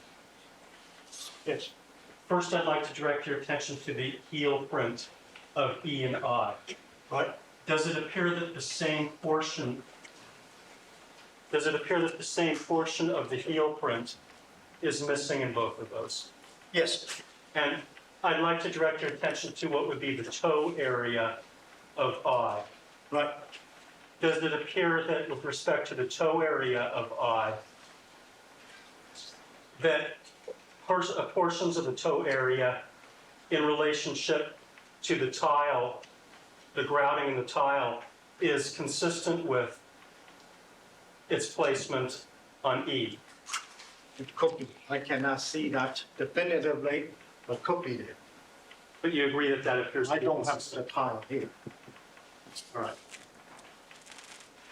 Now, doctor, do you also notice what appeared to be in this photograph some possible splatter patterns, maybe from a bird? It's a bird. If you say that's a bird, that's fine. Can you take a look at that splatter? How can I look at spider, tell you that's a bird or squirrel Oh, okay, or, well, I can't tell. well, whatever it is, there's some sort of a white spatter pattern in there, correct? Could be anything. Okay, well, whatever it is, there appears to be some sort of a white mark that appears to be scattered, is that correct? Okay, now I'd like to direct your attention to H for identification. and see whether you can see that same spatter pattern appears in both photographs. Well, looks like a similar pattern, but again, I cannot tell you that's a spatter or not spatter. If you just want to ask me, is this the more or less like same location? I will tell you, it looks like a more or less same if you use this landmark. Whether or not on the walkway have other so-called bird or spatter or not, for example, here you have one, it's not showing in the photo. I don't know. Or this could be a photographic. Or then anomaly. this could be a photograph, Except in that- fact, anything is possible. All right. These are some of the problems we get into with photographs, right? Right, because Okay. look at here, you have additional stuff. And here, I don't see additional stuff. Now- It's kind of difficult to just look at the picture. That's the difficulty. And Dr. Lee, Yes. if you are photographing footprints on a walkway, you are supposed to use a tripod, is that correct? That's correct. I'm supposed to. Ordinary, if I do my crime scene, I do. If you ask me, did I take this with a tripod? No, I only have 20 minutes, just enough to get there, take a couple of shots and get out. But if someone does take a picture with the tripod and they're not adjusting, they're trying to keep the tripod at the same height as they go down the walk, photographs should match up much better than one would expect, is that correct? In certain aspect, it's correct, but for example, this photograph, it's not correct. The ruler blocked the shoe. And we're supposed to have a T-bar shape. This blocks something, here blocks something. You are not seeing the whole shoe. Well, Doctor, also you used a metal retractable. That's all I got. But you're not supposed to use that in super photography, correct? No, not say no, and you're not supposed to. You only can use whatever you get that moment. If I bring my whole crime scene lab to Bundy that day, of course I have tripod, I have laser light. I'm probably going to use chemical enhancement. I probably can develop minimal. I just look at the Your Honor, photo. actually, there's no question pending at this point. All right, Question was regarding the ruler. Proceed. okay. Well, Dr. Lee, you didn't use one of the rulers that was marked in evidence. That's called a ruler too. Appears to be a tape measure. All right, stay. All right, at any rate, let's not get off this subject and do another area. Do you notice on H, there appears to be a little portion of a heel print? on Yes. Right, now let's try to match up what appears to be a possible splatter pattern and the heel print on these two photographs. Now I'm blocking part of your photograph. Yes. Does that appear to match up Yes, sir. reasonably? Yes, sir. Okay. Is it reasonable to believe that these two photographs are depicting portions of the same tile? Yes. All right, Mr. Goldberg, you, I'm blocking the jurors again. I'm no, sorry. it's all right. That's not my concern. I just need, the record needs to reflect that you superimpose H over Overall. I. Thank you. Now let's take a look at, back at A. Let's go on to the ninth tile. We have a little bit of a heel imprint that seems to be consistent with H. Right. And we have another larger footprint on the intersecting the 8th and 9th tiles that appears to be consistent with I, Yes. correct? Correct. All right. Now, directing your attention back to your photograph, the June the 25th photograph, let's Yes, call it that. Do you notice what appears to be a similar heel print in the bottom corner of the tile? Could be. And does that appear to be consistent with the portion of the heel print in H? Yes, sir. All right. Now, with respect, okay. Now, Doctor, is it reasonable to believe that we have now identified photographs that were taken on the 13th of the same area that was photographed on June the 25th? Yes. Now, with respect to the wave-like pattern Yes, on the June the 25th photograph, is it fair to say that that does not appear in the June 13th photographs? it's under the ruler, first thing. Second, this problem much lighter compared to this pattern. If it made of blood, this is dark, this is going to be much lighter, which if you have a direct lighting, you probably, just like Mr. Goldberg just say, reflection, bleach out, all kind of possibility, you may don't see it. After time, aging, progression, this thing get darker. That's why the contrast you start can see. Unless you can see it, you can take picture. Well, Dr. Lee, with respect to the June the 25th photograph Right. and the wave-like pattern, this was not one of the items that you identified as being a parallel line. No. And this was not something you identified as being consistent with blood, is that correct? I did not test, I test this area, I test some other area. Test a couple area, I don't recall exactly spot. So long ago. So you can't recall it. I can, All right. But just so that it's clear, if we look at I and H, Yes. and we're looking at the intersection of the tile in the area of the heel print on H, right, does that appear to be the same as the intersection on E that also contains a partial heel print? yes. Now, is there any photographic, would you agree that there is no indication of the parallel line imprint on the June the 13th photographs? Not what we can see. Because here we see a fairly dark impression, is that correct? And That's distinct correct. impression. And when I'm referring to here, I'm talking about the June the 25th Yes, sir. photograph. But we do not see that on the June the 13th photograph, is that correct? With this particular photo. Ron, the record should reflect you. Mr. Goldberg was pointing towards, I think it's 598H, that one, the black and white. At this time, I'm going to move on to a different but related area, but before I do that, would it be possible for the jurors to get a close-up view of the photographs that are now on the board? All right. Let's start with juror number 1. Mr. Goldberg, Excuse me, I'm sorry, Your Honor. proceed. Your Honor, I wanted to show one of the videos that was previously marked as 101, but Mr. Scheck now wants to approach. All right, with the court reporter, please. Your Honor, while we're doing that, is it okay if we take these boards down? Yes, please. Thank you.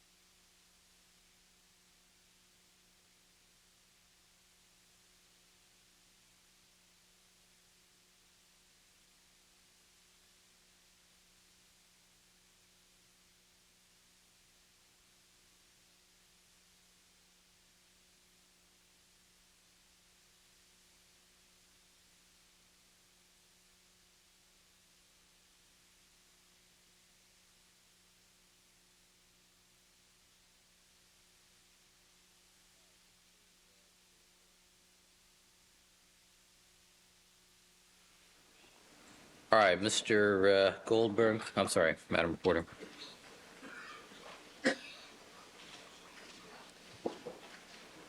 All right, Mr. Goldberg, you want to show to the jury and to the witness a videotape that has previously been shown? Yes, Your Honor. And what exhibit is this? Sorry. It's 101. All right, I'm going to ask that we preview the matter first so the court and counsel can see it only. And I had a couple questions of Dr. Lee prior to that, if I All right, might. but just so our technical staff can set that up first. Thank you. Dr. Lee, would you agree that if footprints were deposited on the Bundy Walk after the crime scene photography was done and after the crime scene was shut down, that those footprints would not be of forensic relevance? I can't say that totally. Depends what kind of context you put in. Sometimes the criminal go back to the scene. And we do take considerations. Okay, well, other than something that's just completely speculative, would you say that generally if a police officer or a citizen, whoever it was, deposited the shoe prints after the photographs and after the crime scene was shut down, that that's not something of forensic relevance? If in blood, that's still significant. If they traipsed through blood and then deposited shoe prints, you Yes. think that that's significant? Yes. Well, let me ask you this. If a police officer or a citizen or a photographer traipses through blood after the crime scene shut down and deposits shoe prints, is that going to help you identify the suspect? If all the evidence already collected, they abandon the scene, that means no significance. Okay. Can we now preview the tape on the council table monitors? All right, Matt, can we just on council table, please? All right.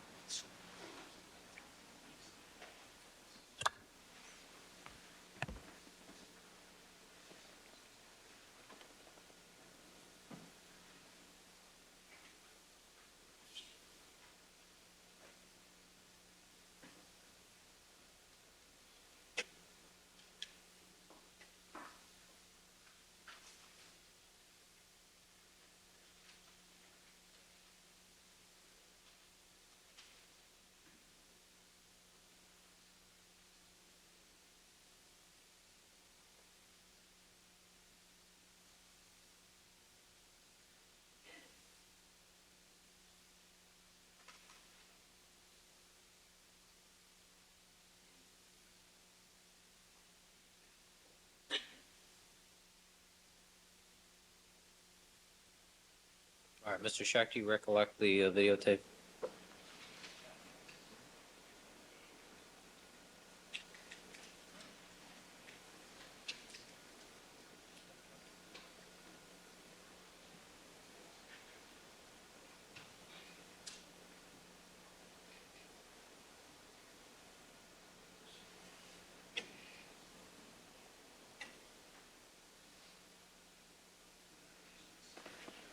All right, do you recollect the videotape, Mr. Scheck?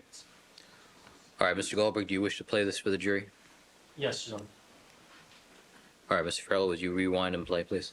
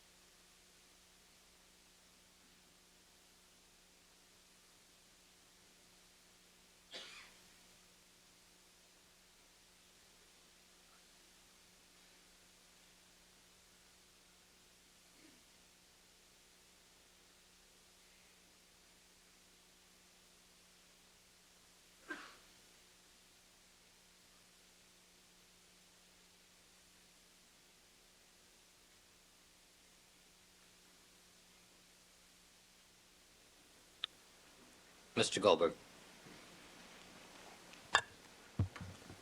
Thank you, Your Honor. Sir, did you just view the videotape that we showed to the jurors? That's the first time I see this videotape. Okay. Now, if one of these officers that are depicted in the videotape deposited shoe prints after the crime scene was shut down, would that help us determine who committed the murders? I don't think these two officers deposited those shoe prints. Well, what I'm asking you is if these officers deposited shoe prints, would it help us determine who committed the murders? If it belongs to them, no. All right.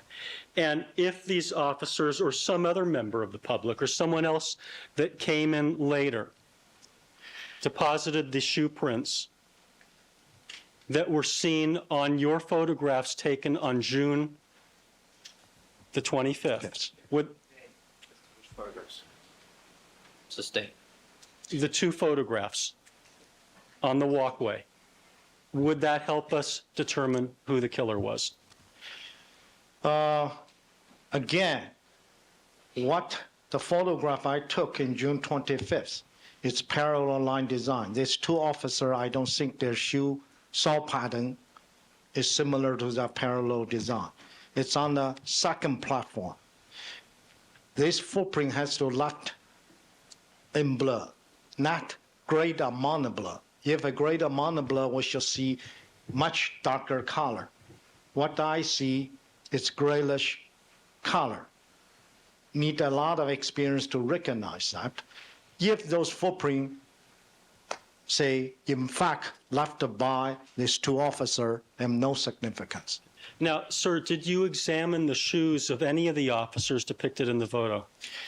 These two officers, if a standard police department issue, maybe I don't think they are parallel design. Okay, and that was the basis of your view, is that okay? Right. Okay, now if this jury has already heard and seen evidence that Los Angeles police officers wear shoes with a very wide assortment and array of sole designs, would that change your view? If you can give me those shoes, I can tell you right away what type of shoes. That's not quite what I asked. If Mr. Bodziak, in his testimony, introduced and talked about numerous pictures of police officers' shoe prints showing a variety of different patterns. Well, then you should ask Mr. Bozia. Okay, all right.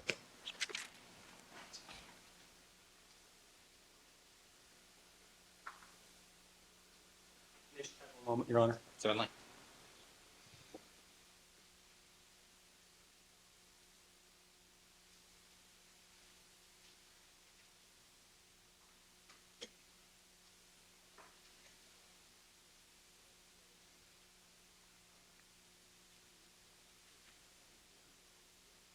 Sir, hypothetically, if these police officers that we saw in the video walked through the area after the crime scene was broken down, if Nicole Brown's family walked through the crime scene after it was broken down on June the 13th, if an individual by the name of Ron Hardy walked through and hosed portions of the crime scene on June the 14th, and a number of other people walked down the walkway prior to the time that you got there, Yes, sir. Proper foundation. can you eliminate the possibility that those people deposited prints at the scene? I cannot eliminate. Thank you very much, Doctor. Thank you. Mr. Schecht, you need a brief break to A reorganize? few minutes just All to right. reorganize. Ladies and gentlemen, as you know, there are a lot of exhibits, and we're going to shift now to the redirect examination. I'm going to give counsel a couple of minutes just to organize the exhibits, so let me just ask you to step back in the jury room for a quick comfort break, and we'll call you out in about 10 minutes. All right, let's take 10. All right, Doc. Well organized?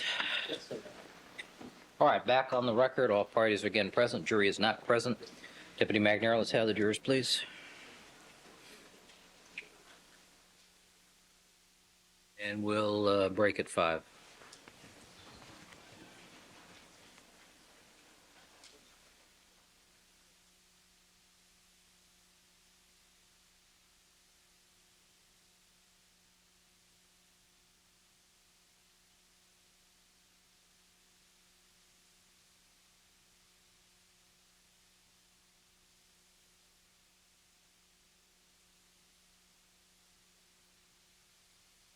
Yeah, Ms. Clark, Mr. Cochran.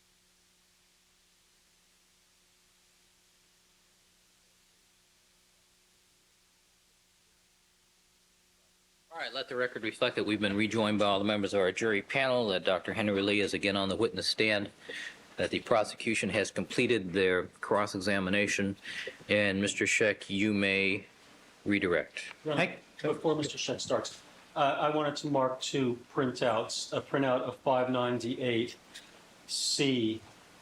I guess this is going to be 598C1.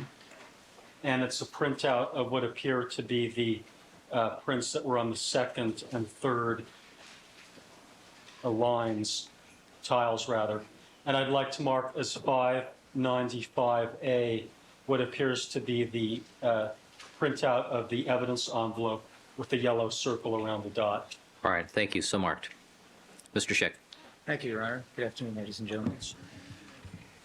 Dr. Lee, Mr. Goldberg asked you a number of questions today about imprint evidence. Yes, sir. Now, first, let's talk about imprint evidence on the envelope, the piece of paper, and Mr. Goldman's jeans. Dr. Lee, is it your understanding that each of those items was recovered on June 13th? Yes, sir.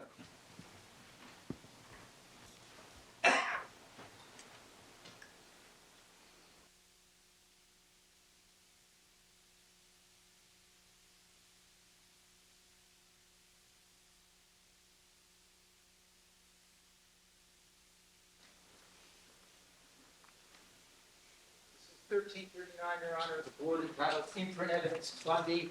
Imprint evidence on Mr. Goldman's blue jeans. All right.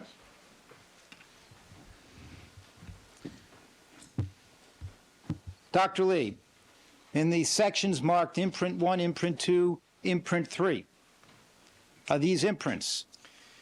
Yes, sir. It's consistent with imprint. You have made a distinction here between scientific fact and interpretation. Yes, sir. As far as you're concerned, are these imprints scientific fact? Yes. Dr. Lee, you were shown some videotapes of police officers walking out of the crime scene after it was broken down. Yes. For their shoes to have left imprints on Mr. Goldman's jeans, they'd have to step on them, right? Argument. Overruled. In theory, yes. Dr. Lee, for a detective or a photographer visiting the crime scene on June 13th to make imprints on Mr. Goldman's jeans, they'd have to step on them. In theory, yes. Your Honor, it's argumentative because he didn't say they were shoe prints. Overruled.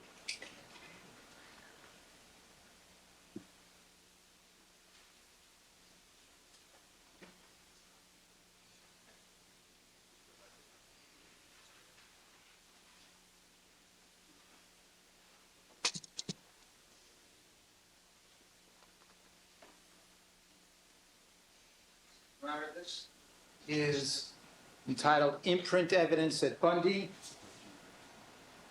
1338. Consists of 4 photographs, imprint on paper, close-up of imprint, imprint on envelope, close-up of imprint. I also have 1338A, which is a photograph of the piece of paper that has blue markings on it entitled PLP, and 1338B, which is the envelope that also has blue markings on it entitled PLP. All right. Dr. Lee, are these parallel lines imprints on the piece of paper and the envelope? First of all, are they imprints? It's consistent with imprint. Is that a scientific fact, sir? Yes, sir. Dr. Lee, could the police officers that were just shown in the videotape by Mr. Goldberg have made the parallel line imprints on the piece of paper on the envelope? No. Speculation, Your Honor, motion to strike. Overruled. Dr. Lee, if a photographer or detective that came to the scene were to have made these parallel line imprints on the piece of paper in the envelope, they would have had to come over and step on them. Yes, sir.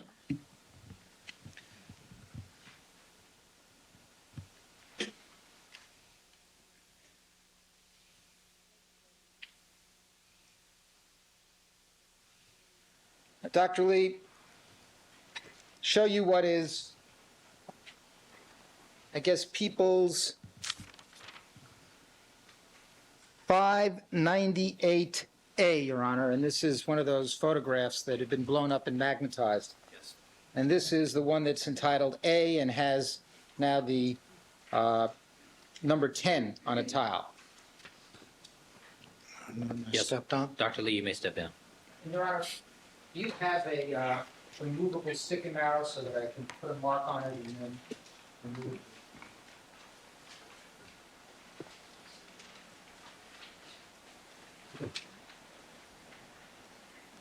Dr. Lee, you indicated on cross-examination that you had never seen a photograph of this scene of this quality before. That's correct. And when Mr. Goldberg was asking you questions about imprint impressions, you said that you had observed something on this photograph. Yes, sir. And that was on, counting, I guess, using the tiles where the number 10 is, it would be the 1, 2, third one over. Yes. Or, Leading. Sustain. all right. Please show the jury by putting the yellow stickum. Your Honor, I'm going to ask that nothing be put on it that's going to obliterate part of the exhibit. All right. This This is a removable Oh, this is removable? Okay. post-it type All right, I had no. pointer. Yes, Dr. Lee, could you please indicate what imprint impressions you saw in the area of, withdrawn. Misuse of word. All right. In terms of imprints,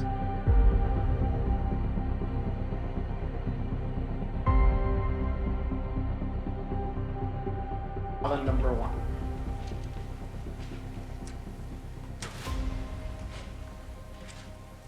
Number 1. 2, 3, the third column. On the third column, I can see imprint evidence. Column number 3. 1, 2, 3. I can see imprint evidence. Column number 1, number 2, number 3. I can see imprint evidence along this column. Now, Dr. Lee, in terms of the imprints that you described for us before on the envelope, the piece of paper, on the jeans, are those consistent with having been made in blood? Leading. Sustain.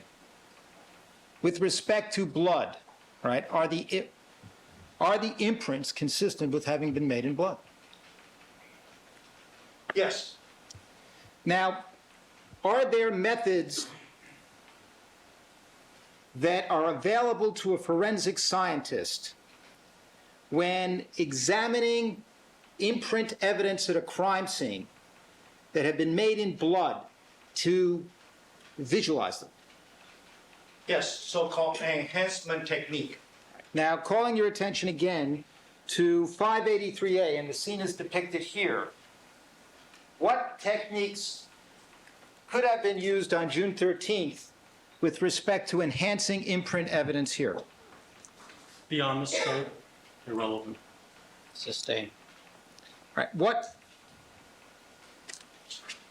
techniques are you talking about for enhancing imprint evidence made in blood at a crime scene? Beyond the scope and irrelevant. Sustain. Was not in response to a question. That statement. There's also a line of, we discussed this before, Council. What, well, Mr. Goldberg asked you about techniques that can be used in terms of photography for visualizing imprint evidence or potential footprint evidence at the crime scene. You recall those? Takes the testimony. Oral. Yes, I recall right. those. In your opinion, and you were asked questions about what you did on June 25th. Do you recall that? Yes, Vague, overbroad, leading. Motion to strike. In terms of what rulers you were able to lay out? Do you remember that? yes, All right. And what were the proper techniques for photographing and visualizing imprints? Remember Yes, those Overbroad, questions? mistakes, testimony. Oral. All right. Now, Dr. Lee, in your opinion, with adequate time, what techniques can be used to enhance and visualize and photograph imprint evidence? Same objections. Sustain. Sustain.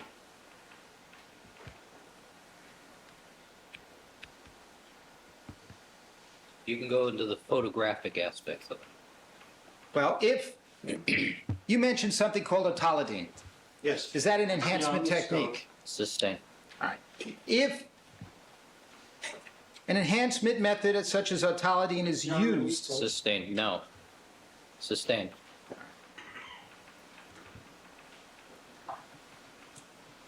are there techniques that can be used so that when photographing imprint evidence, there can be better visualization? Sustain.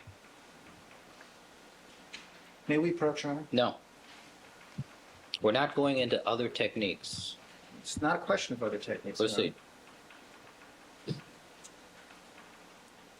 Dr. Lee, you indicated that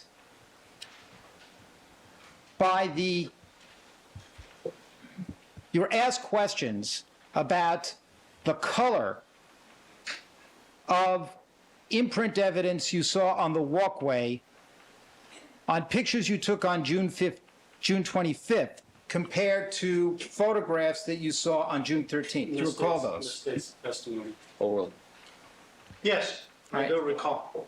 Now, assume that imprints have been made in blood. What effect does the passage of time have on the color of imprints? When start aged, it become grayish and bluish, darker color. And would an imprint that was made lightly in blood on one day, when examined 14 days later, appear darker than it did when first left? Speculation. Foundation. When you say that imprint evidence in blood gets darker over time, what is the basis of that opinion? Basically, the protein and heme of the hemoglobin start react. Oxidation process, it become more visible. Initial deposit is less contrast, less visible, unless you enhance it. If aging, this aging processing will make it more visible. So, in other words, over time, as the proteins degrade, the imprint becomes darker and more visible? Leading. Sustain. If I understand your testimony correctly, I can't do that? I'm not allowed? You understand it. Ask a question. All right.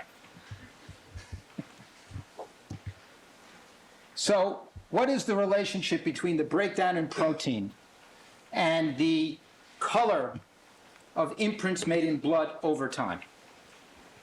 In order to see it, to recognize it, you have to distinguish from the background color versus the imprint pattern color. If two colors very close, sometimes human eyes cannot resolve it. You can't see it. You photograph, you cannot take the image. However, when the time goes by, the denaturation of protein and the blood breakdown, also the bacterial reaction, everything. Now, this area, imprint area, if made in blood, start have a contrast with the background. Because background, if no protein, no blood, don't form a breakdown, stay in the same color. Meanwhile, the decomposition of the blood, everything become darker, so now you can see it. Now, you were asked questions about how you took photographs and visualized imprint evidence on June 25th. You recall those? Oh, that's right. Now,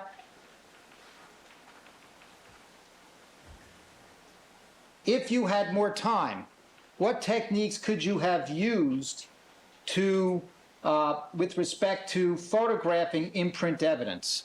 Same objections. Sustained.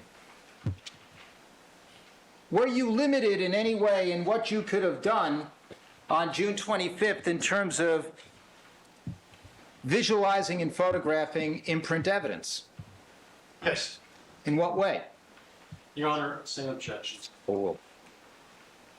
There are three limiting factors. The first is the amount of time available to me. Second is the restriction. I wasn't allowed to edit something, remove something, or cut something. The third, of course, I don't travel with my crime scene van with me. So with that limited factor, I only can use a measuring tape and camera, catch the image, whatever available. In terms of, you were asked, now 1337A is a photograph of a shoe print, correct? Yes, sir. Is there any doubt in your mind that that is a shoe print of a parallel line pattern? No. Is that a scientific fact? Yes. Now, other imprints that you saw on the walkway were not in the complete pattern of a shoe print. I cannot come here to tell you those are definite shoe. Now, enhancement techniques, can they reveal more than just what one sees with the naked eye in terms of imprints made in blood? Same objections, Your Honor. Sustained.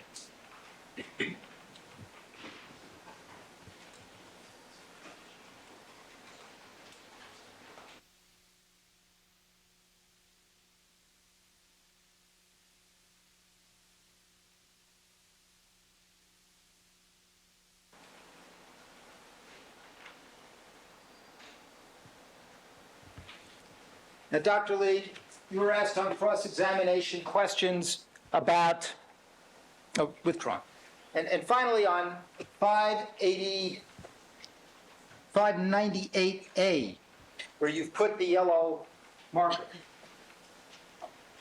you've indicated that what you see as imprint evidence is something in this row of tiles that is leading in a trail back to the rear of the Bundy location. Leading in the state's testimony. Sustained. In Sustained. which direction, just visualizing in this photograph, looking from the yellow arrow towards the step area,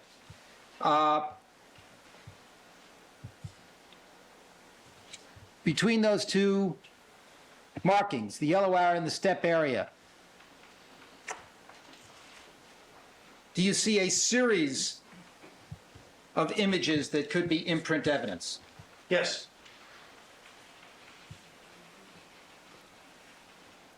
Could that be consistent with a trail of imprints heading out the back of the Bundy location? Calls for speculation, Your Honor. Overruled. It could be consistent. I cannot tell you exactly what pattern, what type of. Dr. Lee, you were asked a series of questions about the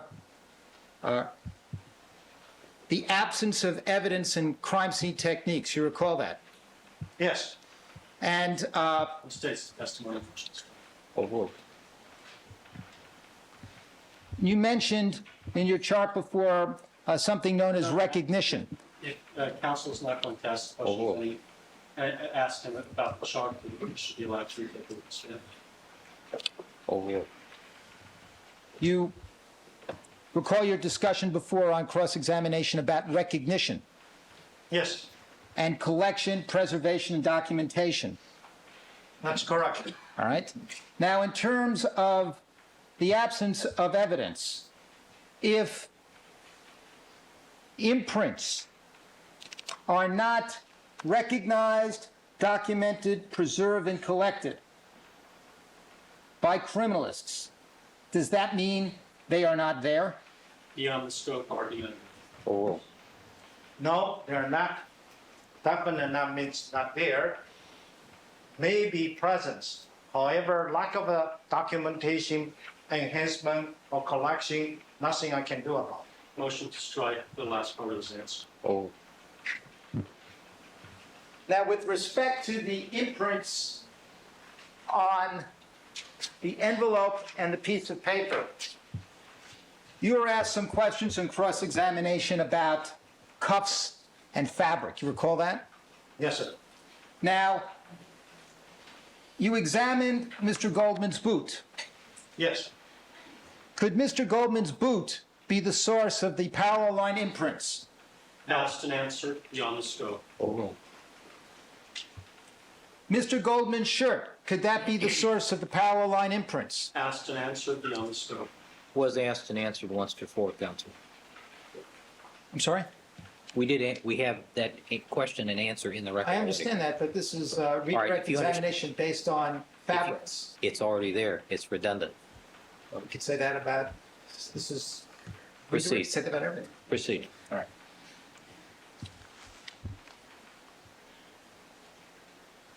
You were asked about fabrics making imprints. You recall that on cross-examination. yes, sir. Is there any fabric that you found at the crime scene that could have made the imprints on the envelope and the piece of paper? Asked and answered.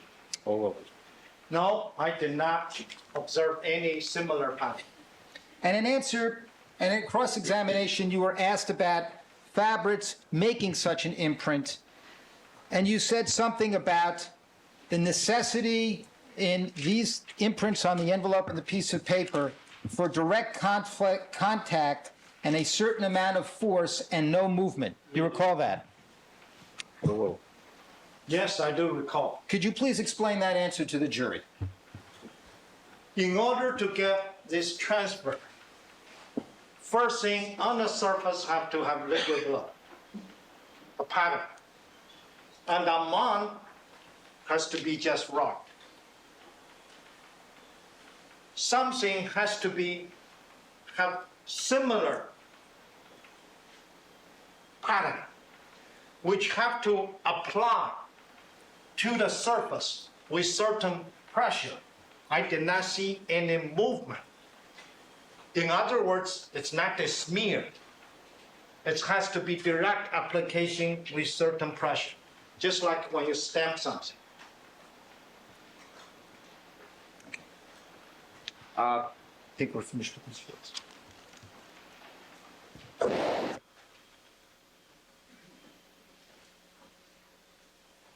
Dr. Lee, you were asked certain questions on cross-examination about DNA testing. You recall those? DNA? DNA. Yes. Dr. Lee, are there correct ways to do DNA testing and incorrect ways to do DNA testing? Yes. All right? And if DNA testing is done properly, in your opinion, with RFLP and PCR, can it be reliable evidence? That's my position all the time. DNA, if do properly, correctly, should be used as evidence. All right? If done improperly, can it be unreliable? If done, Beyond the scope. Oral. if done improperly, then should not be used. You were asked questions about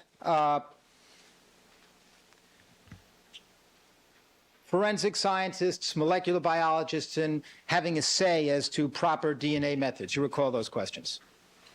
Yes, And you said that forensic scientists should have a say on the methods that are used for the forensic application of DNA testing. Oral. as a forensic scientist, definitely any. Hold on. Dr. Lee, the question was, do you recall that testimony? Yes. All right, next question. And you were asked about,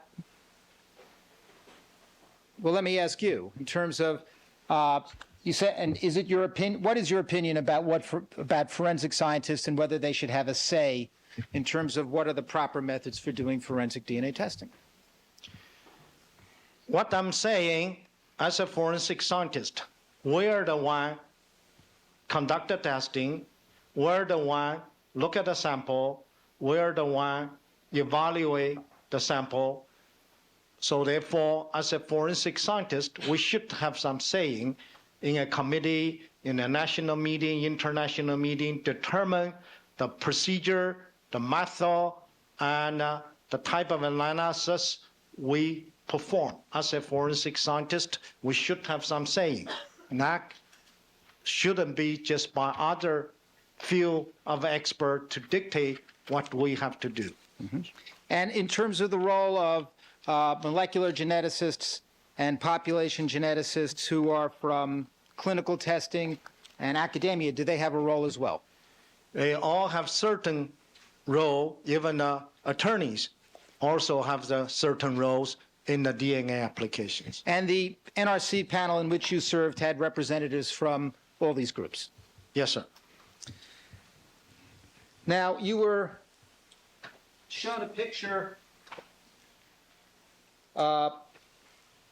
that's 596 on cross-examination of the socks in Mr. Simpson's bedroom. You recall that? Yes, sir. And you indicated that that was the best quality photograph you'd been able to see prior to this occasion. Yes, that's an excellent photo. See any blood on those socks, Dr. Lee?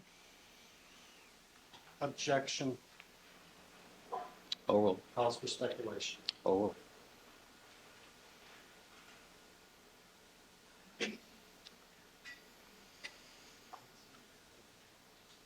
I cannot determine any blood stain on there or not. I didn't hear the last part of it. Yes. So you cannot determine Determine. any blood stain on there or not.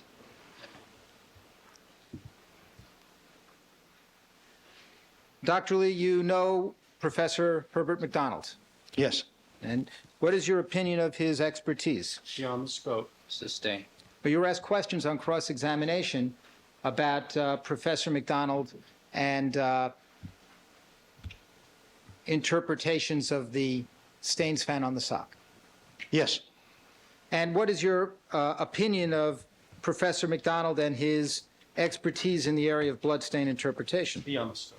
Oral.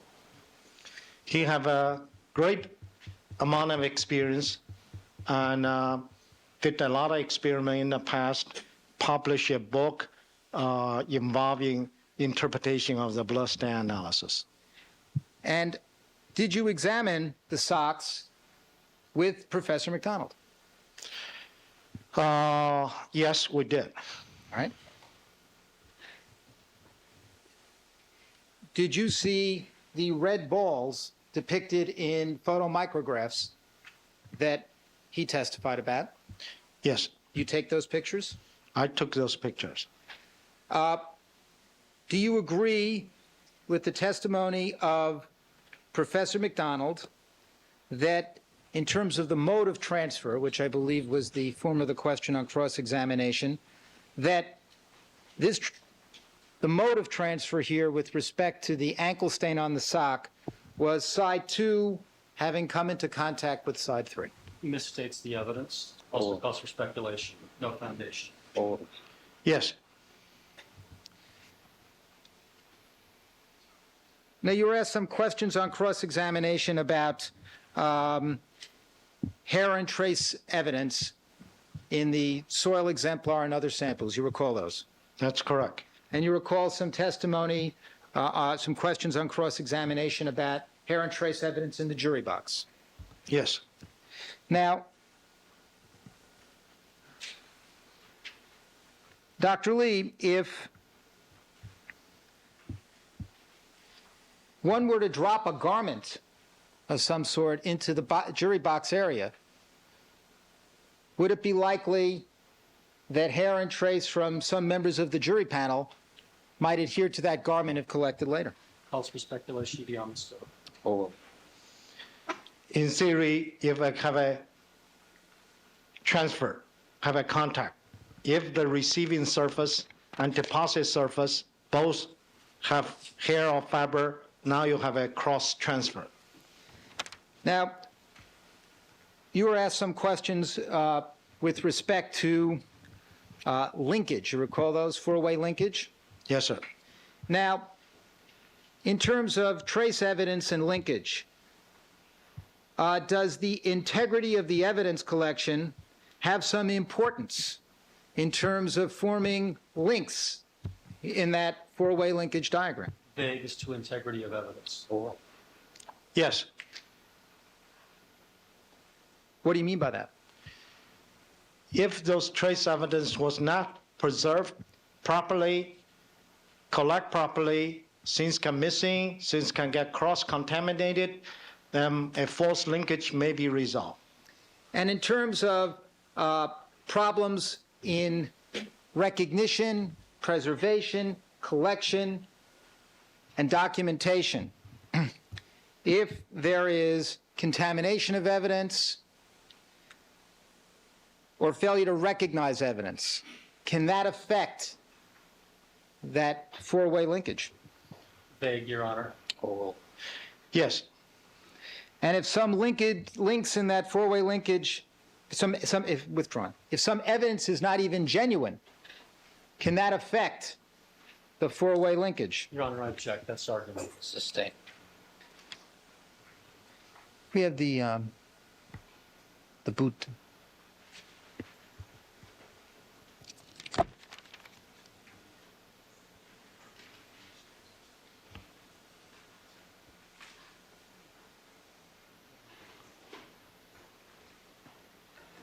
All right, Mr. Harris, which exhibit is this? I think this was a people's exhibit. I don't, maybe up on the top right. Did you use this picture, Hank, or did you just? Your Honor, this is a series of 3 photographs that I know was shown to the witness on cross-examination, but Yes, it apparently. was. Step down. Mrs. Robertson, I'm sorry. We have that as 594. All right, 594. Dr. Lee. Dr. Lee, you were asked some questions with respect to these cuts on the boot. Do you recall those? Yes. And you were given some hypothetical about riding bicycles or reclining in chairs, things of that nature. Do you recall that? Yes, sir. Well, first, let me ask you, pointing to the photograph on the upper left-hand side of that cut, was that made with a sharp instrument? Yes. Calls for speculation. Oh, Also asked and answered. oh, Is that, in your opinion, a fresh cut? Yes. Asked and answered beyond the scope. we have gone through this part.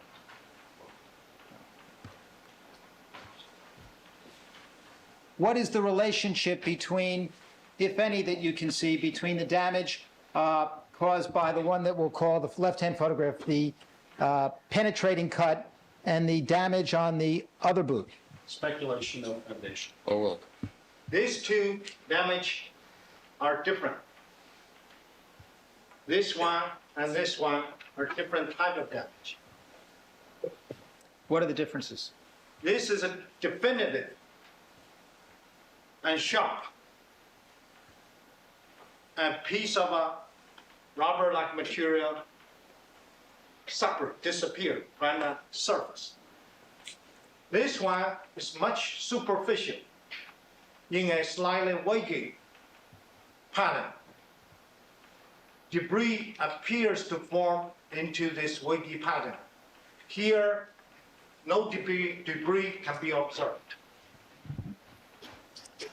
So the force-wise, this much greater force, sharper instrument. And is there any question you were asked on cross-examination that changes your opinion that this is a fresh cut with a sharp instrument? No, will not change my observation. Thank you. Mr. Harris?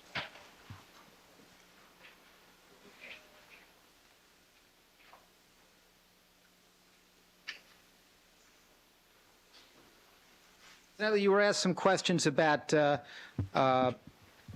Bruno Magli, what has been identified as the Bruno Magli shoe print, correct? Well, actually, this is misstated testimony. Now,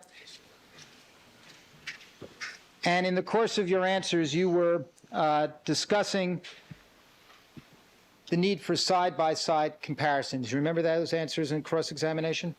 Yes. Could you please explain that? If we see an imprint at the scene, if we see that imprint, if we document that, now we have an imprint evidence. That's called a question evidence. We don't know where they come from.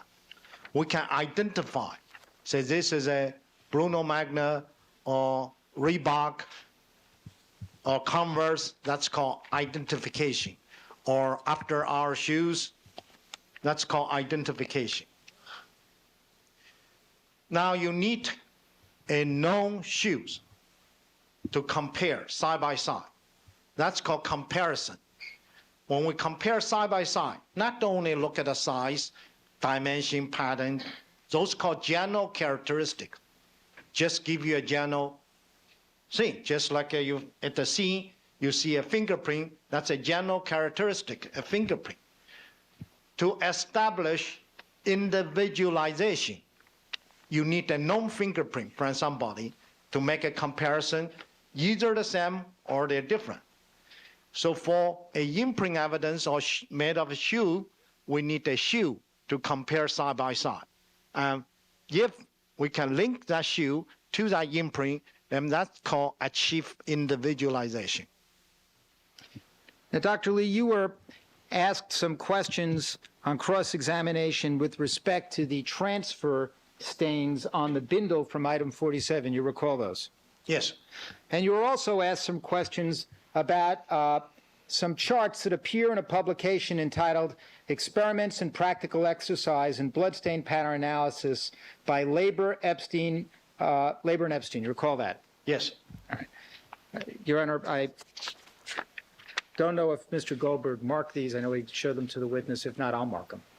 I don't know what. I don't recollect they were marked. 592? Wasn't. Was not marked? All right, then I'd like to mark this as defendant's next in order. 1363. 1363? 1363. 1363. Thank you, I thought he said. It's the hearing that goes first, is that?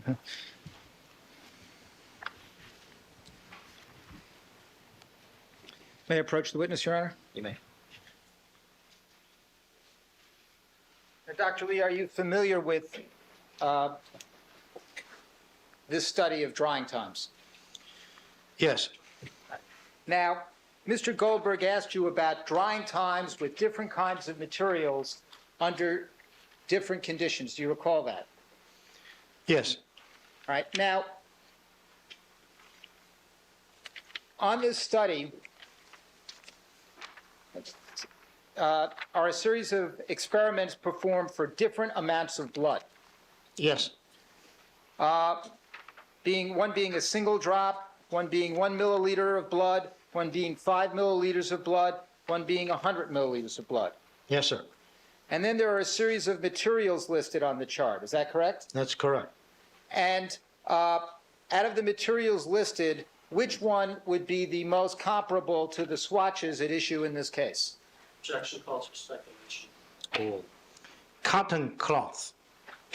Now, what are the drying times for a single drop of blood under the 3 different conditions for cotton cloth? Estimates. Over. It says condition 1, 55 minute, condition 2, 50 minute, condition 3, 350 minute. All right? And 350 minutes would be, Approximately 6 some hours. and, Little under 6 hours. okay. Now, in terms of this experiment, what is condition 3? What in terms of temperature, humidity, what is condition 3? Condition 3 appear in this handout. Laboratory cold room with good air movement, temperature 38 degree Fahrenheit, plus minus 0.1 degree, relative humidity 80% plus minus 6%. Well, in plain English, is that a cold, damp room? Yes, sir. Is that something close to precipitation? Yes, sir. Now, what about condition 1 and condition 2?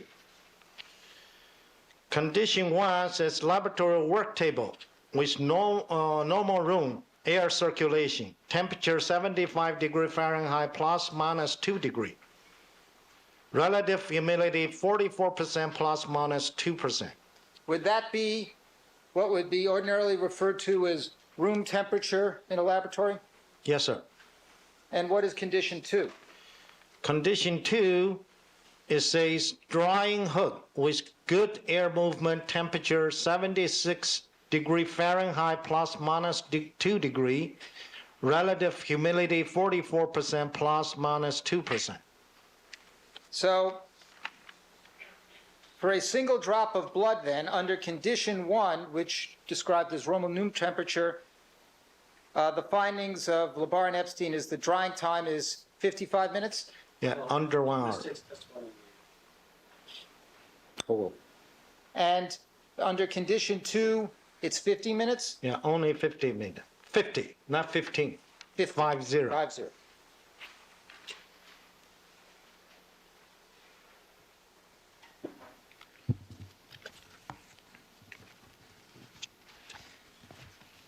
And is your understanding that each of the Bundy blood drops is a single drop No foundation. Sustain. based on photographs that you've seen? The so-called items 47, 48, 49, 50, and 52, based on the photographs, what do they appear to be? No foundation. Calls for Sustain. speculation. Sustain. How many drops are there in a milliliter? Irrelevant. Well, Can be a lot of drops. And let's say we use a 0.005 as a norm. Of course, it's variable.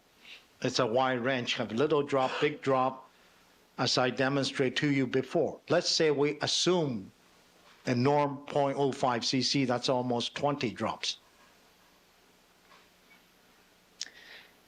Dr. Lee, finally, you were asked some questions about the closed-in area of the Bundy crime scene, the absence of evidence and bloodstain patterns on cross-examination. You recall those?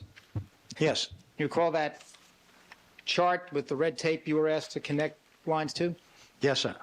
And you recall the 4.5 foot by 5 foot Rectangle.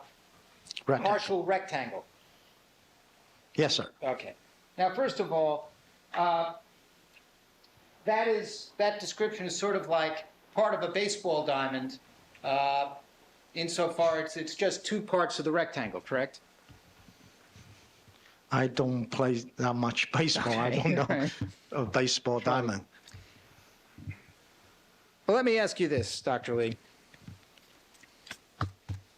In a closed-in environment,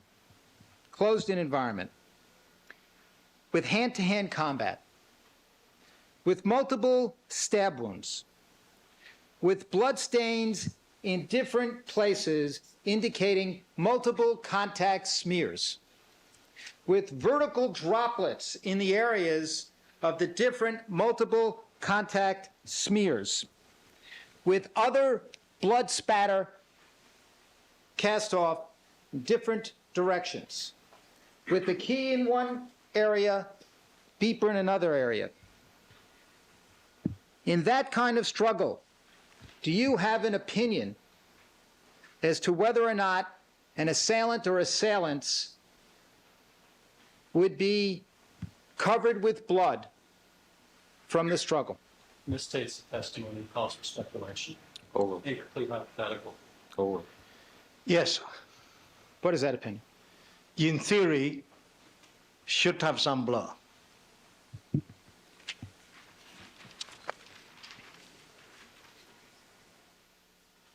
Finally, Dr. Lee, in terms of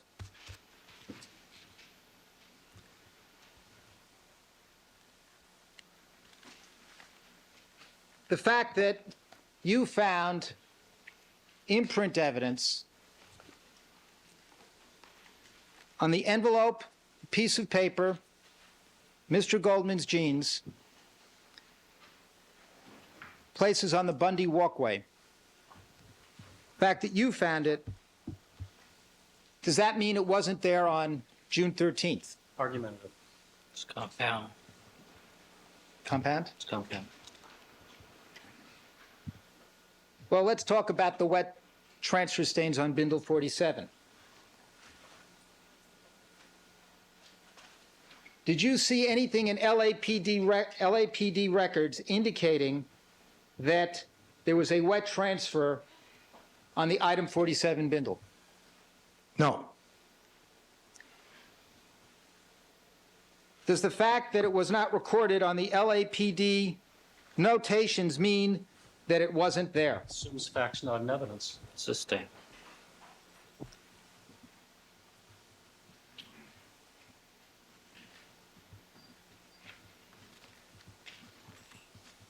Dr. Lee, you made the distinction between scientific fact and interpretation. yes, sir. Any question in your mind that the existence of that wet transfer is a scientific fact? That's correct. It's definitive, that's scientific fact. Is there any question in your mind that the blood swatches, such as we have in this case, after 3 hours, should be dry? Calls for speculation, conjecture, no foundation. Under normal condition, should dry. If swatches were placed into a bindle, something less than 3 hours, maybe between an hour to 3 hours, might they leave damp, wet transfer stains? It could have been. Are you familiar with the testimony of Ms. Mazzola and Mr. Fung that the swatches that they took out of test tubes were dry? Asked and answered, argumentative, misstates the testimony, no foundation. Over. Yes, Now, Dr. Lee, you said at the end of your direct examination that as far as you were concerned, the existence of those wet transfers meant that something was wrong. I recall last week I did say that. All right? Anything that has been asked of you in cross-examinations change your opinion about that? Your Honor, I'm going to object, 'cause that's not a forensic opinion. Motion to strike. My opinion still remains the same. Thank you. Goldberg.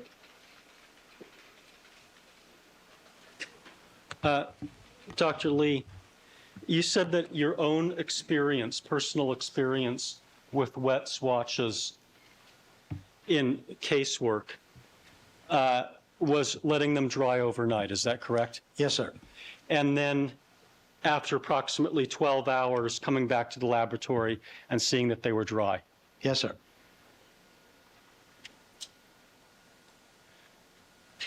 And when was it that these personal experiences stopped? Personal experience stop? No, I With the- continue gather personal experience. Even today, here, that's another personal experience. With wet swatches in test tubes. The personal experiences in casework with wet swatches in test tubes that you referred to on direct.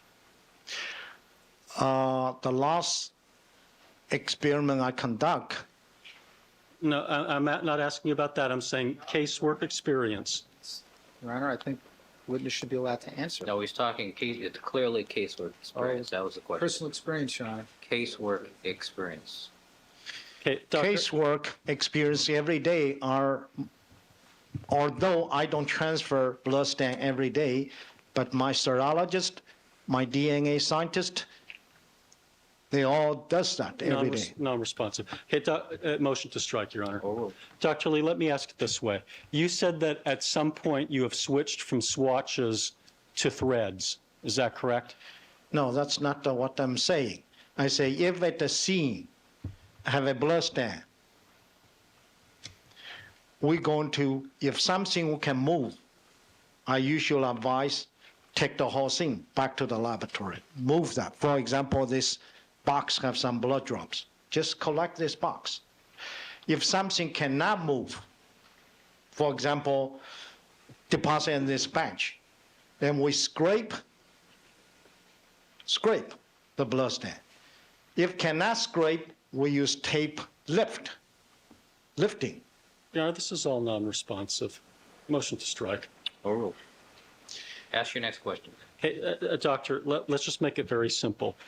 When stains are removed from a crime scene Yes, by eluding them onto some cotton object, yes, is it true that you are now using threads as opposed to swatches? yes. Okay, now when did that change take place? I forgot. I don't know exactly day and time, probably a couple of years now. Well, didn't you write in some of your 1986 work for the protocol for Connecticut State Police to use threads instead of swatches? Yes, Okay, so is it correct to say that since 1986, you do not have any personal experience in casework with swatches at crime scenes? no, that's not true. Every day we still, if the known sample submit to the laboratory, we transfer to a swatch. Still use swatch in the laboratory. All right, but your personal experience in casework is checking the swatches 12 hours after they were set out to dry, is that correct? Usually we dry overnight. All right. And the purpose of the Labor and Epstein materials is basically a cautionary statement, as you said, to forensic scientists, be careful, drying times are hard to predict, a lot of variables go into it, right? Yes, All right. And you agree with that personally, don't you? I agree with that. If a range, have a time of the range. But you agree that there are many, many variables and it's hard to predict, as stated in Labor and Epstein. Is that correct? There are some variable, more variable at the crime scene and more variable in the laboratory. All right. Laboratory should be a control situation. All right. And do you have personal knowledge as to how cold, what the temperatures were, LAPD? No. Drying facility overnight? No, All right. Now, let's get to one of your comments about, in theory, there should be some blood in response to Mr. Scheck's line of questioning. yes, Remember that? yes. Okay. Would that also depend upon where the suspect was standing? Depends on whether or not a combat situation, hand-to-hand combat situation. If at distance, of course, the chances for getting blood on unless some arterial spur or certain force, internal force or external force, if an injury on the hand, have a cast off or have other motion, that going to cast to a greater distance. If in a close contact, if large amount of blood come out, you're going to have more blood. Okay, what I'm asking you is, in this particular case, based upon what you know, from your own viewing of the evidence, not from the pathologist, what does some blood mean? Is there any way of quantifying that well, forensically? if I look at Mr. Goldman's blue jean and his shirt, one side of his blue jean have a large amount of blood covers. If a person in a close combat situation, that should cover with blood. If do not have a close combat situation in a distance, then you have less blood.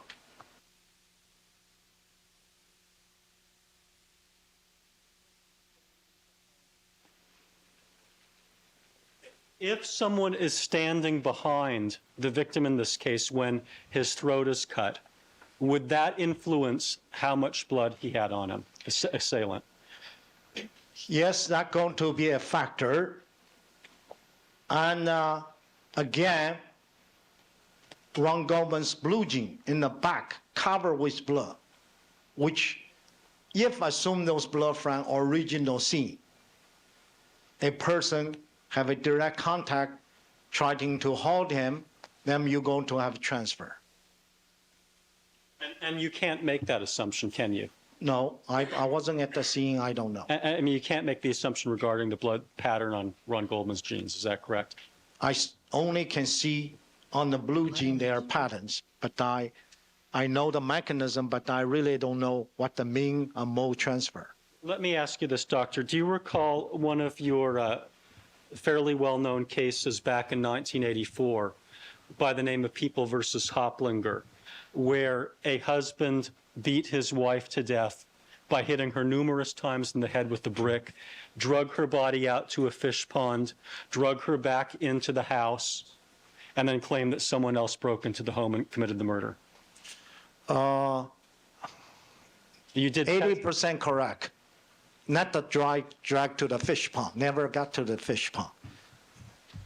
only part way. A drag carry to a location, end of the driveway, then drag into a pack of syndrome to near the neighbor's house, then carry the body, half drag, half carry, put back in the family room on the sofa.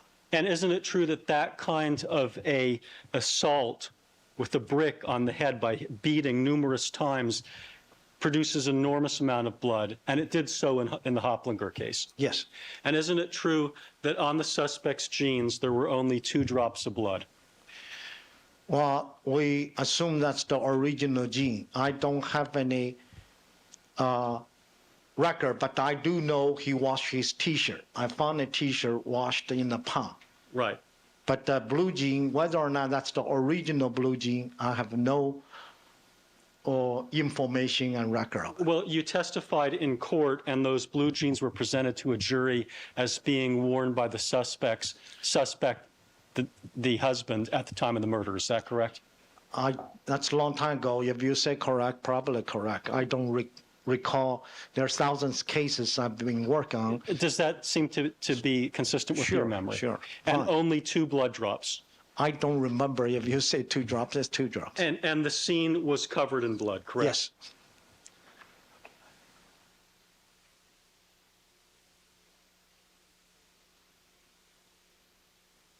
And when you testified, you didn't tell the jury in that case that you had any doubt about whether he was wearing those pants or anything to that effect, did you? I wasn't asked as a scientist. I only can answer the question, whatever the lawyer. Otherwise, I will be stopped. Right. Well, I'm just going to give a copy of the transcript to counsel. At page 397 of the Hoplinger transcript. Sir, do you remember being asked a lot of questions? Hold on. Sorry.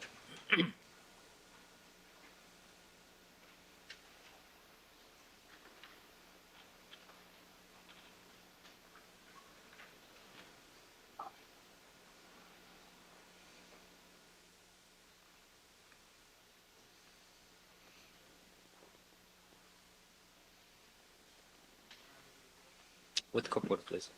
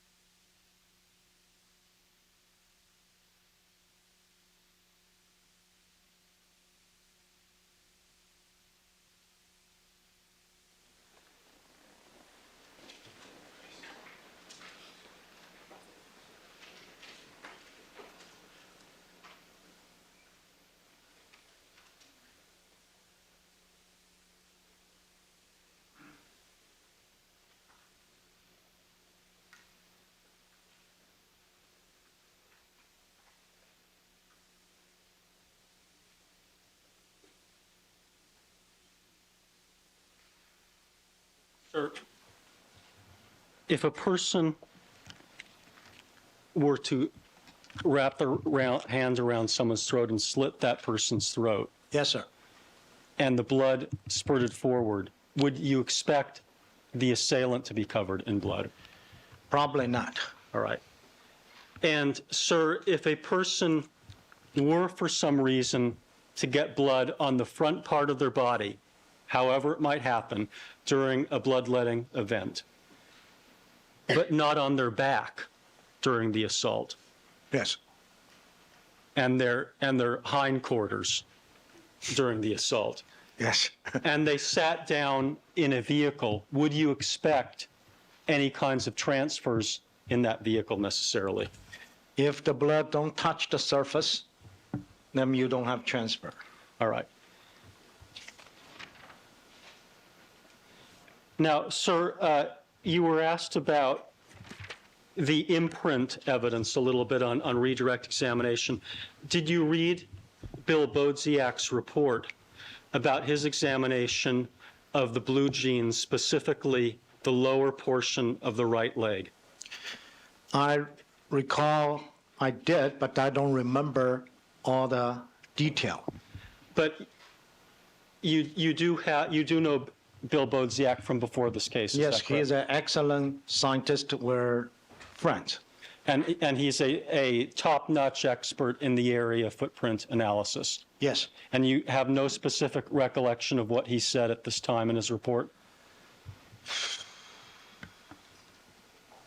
You can read to me. I can agree or disagree. Okay, well, didn't you take that into consideration before you got on the witness stand and testified? Well, different experts have different opinion. There are something called scientific fact. There are fact have imprint in blood. If he don't call that a footprint, I have nothing to argue with them. He entitled his own opinion. Each expert entitled our own opinion. Each of us have to live with our conscience Okay. standard. And so- Different expert can have different opinions.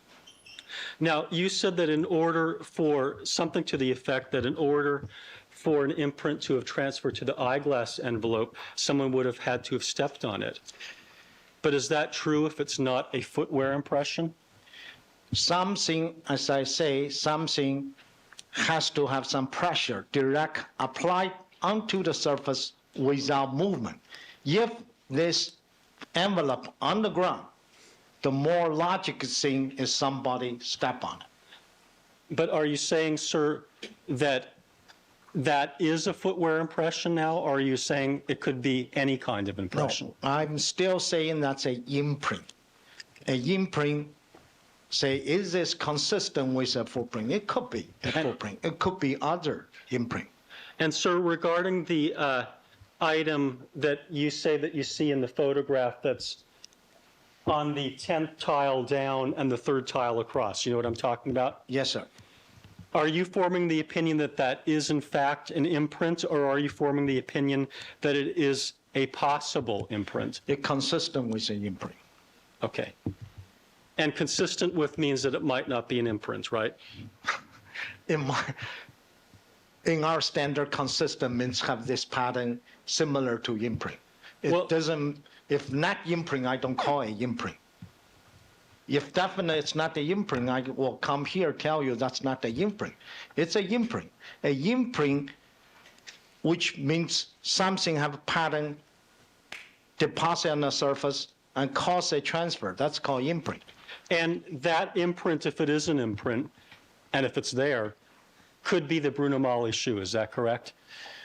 If parallel line cannot be, if a not parallel line have a Bruno Magli configuration and design, then it's Bruno Magli.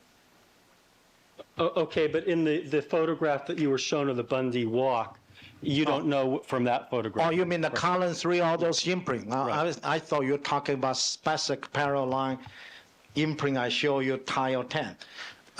Then you're correct. I don't know what kind of a pattern it is. Okay, so those all could be consistent with Bruno Magli shoes, is that correct? Maybe. I don't know. All right. And you were asked a question as to whether or not there could be a series of imprints to the, I'm going to say as we're looking down the walk towards Bundy, to the right of the center line, is that correct? I'm sorry, To this Counsel, you said side? we're looking down the walk towards Bundy, We're looking down the walk towards the alley, sorry. and this is 598A, I A. believe. Okay. Yes. To the right? Yes, sir. Okay.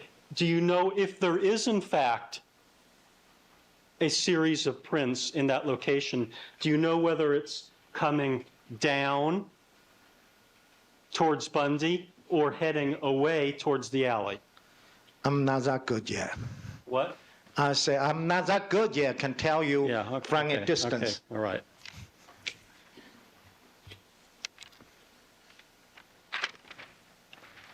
And With respect to the impression on the envelope, the piece of paper, Yes, those could be a fabric imprint, is that correct? it's consistent with the imprint. And it could be fabric, is that correct? It could be a fabric. Did you make test impressions from any of the fabric that was at the crime scene? I don't have a fabric impression. And usually when one is trying to make a comparison, don't you try to take an impression? If I have to make a comparison, I did not do such comparison. I did some measurement between the blue jeans, the shirt, the boots, are inconsistent with that design.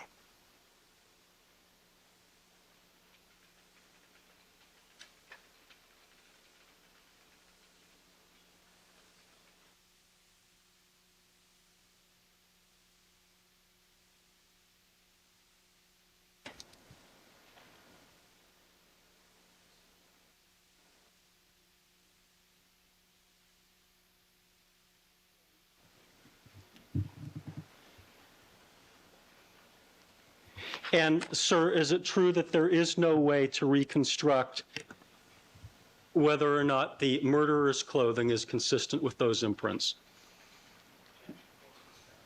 On the scope. Forward. Unless I get the closing.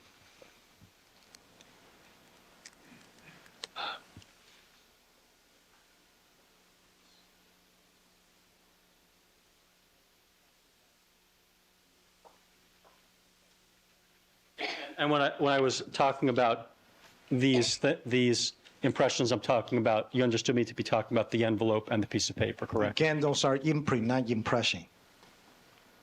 Okay, but whatever, we can't at this point determine whether or not they were left by suspect's clothing, can we? No. Okay, thank you, I have nothing further.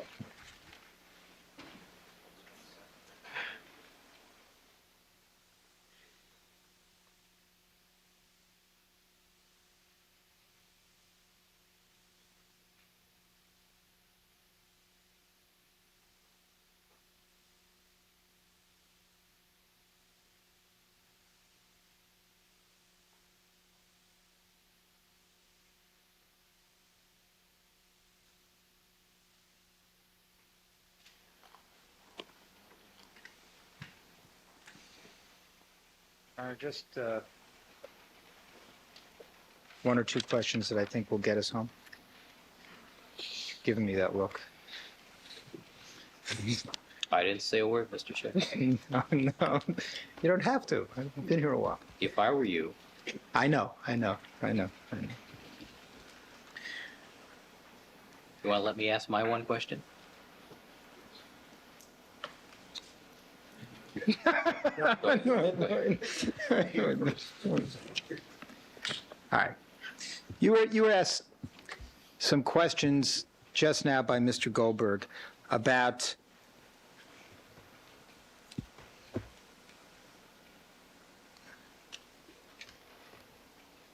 trace evidence and blood. Forward. Now, would you expect in a struggle where shoes were in blood, in soil, and crossed a path where there were berries, to find evidence of soil and berries and even hairs and fibers from victims in a car if the perpetrator had engaged in a struggle and walked into that car?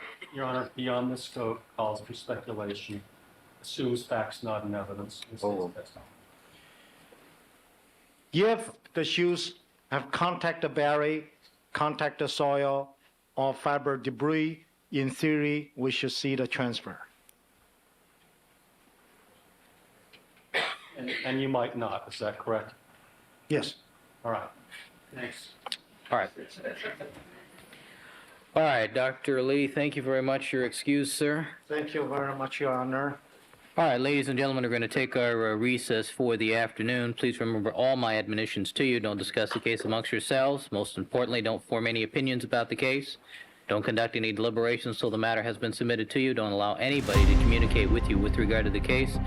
As far as the jury is concerned, we'll stand in recess. Let me see counsel for our scheduling is concerned.